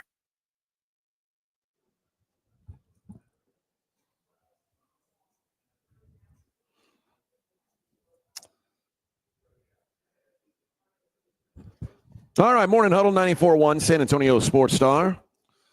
We are back. I'm looking at our Women's playlist. War Memorial. Thank Mr. Peacock for stopping by. And, I took that at the end as he was saying hello to all the employees down at USAA. I took that as a direct order from the chief executive officer and president of USAA that all of the employees at USAA have to listen to us. Yeah. I think that was a direct order. Yeah. So if you have a friend at USAA, you better call them. Yeah, what are you tell doing? them they got to be listening right now to the Morning Huddle. Yeah. I didn't make the order. He did. What the hell are you doing? I'm just reflecting on what you want to keep your job, he Bubba? said to all the USAAs that are listening, you better be listening. That's the boss. Yeah. So call everybody and tell them. That's what it's all about. Tell a friend. Do what the boss says. Brian Mitchell, formerly of the NFL and numerous teams, Redskins being one. Where else did he play? Philly? He played Philly? I think so. Yeah. No? Justin? Was it Mitchell a Philly dude? No? He doesn't know. He doesn't watch football. He just is a hater. Brian Mitchell's going to be here in about 30 minutes. Nate Boyer, former Longhorn, will be here about 10:30. Brian Former Mitchell Special Forces and Longhorn type. was, let's see. No, I think it's all command or all, no, Redskins, Eagles, Giants. There we go. I thought he'd spent some time. He went everywhere but the Cowboys in the NFCs. Well, let's ask him about that. And I believe the highest draft pick ever out of Louisiana Lafayette or Southwest Louisiana. We call that ooh-la-la. Whatever it is. I lived right across the street from that university, and at the time it was Louisiana Lafayette. Yeah.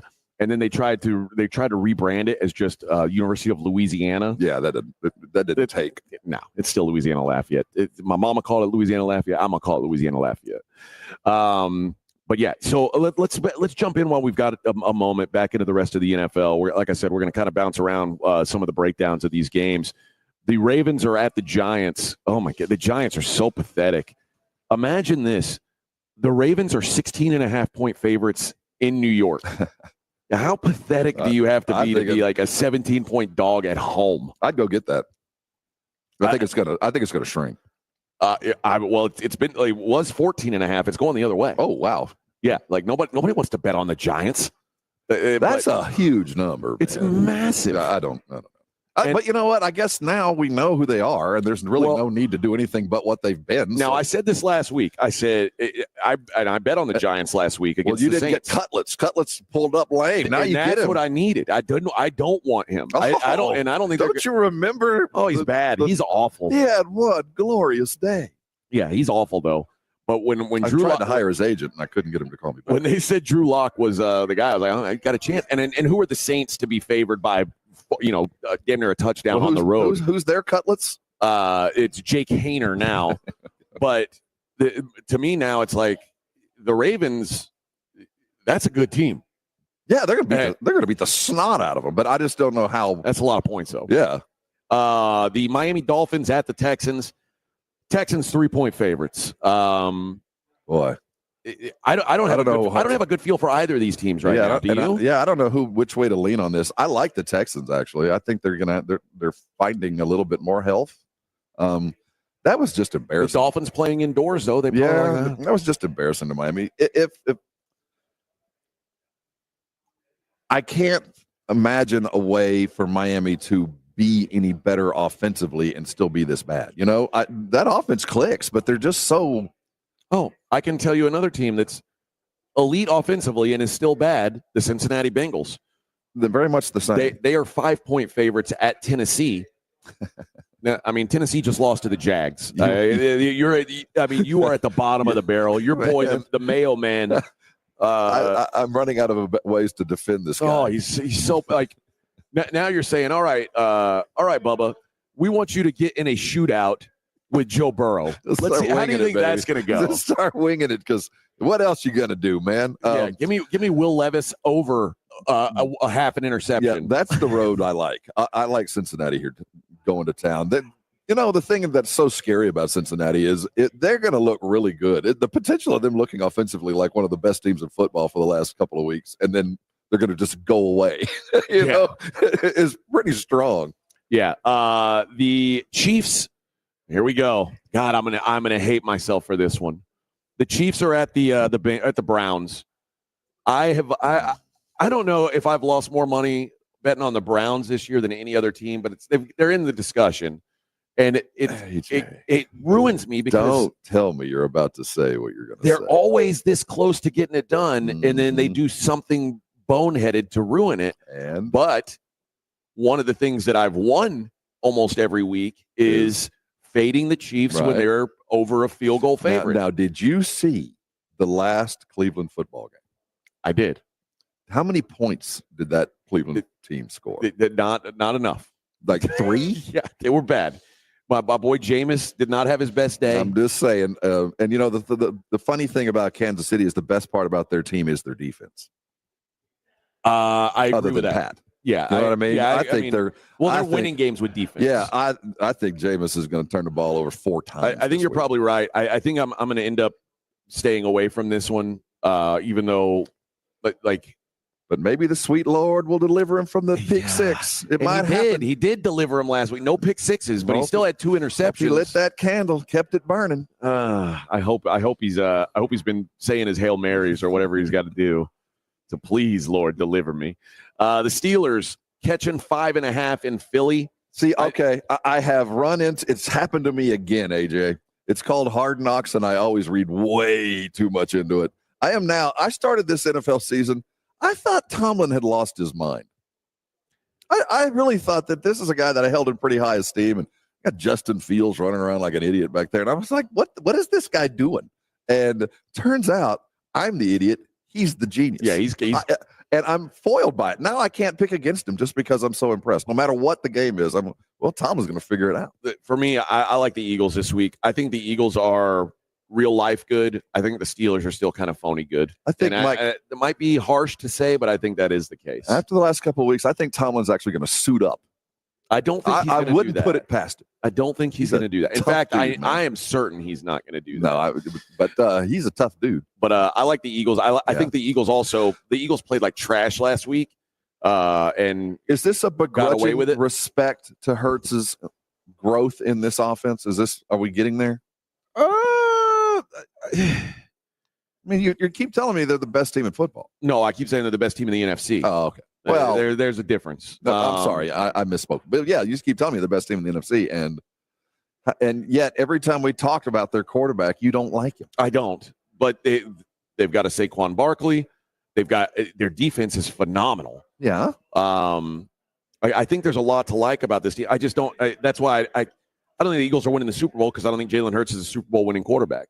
But the Eagles have a lot of other things in place, man. They're good in a lot of different ways. Do you think golf is no? So you immediately discount Detroit because of that, or is it, or the discounting is it's just because no matter what they're going to have to play Pat Mahomes, so it doesn't really matter. Well, or is it that? I don't know, but I look at those AFC quarterbacks as guys I can see carrying their team in a big game, whether it be and now I know Mahomes has done it, obviously, but whether it be Lamar or Josh Allen, I feel like I feel like those guys can carry the load where I don't trust the NFC quarterbacks to do that. See, I don't get that because you literally have one of them that's actually been to a Super Bowl and is good enough to bring them back. Yet you look at Josh Allen, you go, oh, yeah, he can do it. Yeah. Well, he hadn't even had a chance to. So you're Lamar, right. Lamar too. The thing is, you're 90% right, but I'm not going to discount who they are. I think they're better than that. Yeah, I mean, Jared Goff and both of them. I think both of them are not only capable. I think they're probable. I think one of those two is going to win it. Jared Goff and Jalen Hurts have been in a Super Bowl. Josh Allen and Patrick Mahomes haven't been, and I still trust those two guys more. Well, I just think that the things that Jalen Hurts does really, really well, you just don't notice. It's not, and I think that's the kind of thing that it's hard to take away from. So I think Philly I just feel like as we get closer and closer, and we're having this debate about Cleveland and Kansas City winning all these close games, eventually, I don't know when it's going to happen. It might not be till next year. It's going to bite them in the ass. And, the longer it goes that they're kicking doink field goals in and falling ass backwards into wins, it is more likely to happen on the biggest of stages because you just can't live this way. And I'm starting to bank on a team like Detroit or Philadelphia getting where they need to get exactly. Thank you, sir, because of that, because it is that way. Patriots at the Cardinals. Patriots catching 6 on the road. I don't know that I trust the Cardinals to get any kind of margin right now. The Cardinals haven't been very good recently, and they got waxed by the Seahawks. That was ugly. Unexpectedly waxed. What happened in New England? They're starting to play good football. I'm telling you, Drake May is a good player. That's a big part of it. Is that Drake May can play, and I think it's the same thing going on in Denver. With Bo Nix is actually pretty decent, and if you're getting decent quarterbacks, Denver's got dudes. New England the Patriots doesn't. don't really, but yeah, I do think that Drake May's got a little something to him. I think that team's building momentum. Watch that close. I kind of like it. Colts are catching 4.5 in Denver. They're going to get it if it kills Anthony Richardson. Yeah, if he dies trying, it should be much bigger than that. But I think they think that the Colts are just going to hold the ball as long as possible. Chargers -2.5 hosting Tampa. I think it's a good spot for the Chargers. Yeah, that seems small to me. I keep saying this.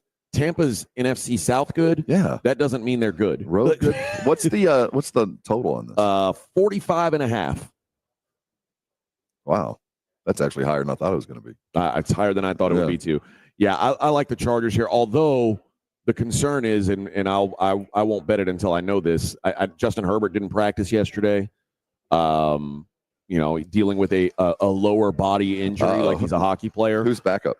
There you go. I like the other way. It ain't good. Yeah, I like the other way.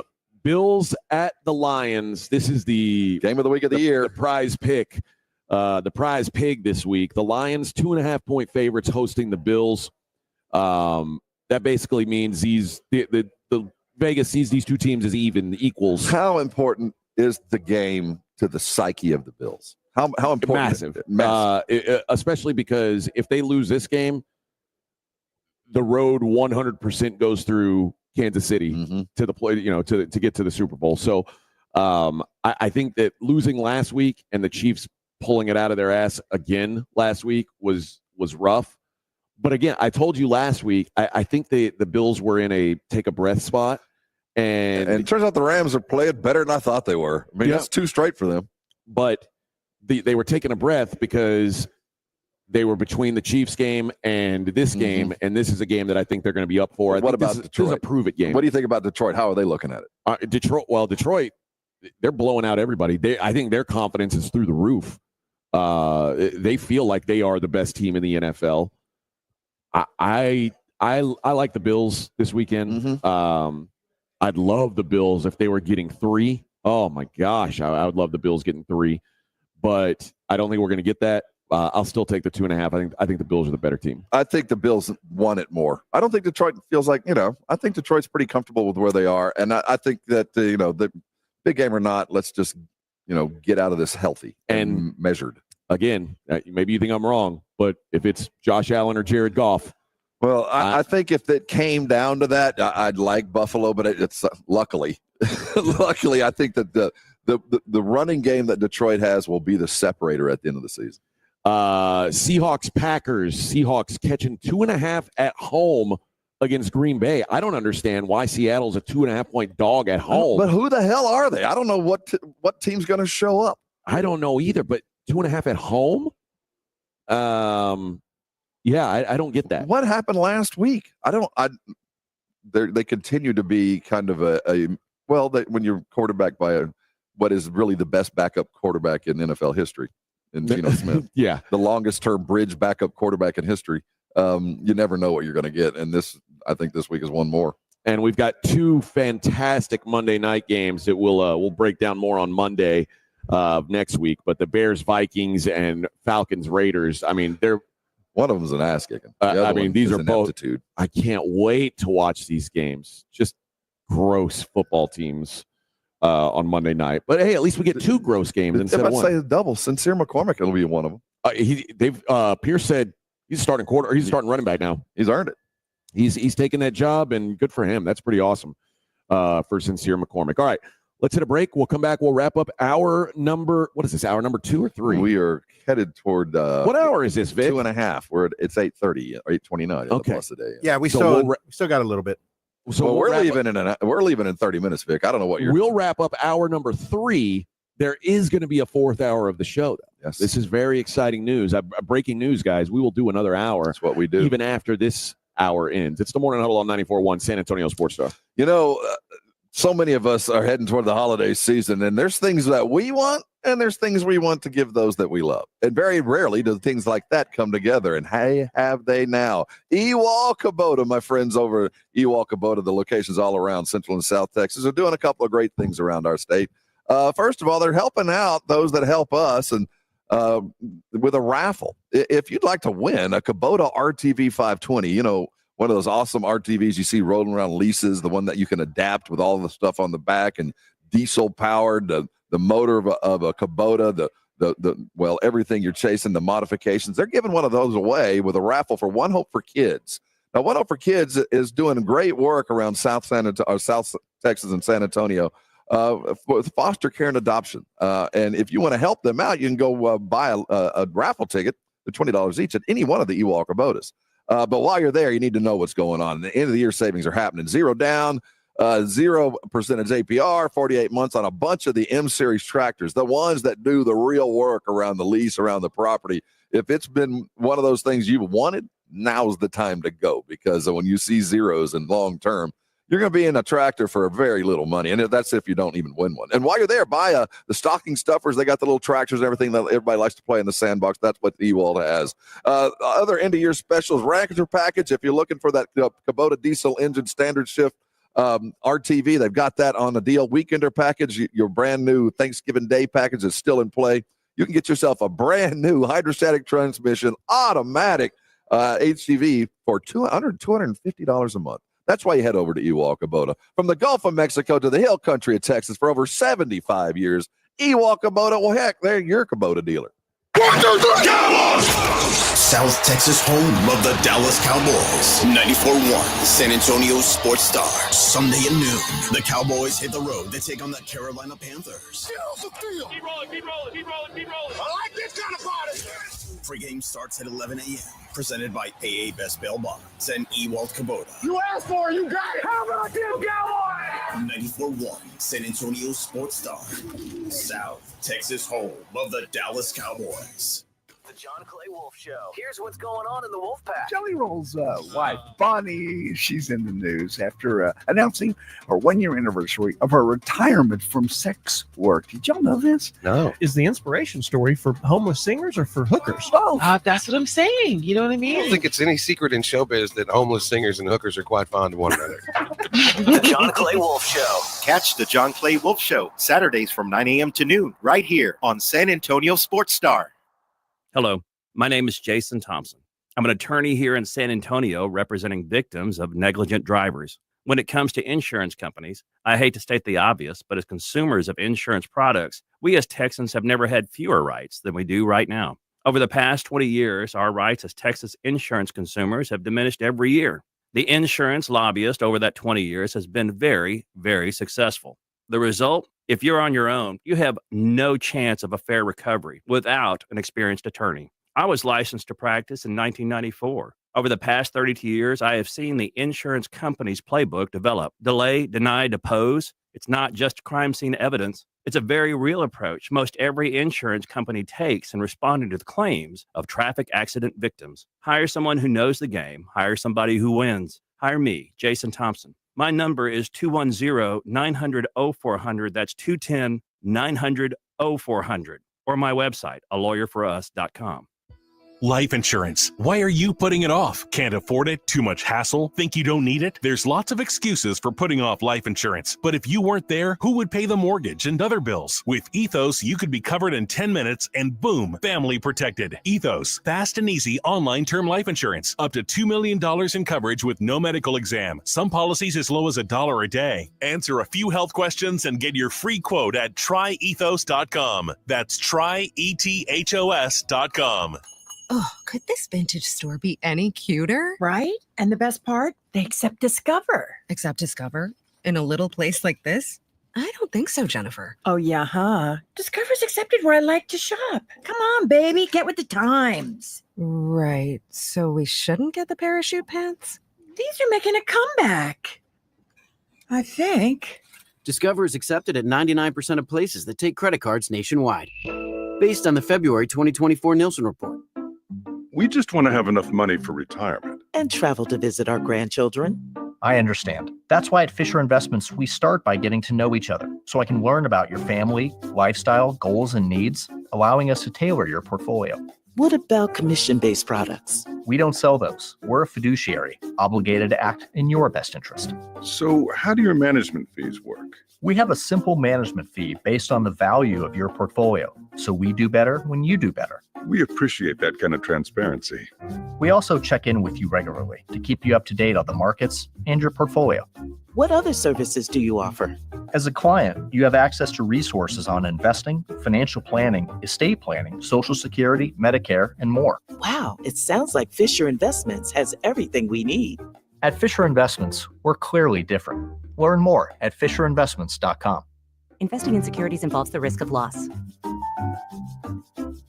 94.1 San Antonio Sports Star, South Texas home for Texas A&M football. Friday night, December 27th at 9:30. The Aggies head to Sin City to take on the USC Trojans in the Las Vegas Bowl. Presented by Ewald Kubota and the Angry Elephant. Pre-game coverage begins at 8:30 on 94.1 San Antonio Sports Star. It's the Morning Huddle with AJ Hoffman and Rob Thompson on 94.1 San Antonio Sports Star.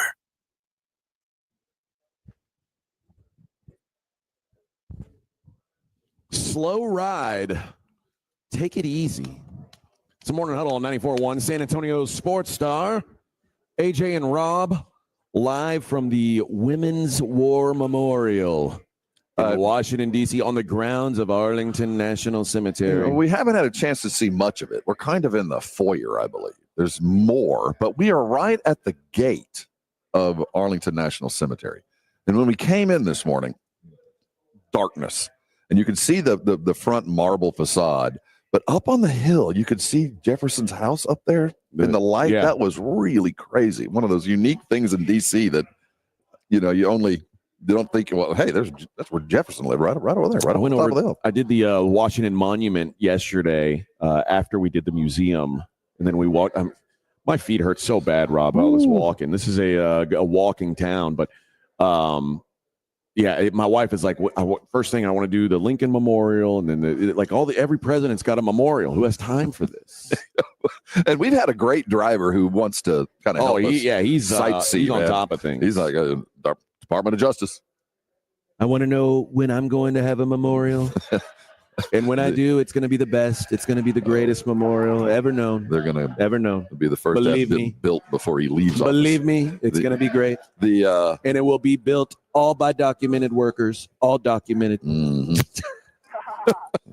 I have mob ties. The legendary DC traffic They're talking about like an hour and a half shuttle ride out of the game tomorrow night.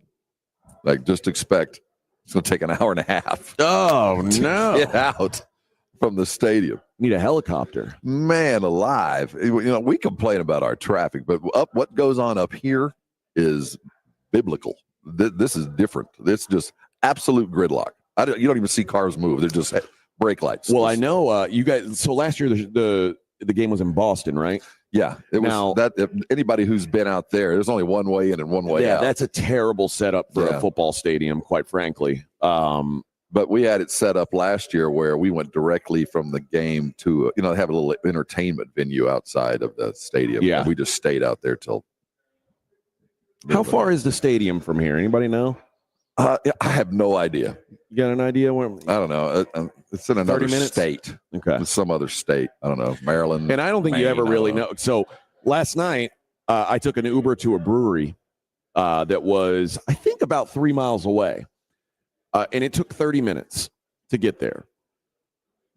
The way back to the hotel, which the way from there to the hotel was the same distance, as far as I know, as from the hotel to there.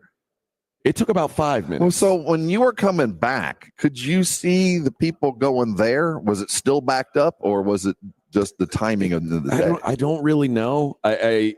What I do know is where we're staying, you can't get an Uber X, so I had to take Uber Black. Well, we're fancy like that. I rode to the brewery in a black Mercedes E-Class. Well, if you had to spend 30 minutes, and might as well arrive in luxury. Right. Now, and then on the way back, I was able to get an Uber X. So my 30-minute ride cost me about $35. My 5-minute ride cost me $12. We need to get on the metro. I need to take you. I don't ride public transportation. I'm against. That's a rather broad stroke statement. If I have an option, I prefer not to. This is different, man. Now in New York, I'll ride the subway, but this is the subway of the future down there. Is it? Oh yeah. Okay. I mean, I'll try it. It's not like New York at all. Well, why don't we take that to the game and get out of there faster? I would assume that there's a line up there. I don't know if it would, but it's a very different experience. The metro in DC from any of the other public transit systems. Okay. All right. I'll take your word. I don't like riding buses. Well, I don't either, but I don't broad stroke it like that. Never. I make broad strokes. I only ride in black SUVs. I use Uber Black. I'm not riding on a damn bus. And that's the other thing. Around DC, if you're riding around in a black Suburban and you got a little headlight on the top, you might just let you right on through. There's somebody important in that truck. Let him go. He's in a hurry. He'll get by. No questions asked. Yeah, I'll try. If the subway's badass here, I'll try it. I don't know where I'm going. Lawful Plaza. That's I'm just giving you the. Anybody who's been on knows what I'm talking about. Left place. Jefferson Plaza. Well, what I do know is the airport in Atlanta, broke. Their subway broke. It broke while we were in the middle of our ride. Luckily, they were like, "We're working to get this fixed." Luckily, the distance between gate A and gate T, it's only about a 5-minute walk. Yeah, you'd have thought it'd have been miles, but no. Because in Atlanta, T is right next to A, which makes total sense. Now that you've been there, you realize that's why that's the way it's supposed to be. That's how I went. They didn't learn their alphabet. And I don't know that it's good to brag about this, but they're like on the loudspeaker in Atlanta, they say Atlanta is the busiest airport in the world. I'm like, I wouldn't tell anybody that. I don't want to talk about that. If I were doing a commercial for San Antonio's airport, I would say San Antonio's airport is awesome because no one's there. It's the smallest, it's a rinky-dink airport you can get in and out of real fast. That's my best selling point for San Antonio's airport is it's not busy. Well, I love that about the San Antonio airport. We're building a, $1.7 billion addition. They broke ground on it last week. Where's it going to go? Next to the other ones. I don't know, down the runway. There's no room. Whatever you do, don't make the airport busier. That's all I don't know if it's going to be busier. It's certainly going to get bigger. I'm all right with that. Bigger, same amount of people. That's good. Hey, we have like 2 direct flights to Boston now a week. Settle down. A week. Shut it down. Not a day, a week. That's wild. Yeah. What days do you guys fly to Boston? I'll tell you what, flying out of San Antonio and having to, no matter what, unless you're going to Phoenix, Vegas, LA, or Orlando, you're going to lay, or Dallas or Houston, which is where you're going to lay over no matter what anyway. Yeah. Never getting a direct flight out of San Antonio. You just can't. No, but it's, I don't know. Makes travel the adventure that it doesn't bother me. Doesn't bother me a bit, man. I give me an airport that I can get to my gate 10 minutes after I'm dropped off. That's what I'm looking for. That's the goal.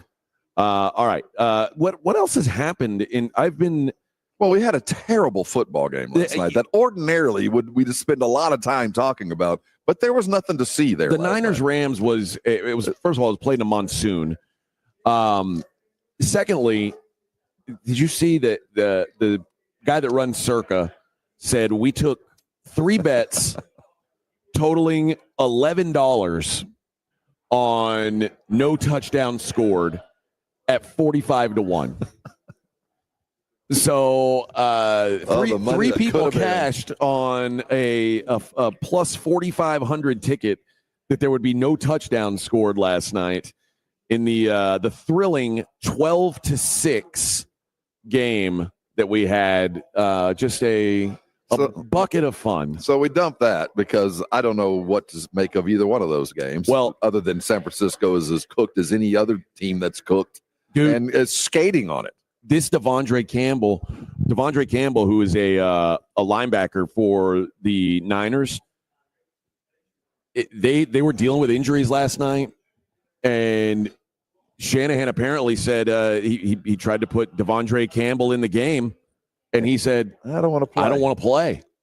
What? Obviously, without knowing anything, we've got some mental health issues. I would have to assume. That is wild. All right. Hey, Vic, let's hit a break real quick. And we got Brian Mitchell. We're going to come back with Brian Mitchell. So we'll do that, and we'll be right back. It is the Morning Huddle on 94.1 San Antonio Sports Star. You're listening to the Morning Huddle with A.J. Hoffman and Rob Thompson. KTFM Floresville. San Antonio Sports Stars 50K Pro Football Pick'em giveaway is back. Head to USASportsStar.com and pick the winners of each pro football game every week to earn points for each correct pick. Highest points each week wins a $25 gift card to Mellow Mushroom. Highest points overall scores $1,000 worth of tickets from A Awesome Tickets. Pick the winning ticket of every regular season game. Win the grand prize, $50,000. This is an audience national contest across multiple markets. The 50K Pro Football Giveaway. Register and win at SASportsStar.com.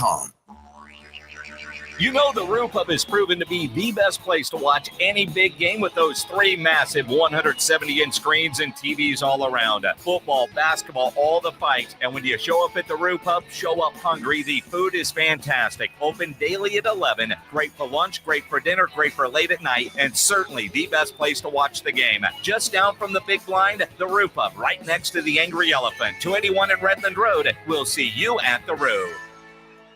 No 2 people learn the exact same way. So how did Babbel become the award-winning language learning app?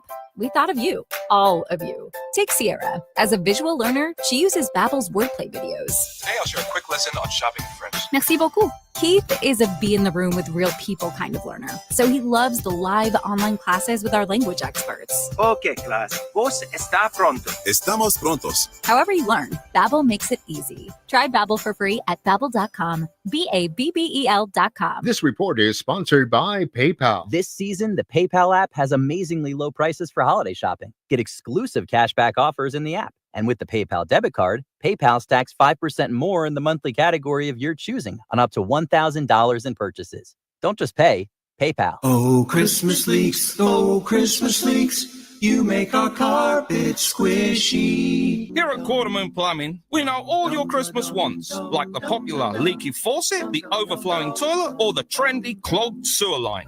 No matter what list you're on, naughty or nice, Quartermoon Plumbing will answer your call fast and fix your emergency quickly so you can get back to your Coco and Carolyn. 651-5899. License number TACLA 141074E M16004. Is reviewing life insurance on your to-do list? Now's the perfect time to add it. A friend recently told me that securing life insurance sooner rather than later can help you lock in lower rates for years to come. So I bumped this up on my list and got it done. I called SelectQuote and couldn't believe how easy and affordable life insurance is. I'm 40 and got a $500,000 policy for $16 a month. My husband's also 40 and his $500,000 policy was only $18 a month. Plus, with SelectQuote's same-day coverage, there was no medical exam required, and we were covered by the time we hung up. Knowing I have this checked off my list feels amazing, but the peace of mind knowing my family is protected feels even better. Call SelectQuote at 1-800-880-6363. That's 1-800-880-6363. Or go to SelectQuote.com to get your free quote today. 1-800-880-6363. Details on example rate at SelectQuote.com.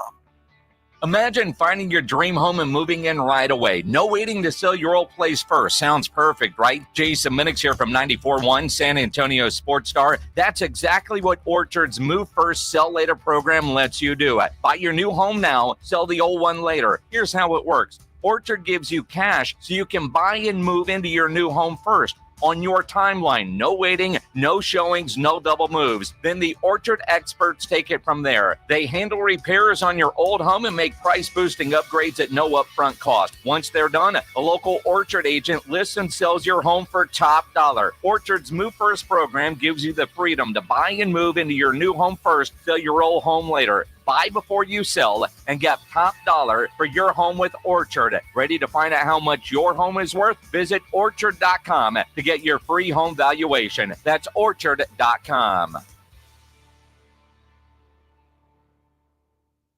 If you love to travel, Capital One has a rewards credit card that's perfect for you. With Venture X, earn unlimited double miles on everything you buy and turn everyday purchases into extraordinary trips. Plus, receive premium travel benefits like access to over 1,300 airport lounges where you just check in and chill out. Open up a world of possibilities with Capital One. What's in your wallet? Terms apply. Lounge access is subject to change. See CapitalOne.com for details. Welcome to TGL presented by SoFi. Golf's newest league, live on ESPN and ESPN Plus. It's 2 hours of hammer dropping, overtime forcing, playoffs on the line golf. Tiger, Rory, and more of the best from the PGA Tour split into 6 teams. Learn more at TGLGolf.com and tune into the inaugural season beginning January 7th. Keep up. It's golf. 94.1 San Antonio Sports Star traffic from News Talk 550 KTSA. Working a few trouble spots as you head into your morning commute. I-10 westbound, La Cantera Parkway. That's a stall. Got the right lane blocked. On I-10 westbound, Camp Bullis, disabled vehicle, right lane blocked. West side of town, Loop 410, eastbound at Ingram. That wreck has been moved off a main lane. It's now off to the right shoulder. And on the south side, still working that accident at the intersection of Roosevelt at South Cross. I'm Debbie Alcacer, KTSA, Time Saver Traffic. San Antonio Sports Center. In college football, it's the 125th Army-Navy meeting as the Black Knights of the Midshipmen clash our nation's capital. You can catch the game live right here on San Antonio Sports Star. Dallas Cowboys are in Carolina on Sunday as they take on the Panthers and look to get off the schneid after a difficult loss last week. I'm Rob Thompson on 94.1 San Antonio Sports Star.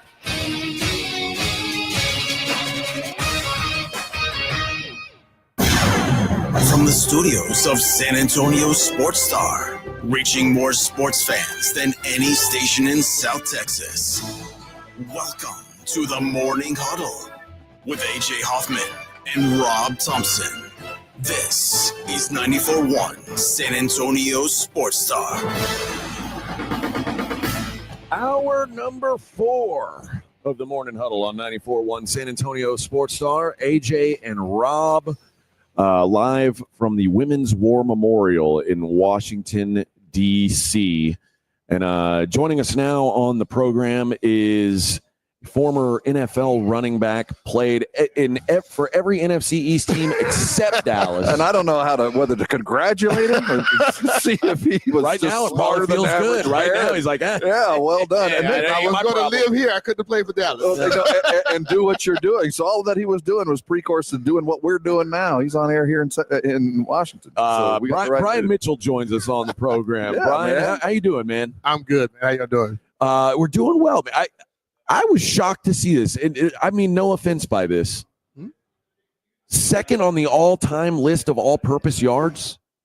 I was like Forrest Gump. All right, so I never stopped. Fascinating. No. As a Cowboy fan, I'm well aware of what Brian Mitchell did during his career. He got most of them against us. I just, I got into this league, and they say you're gonna make it being a kick returner, punt returner, and I tried to get in any position I can, and I just worked my butt off. And when I was done, I was at number one. And then Jerry played a few more years and passed by me. That is incredible. Is that a thing you can learn to do, or are you born to do it? You can learn to do it because I had never done it. But I think you were born to do it, though. Well, I never was afraid of contact. I wasn't. Once the ball was in my hand, I knew what to do. But learning the idiosyncrasies of the game of the punt return, where if one punter hits 10 punts, they all are different. Right. If the kick return was easy, because I don't care if you're left-footed, right-footed, just end over end. But if one punter just goes out there, every punt is different depending on where he hits it on his foot. And you have to learn how to read whether it turns over, whether the tail sits back and fall away. And then when you got people on the field, you got to be able to adjust. Well, that's what I'm talking about. It was something where when I first started doing it, I was terrified. But then once I got comfortable with it, I was like, once I get the ball, I'm not, because most returners were 180, 190. I was playing at 205 to 220. Were you frustrated at the time that you were like kind of pigeonholed into special teams? Because I used to work in Austin, and Eric Metcalf was looked at as like a great receiver, great running back prospect. And then when he got to the NFL, he ended up being more of a return specialist than anything. And he kind of embraced it. But I think he always thought like I was going to be this, and I had to become, and you don't get the glory you would get if you were a high-end wide receiver or running back. But obviously, it's just as important. I think for me, I was never, because I played quarterback in college and high school, and then my dreams were to play in the NFL. You didn't care how. People like, well, you could have went to Canada and played quarterback. I said, but I never dreamed of playing in Canada. I dreamed of playing in the NFL. Yeah. I want to be the best of the best. And to be able to switch positions once I got drafted and do the things I did, I felt like that was a hell of an accomplishment. People normally that return in the league, they did it in college, in high school. Right. I never did it until I got to the pros. And my first kick return went for a touchdown, and I never stopped running. Born to do it. That's what I'm saying. Born to do it. Brian Mitchell joining us here on the Morning Huddle. What's it like being a host here in town? Is it upbeat with the Commanders? You feeling like the future's bright and better? It's very upbeat right now. It was very tough for some years here. Yeah. And like when my co-host JP Finley, he's from DC. He's been a fan, and you could tell, you could hear it in the people's voices and things like that. You go around, you could tell it was in the dumps.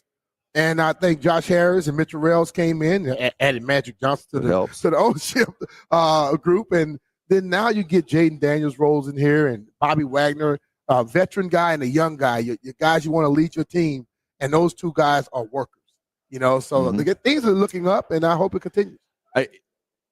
In Texas, the Texans had the second pick last year.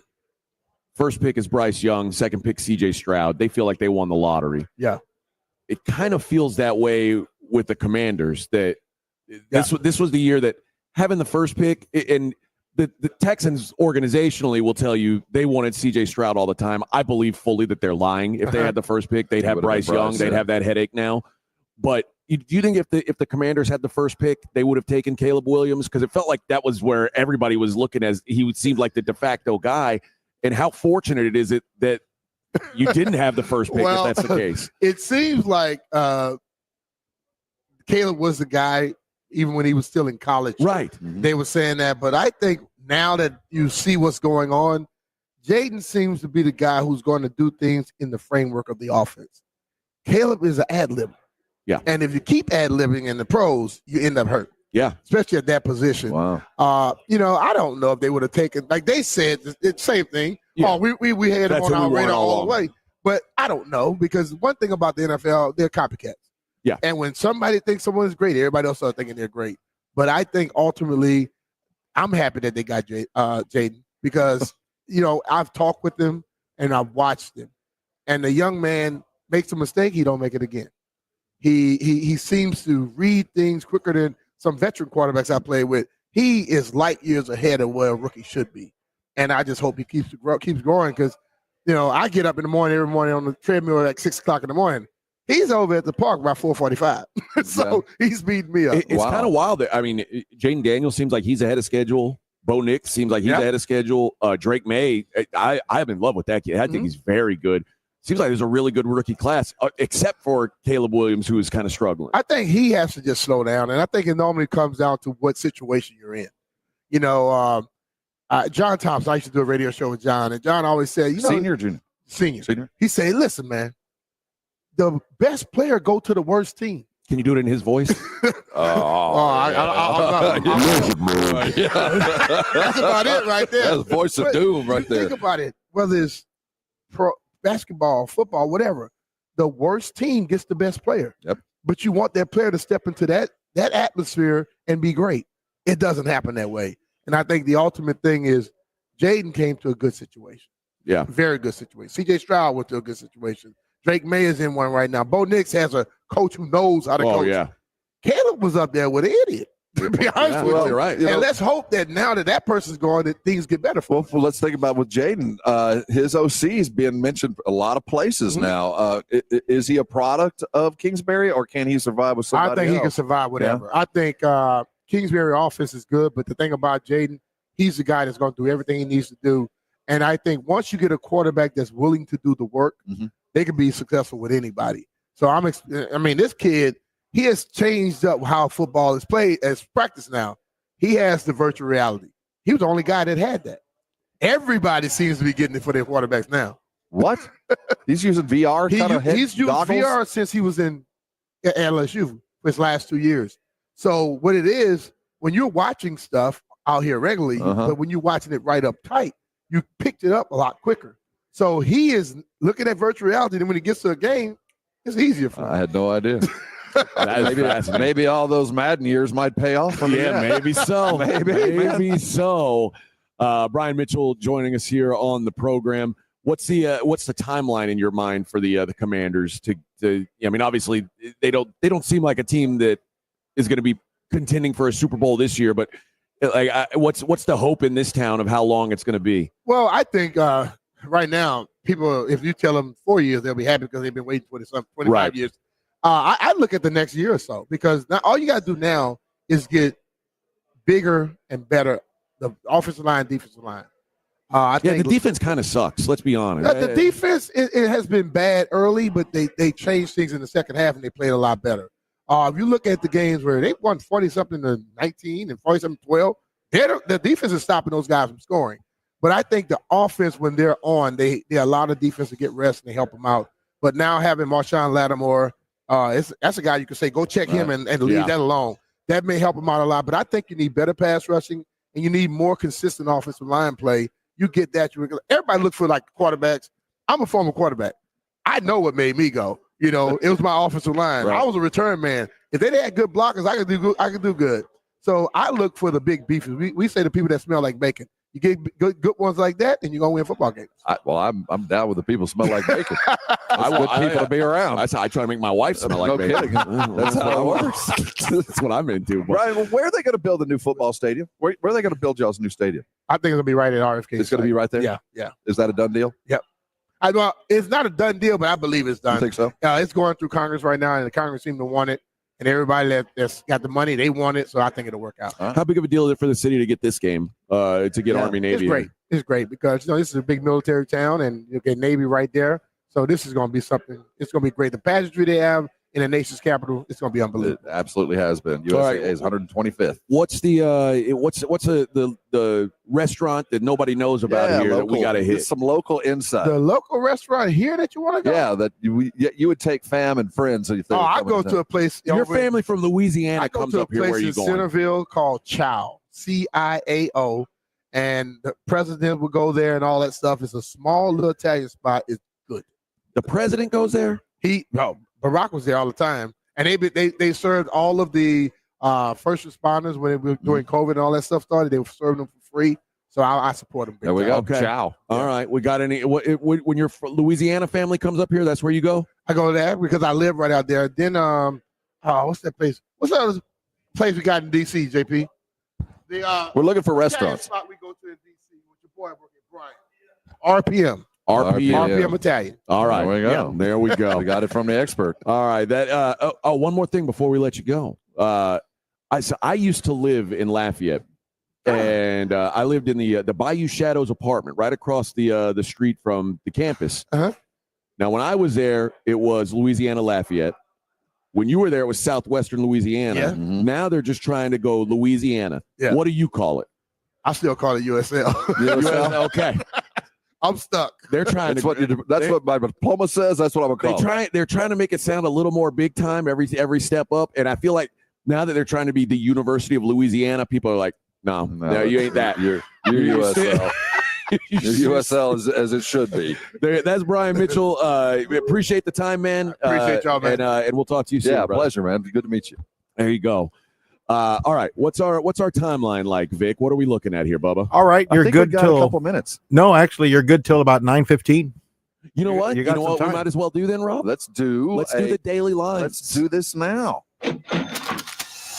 It's the Morning Huddle's look at the daily lines with AJ and Rob on 94.1 San Antonio Sports Star. You covered, yeah! We went over some of the NFL games. We'll breeze through them here real quick. Commanders minus 7.5 in New Orleans.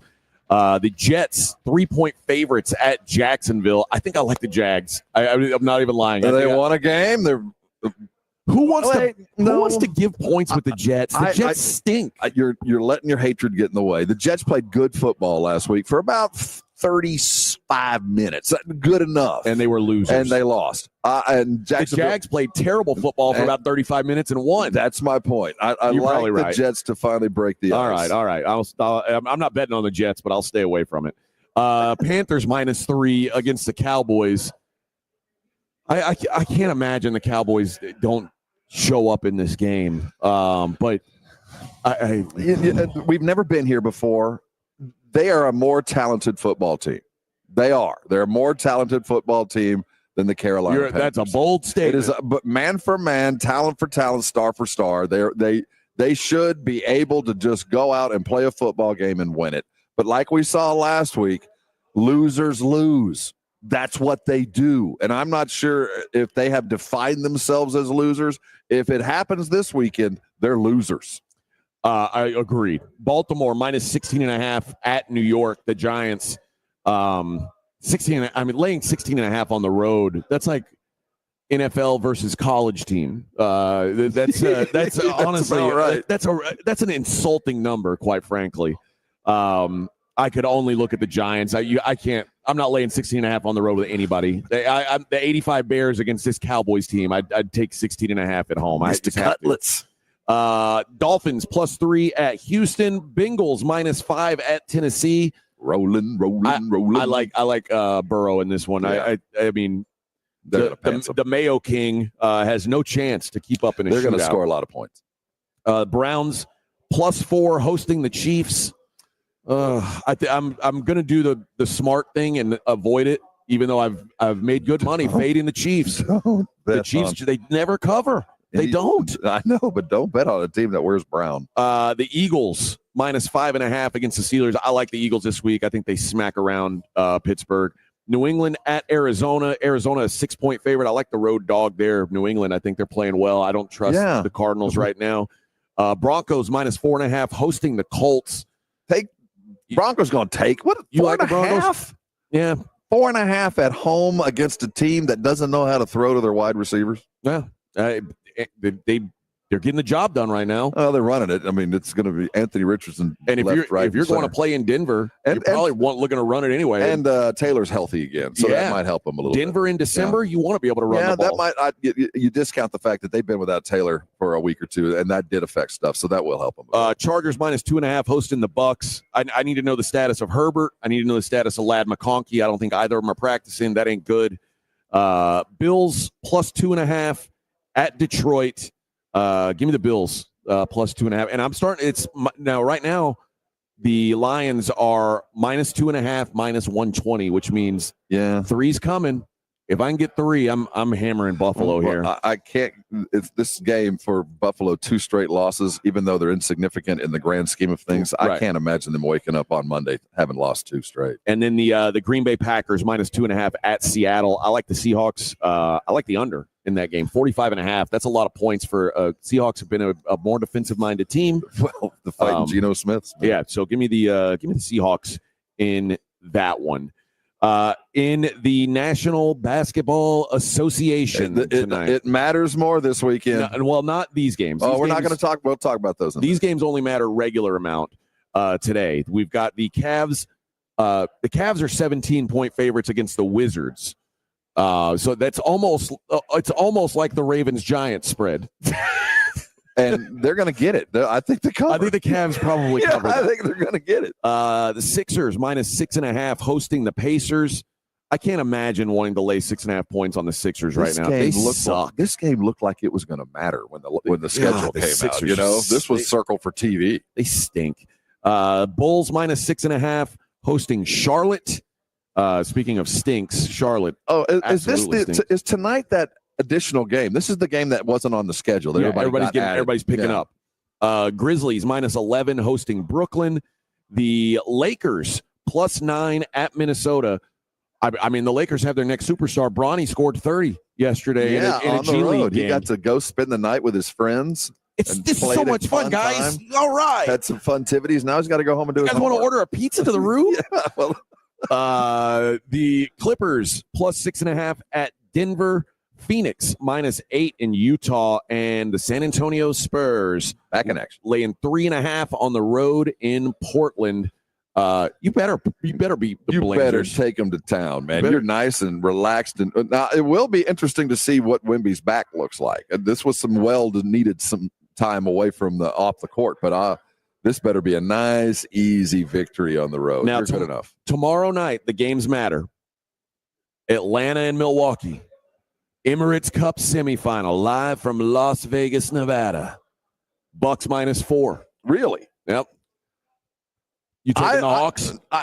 Something about it says I should. I'll tell you. It's tempting for me, too. I like the way that Trae Young is playing right now. The only thing that I worry about is when the games start to matter, like a playoff atmosphere, will he get away from the giving spirit that he started this season with, averaging 12 assists? So if he does that, shoot, that's a good basketball team, which, you know, as a Spur fan is the worst case scenario. But, yeah, they look pretty good the other night. I like them. The Rockets catching 6 against OKC.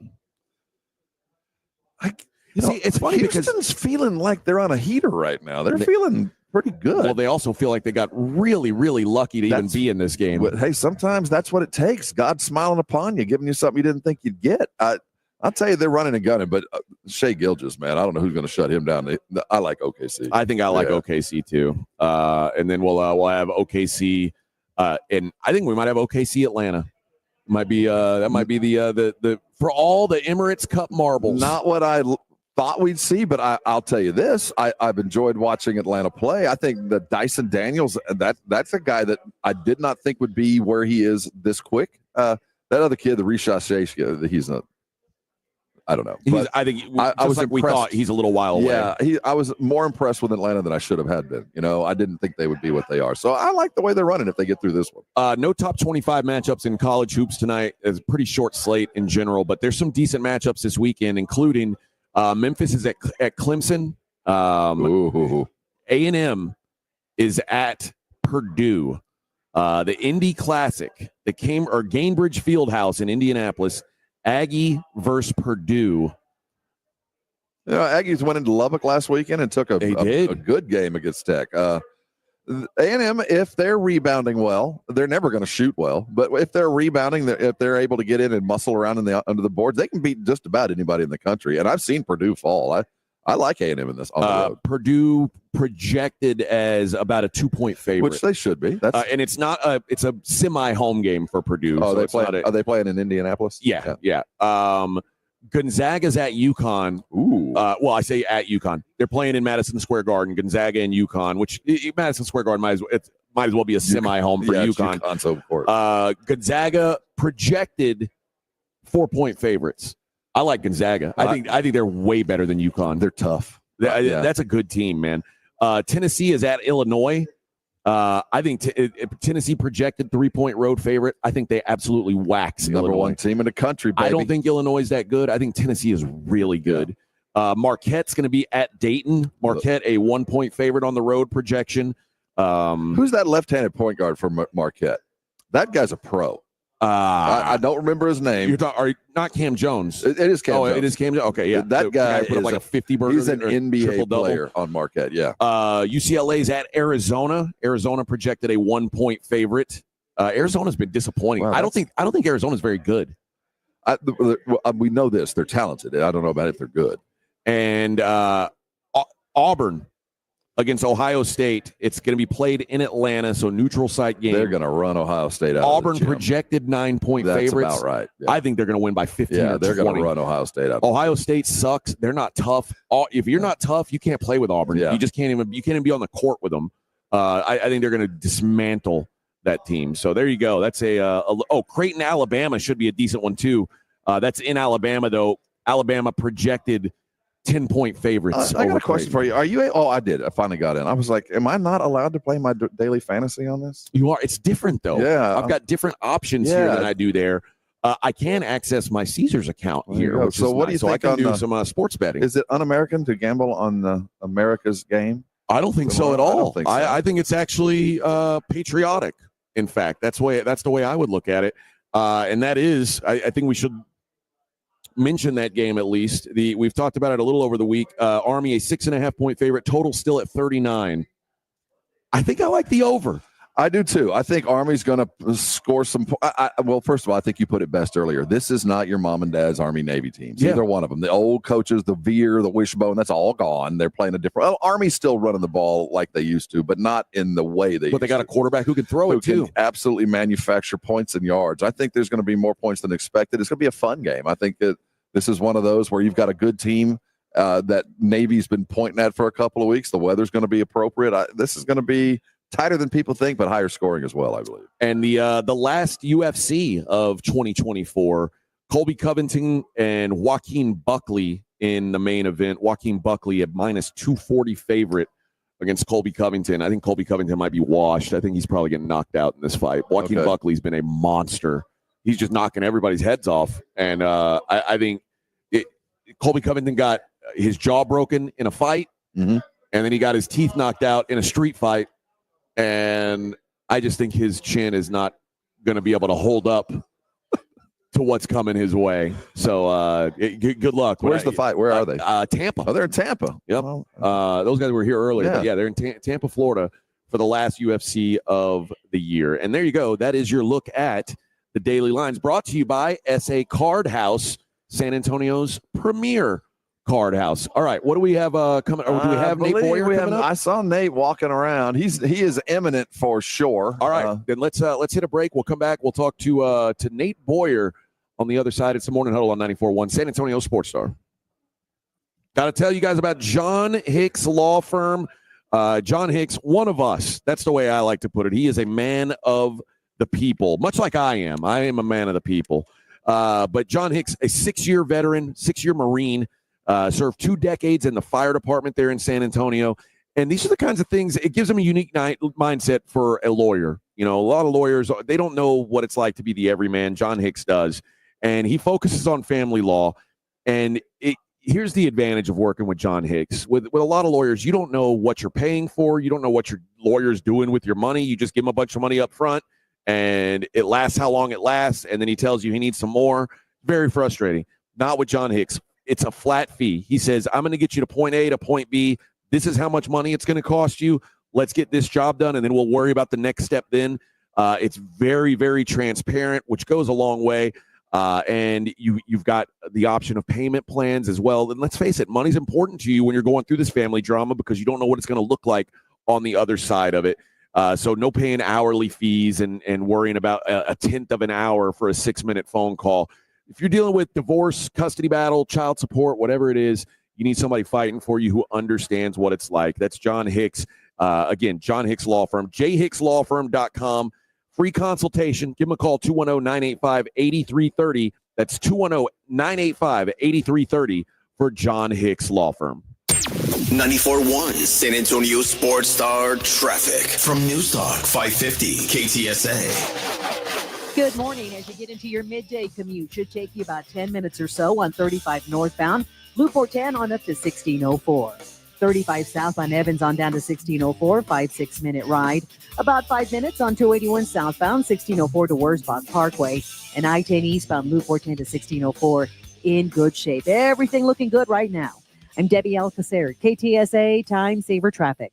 What's on? 94.1 San Antonio Sports Star, South Texas home of the NFL. Monday night, Thursday night, and Sunday night football. Presented locally by Flight by Yingling, the next generation of light beer. 94.1 San Antonio Sports Star. This report is sponsored by Allstate. Some people just know you could save money on car insurance by checking Allstate first. Those people are probably saving a carload of cash right now. So what are you waiting for? Check Allstate first for a quote today. You're in good hands with Allstate. Joe Reinagle here for the Golf Club of Texas, open to the public 7 days a week with a country club feel. It's football season, so book your tee times early at golfclubtexas.com and stick around and watch the games. Make Golf Club of Texas your football headquarters where you can watch every game. They'll even stay open until the end of every NFL game, including Thursday, Sunday, and Monday nights. Get into the Tin Cup Bar at the Golf Club of Texas, Highway 90 at Briggs Ranch Road. Golf Club of Texas, the friendliest golf course in Texas. Looking for a way to have a few extra bucks for the holiday season? Well, get down to SA Card House for the Customer Appreciation Stocking Stuffer Tournament, Saturday, December 21st at 2 p.m. $50 buy-in, $15,000 guaranteed prize pool, plus a free meal. They'll be drawing random seats for prizes all day, every 30 minutes. Registration's open until 5 p.m., so make sure you get down. 281 in Bitters, San Antonio's premier card house, SA Card House. Listen to this station anytime, anywhere on Odyssey. Odyssey is your new audio home for all the music, news, sports, and podcasts that matter to you. Odyssey. That's AUDACY. TSAOG Orthopedics and Spine is excited to announce a partnership that is revolutionizing access to care for orthopedic patients. The HURT app provides free 24/7 access to orthopedic expertise. HURT is the app to have before you need it. Don't wait for an injury to happen. Download HURT now for free, fast virtual access to orthopedic specialists. The HURT app is available online in the App Store and Google Play. Learn more about the HURT app and the OrthoNow Injury Clinic at TSAOG.com. Hear that? The sound of water being poured on 800-degree rocks. If you were here in this sauna, you'd be so hot you wouldn't have the energy to move. But you're not here. Because your self-care happens out on the road, riding your motorcycle protected by Progressive. Besides, after a long ride, a helmet sweat is way more satisfying. So if you ride, switch to Progressive, America's #1 motorcycle insurer, without even breaking a sweat. Progressive Casualty Insurance Company and affiliates, not available in all states. Wesley Financial Group is not a law firm. Do you find yourself stuck in a timeshare? Get the real facts about the timeshare industry and your options for cancellation. Chuck McDowell, founder of Wesley Financial Group, has put together a free information guide that reveals the secrets the timeshare industry doesn't want you to know, including the 5 ways to get rid of your timeshare. Call now and get this timeshare cancellation guide absolutely free. Call 800-600-9595. 800-600-9595. 800-600-9595. Paid for by Wesley Financial Group. Calling all of Cowboys Nation in San Antonio. It's time to gear up with the ultimate Dallas Cowboys apparel. Whether you're heading to the game or watching from home, the Dallas Cowboys Pro Shop has you covered. From hoodies to hats, jerseys to jackets. Find all your Cowboys essentials at any of our 4 San Antonio locations. River Center, Ingram Mall, North Star Mall, and Heidner Oaks Shopping Center. We're open 7 days a week. Find the best selection of Cowboys gear and rep the star loud and proud. 94.1 San Antonio Sports Star, South Texas home for Texas A&M football. Friday night, December 27th at 9:30. The Aggies head to Sin City to take on the USC Trojans in the Las Vegas Bowl. Presented by Ewald Kubota and the Angry Elephant. Pre-game coverage begins at 8:30 on 94.1 San Antonio Sports Star. You're locked on the Morning Huddle with AJ Hoffman and Rob Thompson. It's showtime!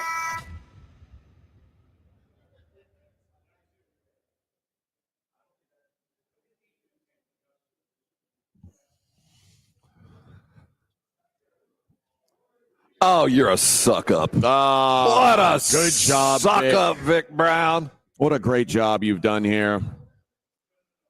Well played, sir. Well played. It's the Morning Huddle on 94.1 San Antonio Sports Star. As we are here at the Women's War Memorial, preparing for Army-Navy, the 125th iteration. Not my 125th. I think it's Rob's 94th or 94th, something like that. Yeah, Rob's very elderly. I got here with the leather helmets. But yeah, this should be a good one tomorrow. I'm excited for this. I'm excited to see it in person. Never seen it. I am stoked, man. This is going to be a fun time. We're going to have Nate Boyer, former NFL long snapper, former. They don't like to say former Longhorns. They like to say lifetime Longhorns. Ah, see. I thought they were Texas X's. No, they don't say that. No. That's what the regular students say. But the football types say lifetime Longhorn. They say it never leaves you.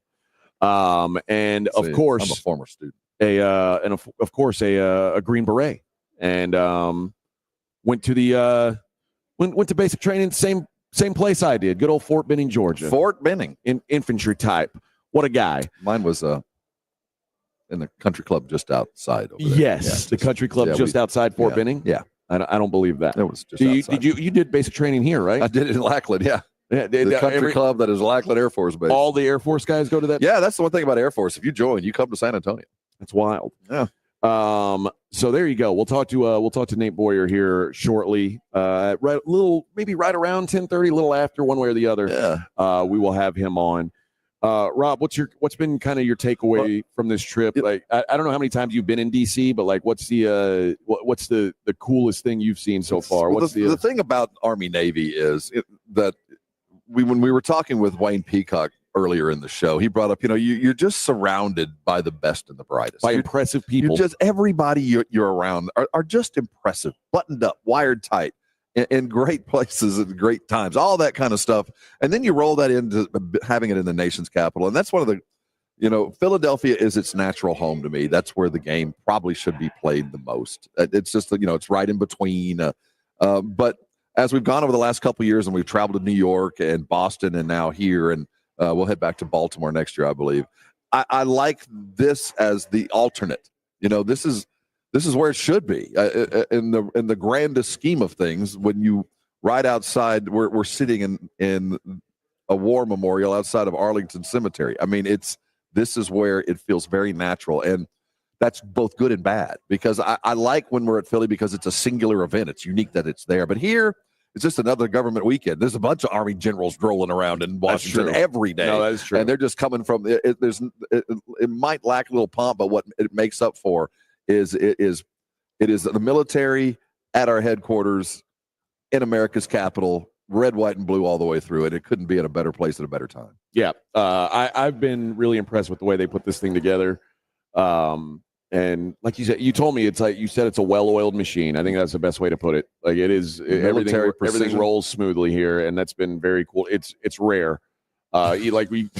You go to the Super Bowl, it's nothing runs smooth. Nothing's on time. Here, everything's on the clock. It's very impressive. I'm eager to see the cemetery. I've never haven't driven either. by. I've watched many things, but I'm eager to go out and spend some time up there. Yeah, we were talking about Devondre Campbell, the guy who didn't want to go into the game, and we kind of we cut it off because we had an interview that we had to do. But I mean, it hasn't been announced yet. My assumption is he'll be cut today. I can't imagine. It's funny when everybody hears it. There's a almost visceral response when you hear that. His teammates were like, "It's because you feel like they've quit on you." It is literally I don't know a worse thing that you can do, and really in the grand scheme of life, it ain't that big a deal. But my gosh, when you are asked to play and you don't, and say, "No, not today. No, I'm not feeling it."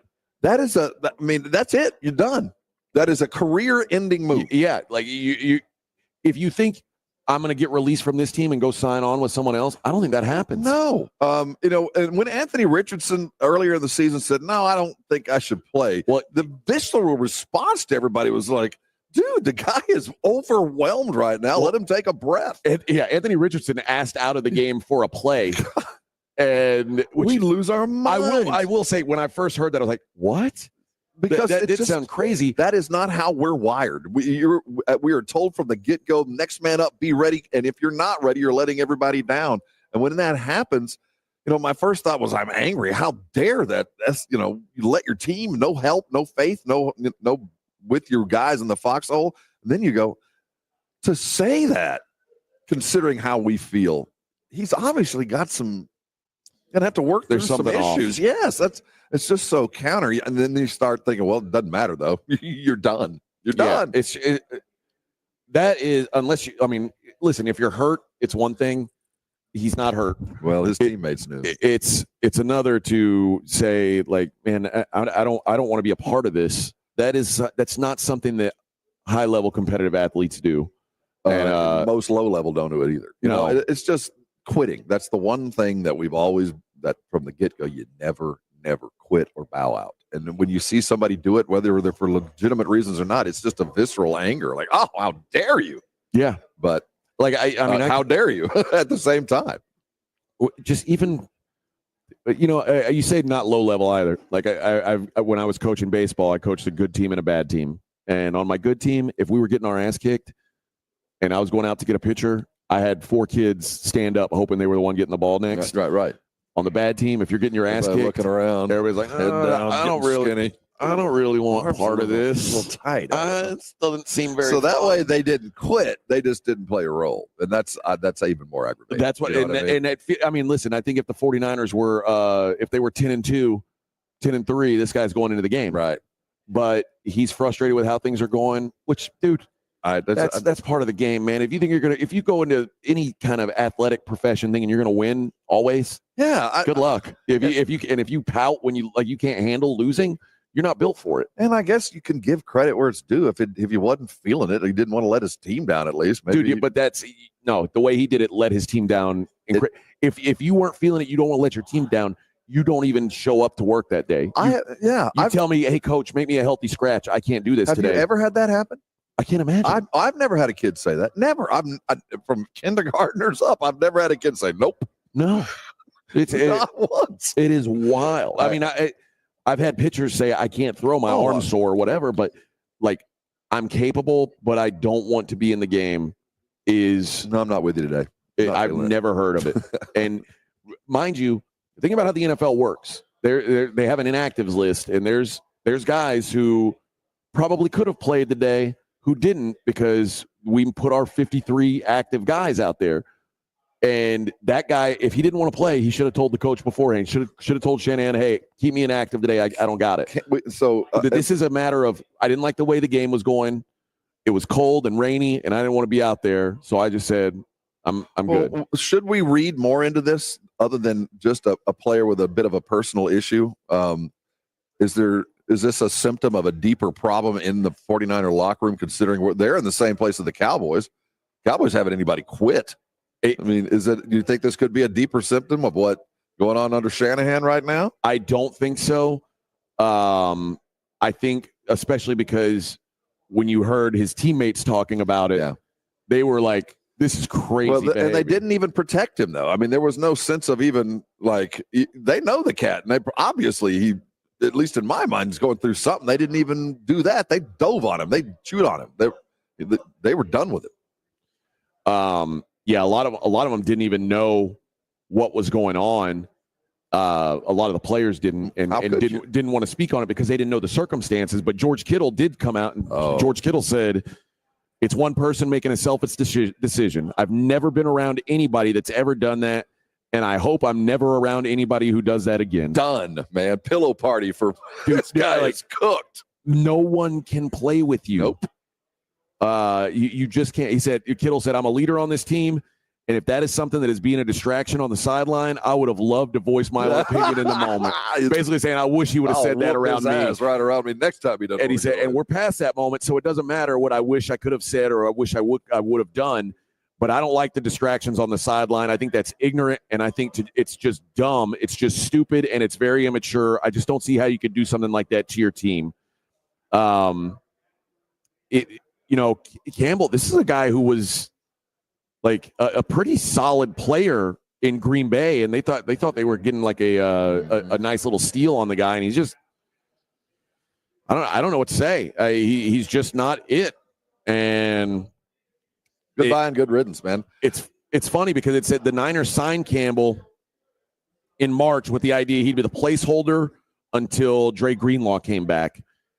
That came after Eric Kendricks agreed with the Niners and then went back and signed with the Cowboys. So this was like their fill-in for that. Well, and he started 12 of the team's first 13 games, the lone exception because the Niners started 5 down linemen and just 1 linebacker. The 1 non-start also came against the Rams. But with Greenlaw back, he was the odd man out. And I get maybe he didn't like coming off the bench, whatever it was. Yeah, I think you just described what happened. That's crazy behavior. I've never heard of anything like this.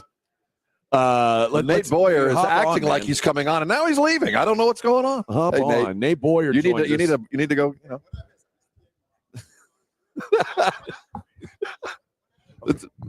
Did we just die? Oh, we're still on.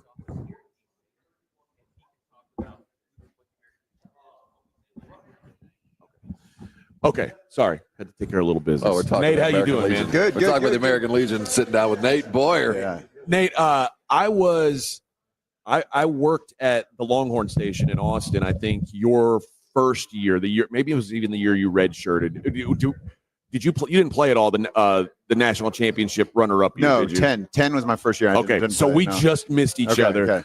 Okay. Talk about because I got out of Texas football right at the time where things started to kind of go downhill. Right when I got in. Yeah, so I blame you for this. It's my fault. But how cool is it for you to see kind of the resurrection of Texas football as it's coming now? It's awesome. No, it's great to see and to be able to be around it, and it's awesome for the young men out there that are winning and playing. We can't beat Georgia, but we'll get there. Hopefully we get one more crack at that. Yeah. But either way, like just the last couple of seasons, it's just been like it just feels the way it's supposed to be, and I love the fact that we're in the SEC and every game feels hyper competitive, even when they're like, oh yeah, it's you're not playing so and so this week. It should be okay, but it's like there's no more Kansas. I mean, I love the parity this year in the SEC, but it's great to see, and Sark and company are building something really, really cool there. Guy I played with, Blake Gideon, great friend, up for one of the top secondary coaches in the country. I don't know what that award's called, but just really cool to see it be around that, the playoff as it's set up now, it does give more teams a chance, but it does seem like you still have to be because you're going to have to now win 4 games instead of 3. It comes more down to who has the elite of the elite players, who has the bodies, healthy. Who's going to survive the attrition of playing all these games against great teams. And that's something that feels like maybe Texas has, and especially when you see Carson Beck. You mentioned Georgia. Carson Beck's not going to play again. Right. And they don't have an Arch Manning sitting around. If something like that were to happen to Quinn Ewers, there's nobody waiting in the wings for that. We were just talking about this Campbell with the 49ers, who Shanahan asked him to go into the game last night. He said, I don't want to go in the game. And the reaction of his teammates, like, have you ever, I mean, I know you didn't play a lot of organized football before you got to Texas, or if any organized football, but in life, in general, on a team, have you ever seen something like that happen? No, and was it earlier this year that Richardson tapped out as a quarterback in the Colts game? Yeah, I've never seen anything like that. Usually it's the exact opposite. You got to drag these guys off the field, when they get dinged up because they don't want to leave. So, and when you hear that, it's a visceral anger when you hear somebody tapped out. You quit, or you chose not to help. And it's from teammates are angry about it. Everybody, like fans, no one. I mean, it's like the most selfish thing you can do. Yeah, and I'm a big Niner fan. I grew up in the Bay Area, so it's just been a tough year. They've been brutalized with injuries, and now hearing about this, it's like it's challenging. It's rough. You got to get through it. I mean, I think they have they've got a great team and a lot of leadership in that locker room. Mm-hmm. And and I think there's a lot of respect for Coach Shanahan and the staff and all of that. So, but this has been as bad as it could be. I mean, injuries are 90% of this, but it hasn't been smooth. No, there's been some bad losses this year, and they know that. And hopefully it's, hopefully it feels like this, that the year before, so 2 years ago with Texas, and Sark's first year as well, it just felt like we did everything we could to lose the game. Right. Like we would be in it and somehow it's just like we just give the game away at the end. And that's what it feels like this year in San Francisco, watching that from an outside perspective. And you got to go through that sometimes to learn how to win those games, which feels weird because they were just in the Super Bowl and we're, an overtime away from winning it. But it's just the way these things go, Yeah. And every team's different. I mean, you lose heart and soul of every team every year with transition, retirement, and all that. And salary they did cap. get it back. Yeah, all of that. And it's funny. I think San Francisco has gotten this. Well, we'll get them next year kind of pass. That this is a good team that should have been better, and injuries got in the way. The Cowboys, on the other hand, are blamed for every wrong move. And it's funny where the perspective lies because they both had at least equal as disappointing seasons, although San Francisco, I think, is even more disappointing. I think San Francisco gets a pass, too, because they've been to the Super Bowl, 2 of the prior 4 years or whatever it was. And so, the Cowboys are just, they're not cracking No, through. how much would you play Purdy? What would you do with Purdy? I mean, I think you should still play him. How much would you pay him? Pay him? Yeah, he's got to are get you making him like a I franchise thought you were guy? saying sit him down, the rest injuries him. would be damn. But I'm just talking about you. A decision has to be made, Yeah. and what got them all these other guys is not having to pay him. Now they're going to have to. Somebody's going to have to pay him. Yeah.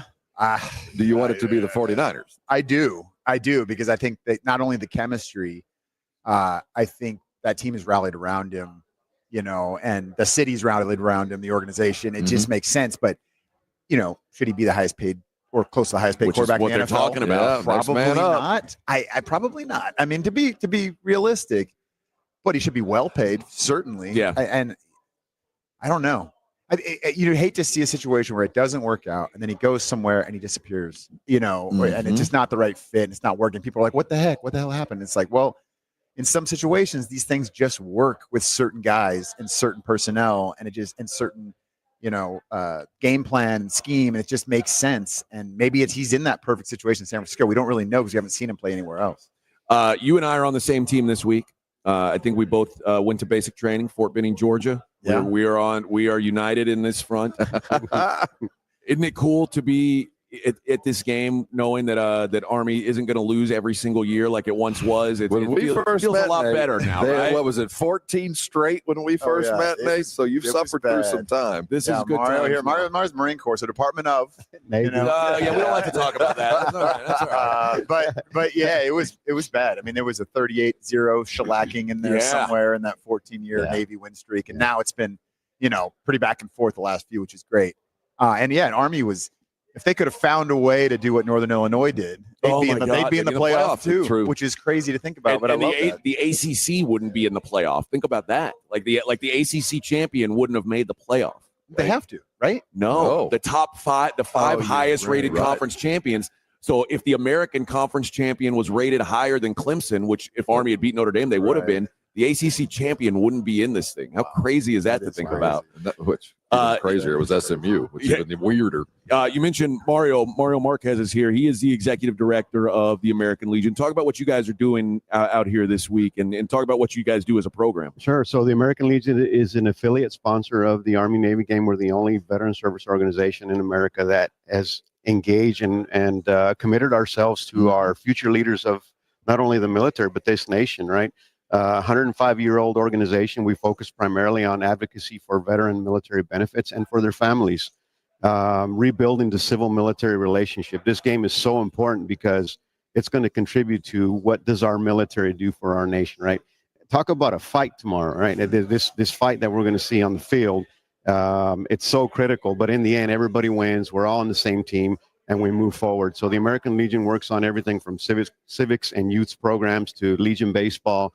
But we also are there for veterans when they come out of the military, and we're the warm handoff. We receive them, We help them reintegrate back into society, into what some of the things that Nate does with his organizations. And so having that place for them to land, reintegrate into society, and then put them into positions so that it can be effective leaders and citizens for America, it just makes America better. And that's what the American Legion does. So if I was about to separate, how would I find you guys, or would you come find me?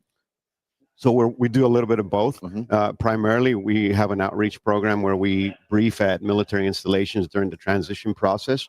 We're looking to increase that more and more across all the installations across the globe. But anybody in uniform, we have government affairs relations with each of the service branches. I have personal relationships with each of the service senior enlisted. And so we educate them on our programs, our role in society, and what we can do for veterans. So reach out to the American Legion, your local post, Google us, look us up, or we're going to come find you anyways. But ultimately, we're here to provide a service and somewhere for you to land and keep that family together and move forward. Well, so as both AJ and I have served in the separating time, there are so many things for you that you don't know they're out there. And having an advocate like the American Legion matters so much, because you don't know where to turn, and it's good things. You don't have to be in trouble or need things to separate and use the American Legion for what they have to offer, because there are venues and things available to you that should be used. And you guys have been outstanding, at least in my life, at doing that kind of thing. Thank you. And I think one of the things that we do is we provide a full range of services for veterans for free, specifically their veterans benefits, right? We believe you should not have to pay anyone to do that type of thing for you. And so between our youth and civics programs, Legion Baseball, a whole range of things that we do, there's an opportunity for veterans to immediately engage and give back, because they're used to giving and sacrificing. And that's what I like about the American Legion. American Legion Baseball. That's apple pie right there. Yes, Nate, I know you're here with American Legion too, but he mentioned that you're doing some other things as well. What are you doing right now? Yeah, well, so I co-founded an organization called Merging Vets and Players. It brings together combat vets and former pro athletes and helps them find purpose and identity when they lose a uniform. That's been a big part of my transition, just being a part of that as a member as well. And most of our members, for instance, in our Los Angeles chapter are also American Legion members. You know what I mean? Yeah. So there's folks that, whether it's Mission Continues or Team Rubicon, the American Legion, Merging Vets and Players, whatever it is, like they're a part of a lot of these organizations. But the cool thing about the Legion is it's always sort of recognized as a place too, that we kind of congregate and connect. And so one quick story that was pretty special, like during COVID, I directed my first movie, and it was MVP, and it was about the genesis of Merging Vets and Players. And some of the critical scenes we filmed at Post 43, the American Legion Post 43 in Hollywood, which is an iconic chapter that's got Mickey Rooney and Clark Gable and so many more of these iconic members, who served in the military. Because at that time, World War II is very different. 1 in 8 Americans served during World War II. So we had, some of our most famous Americans also, and many of them volunteered. Some were drafted, yes, but many of them said, this is what I want to do. I want to be a part of this. And then coming back after having that camaraderie and connection and brotherhood. And, I can't even imagine the stories of some of those folks that were out there, that had lived this other life in Hollywood. Life, yeah. And then just connecting with, Joe Schmuckatelli from, Texarkana, whatever. And to having that bond and brotherhood, knowing that they needed that continued moving forward. And that's what the Legion provides. And so we shot some of those scenes in this, in the iconic bar there at the American Legion Post 43. And that's where, for me, the first time I kind of connected with it, because I didn't understand when I thought of it. Initially, it was like, well, this is an older organization, which means it's for older people only, right? And not younger people. So it didn't connect with me till I was there, and then I was around it, and I saw how many young members there were, and how many of the faces I recognized from other. I'm like, oh, you're a Legion member? You're a Legion member? Like, crazy. The cross-pollination amongst all of them. Yeah, exactly. Because you need that history. That is an important part, and that's a good way for a lot of younger vets too, to not only connect with the older veterans, but connect with their lineage, and understand where they're coming from. I mean, I'm saying this while I'm looking in this, the long gray line continues, the lineage. And that's why this weekend I think is so special, because it brings you all together with those that are continuing the fight. And this symbolism that all have come together, the marching and all that football matters to us. the American Legion's here tomorrow as we finish the game. What I like about the game is it's the ultimate example of military rivalry, but it's a competition of honor, and we love it. First of all, there's no schmuckatellis in Texarkana. Did you Google it? Yeah, I did. Thanks to Nate Boyer. Thanks to Mario Marquez of the American Legion. Appreciate the time, you guys. Enjoy the game tomorrow. Go Army, beat Navy. Go Army. That's Go right. Navy, baby. And, Go thank Navy. you, guys. Air Force. I got nothing All to right, say. we got to hit a break. We'll be back to wrap it up. It's the Morning Huddle on 94.1. I got to tell you about Karbach, my favorite beer. They didn't have any last night. They don't have any out here in D.C., unfortunately. But when I get back, I'm going to be right back in it. And guys, Karbach has something for everybody, for everybody's taste. Whether you're looking for an IPA, a hop-forward beer like Hopadillo, their flagship IPA, a Love Street, which is their blonde Kolsch-style beer, just fantastic beers, and the Crawford Bock, which is my favorite kind of year-round beer that they've got, perfect for any occasion. Not too heavy, not too light, just hits the spot every dang time. You can find Karbach all over the city. You can, of course, find it in your liquor stores and your grocery stores. But you may not know this, you can find it out and about at restaurants and bars all over San Antonio. They are pretty much everywhere in San Antonio. So next time you're out watching a game, next time you're out to dinner, ask your bartender, please make it a Karbach.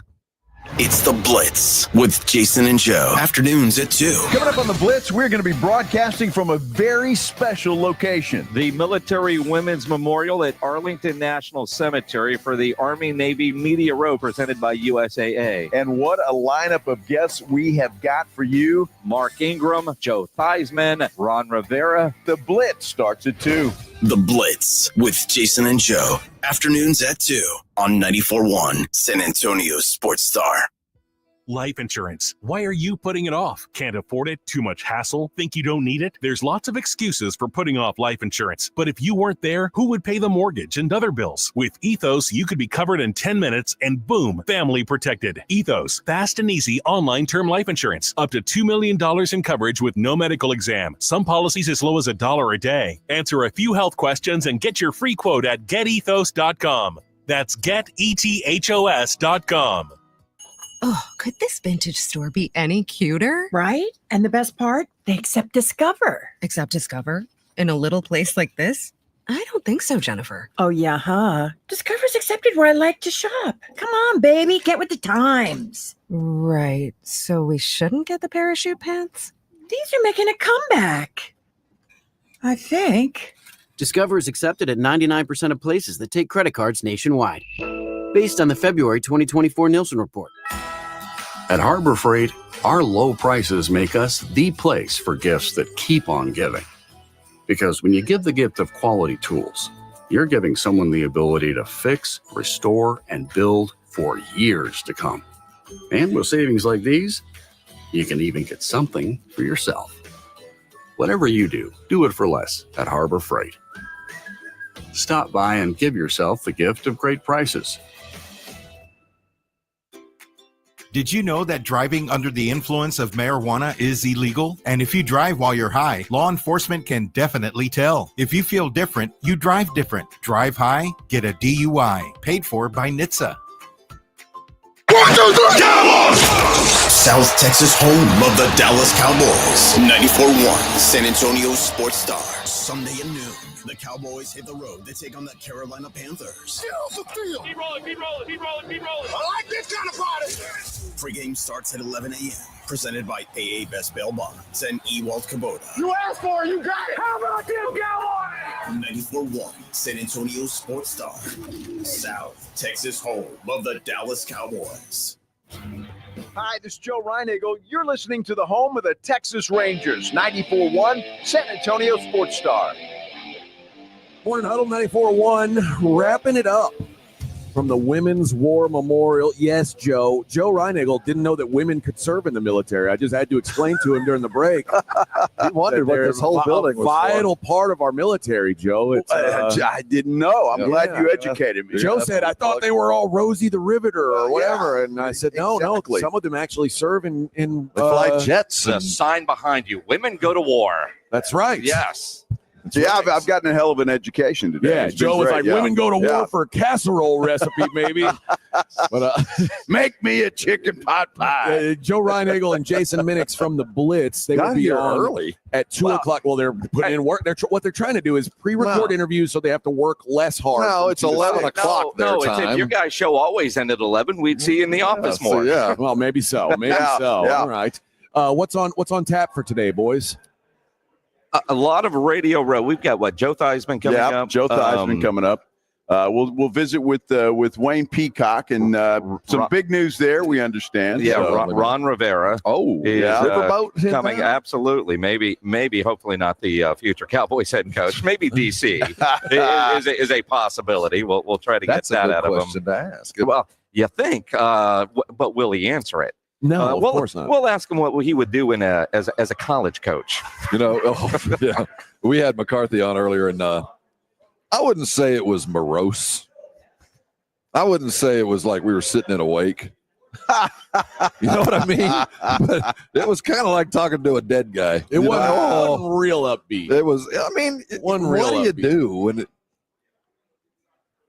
here you sit, man? I hope it works out for you. We'll talk to you next week. Yeah, that's kind of how it was. By the way, with Jason Garrett all those years. How did you feel when your second best player blew his knee up on the side? Did that make you feel any better when you got to work on Monday? Mm-hmm. So no, it was an interesting conversation, and I asked him.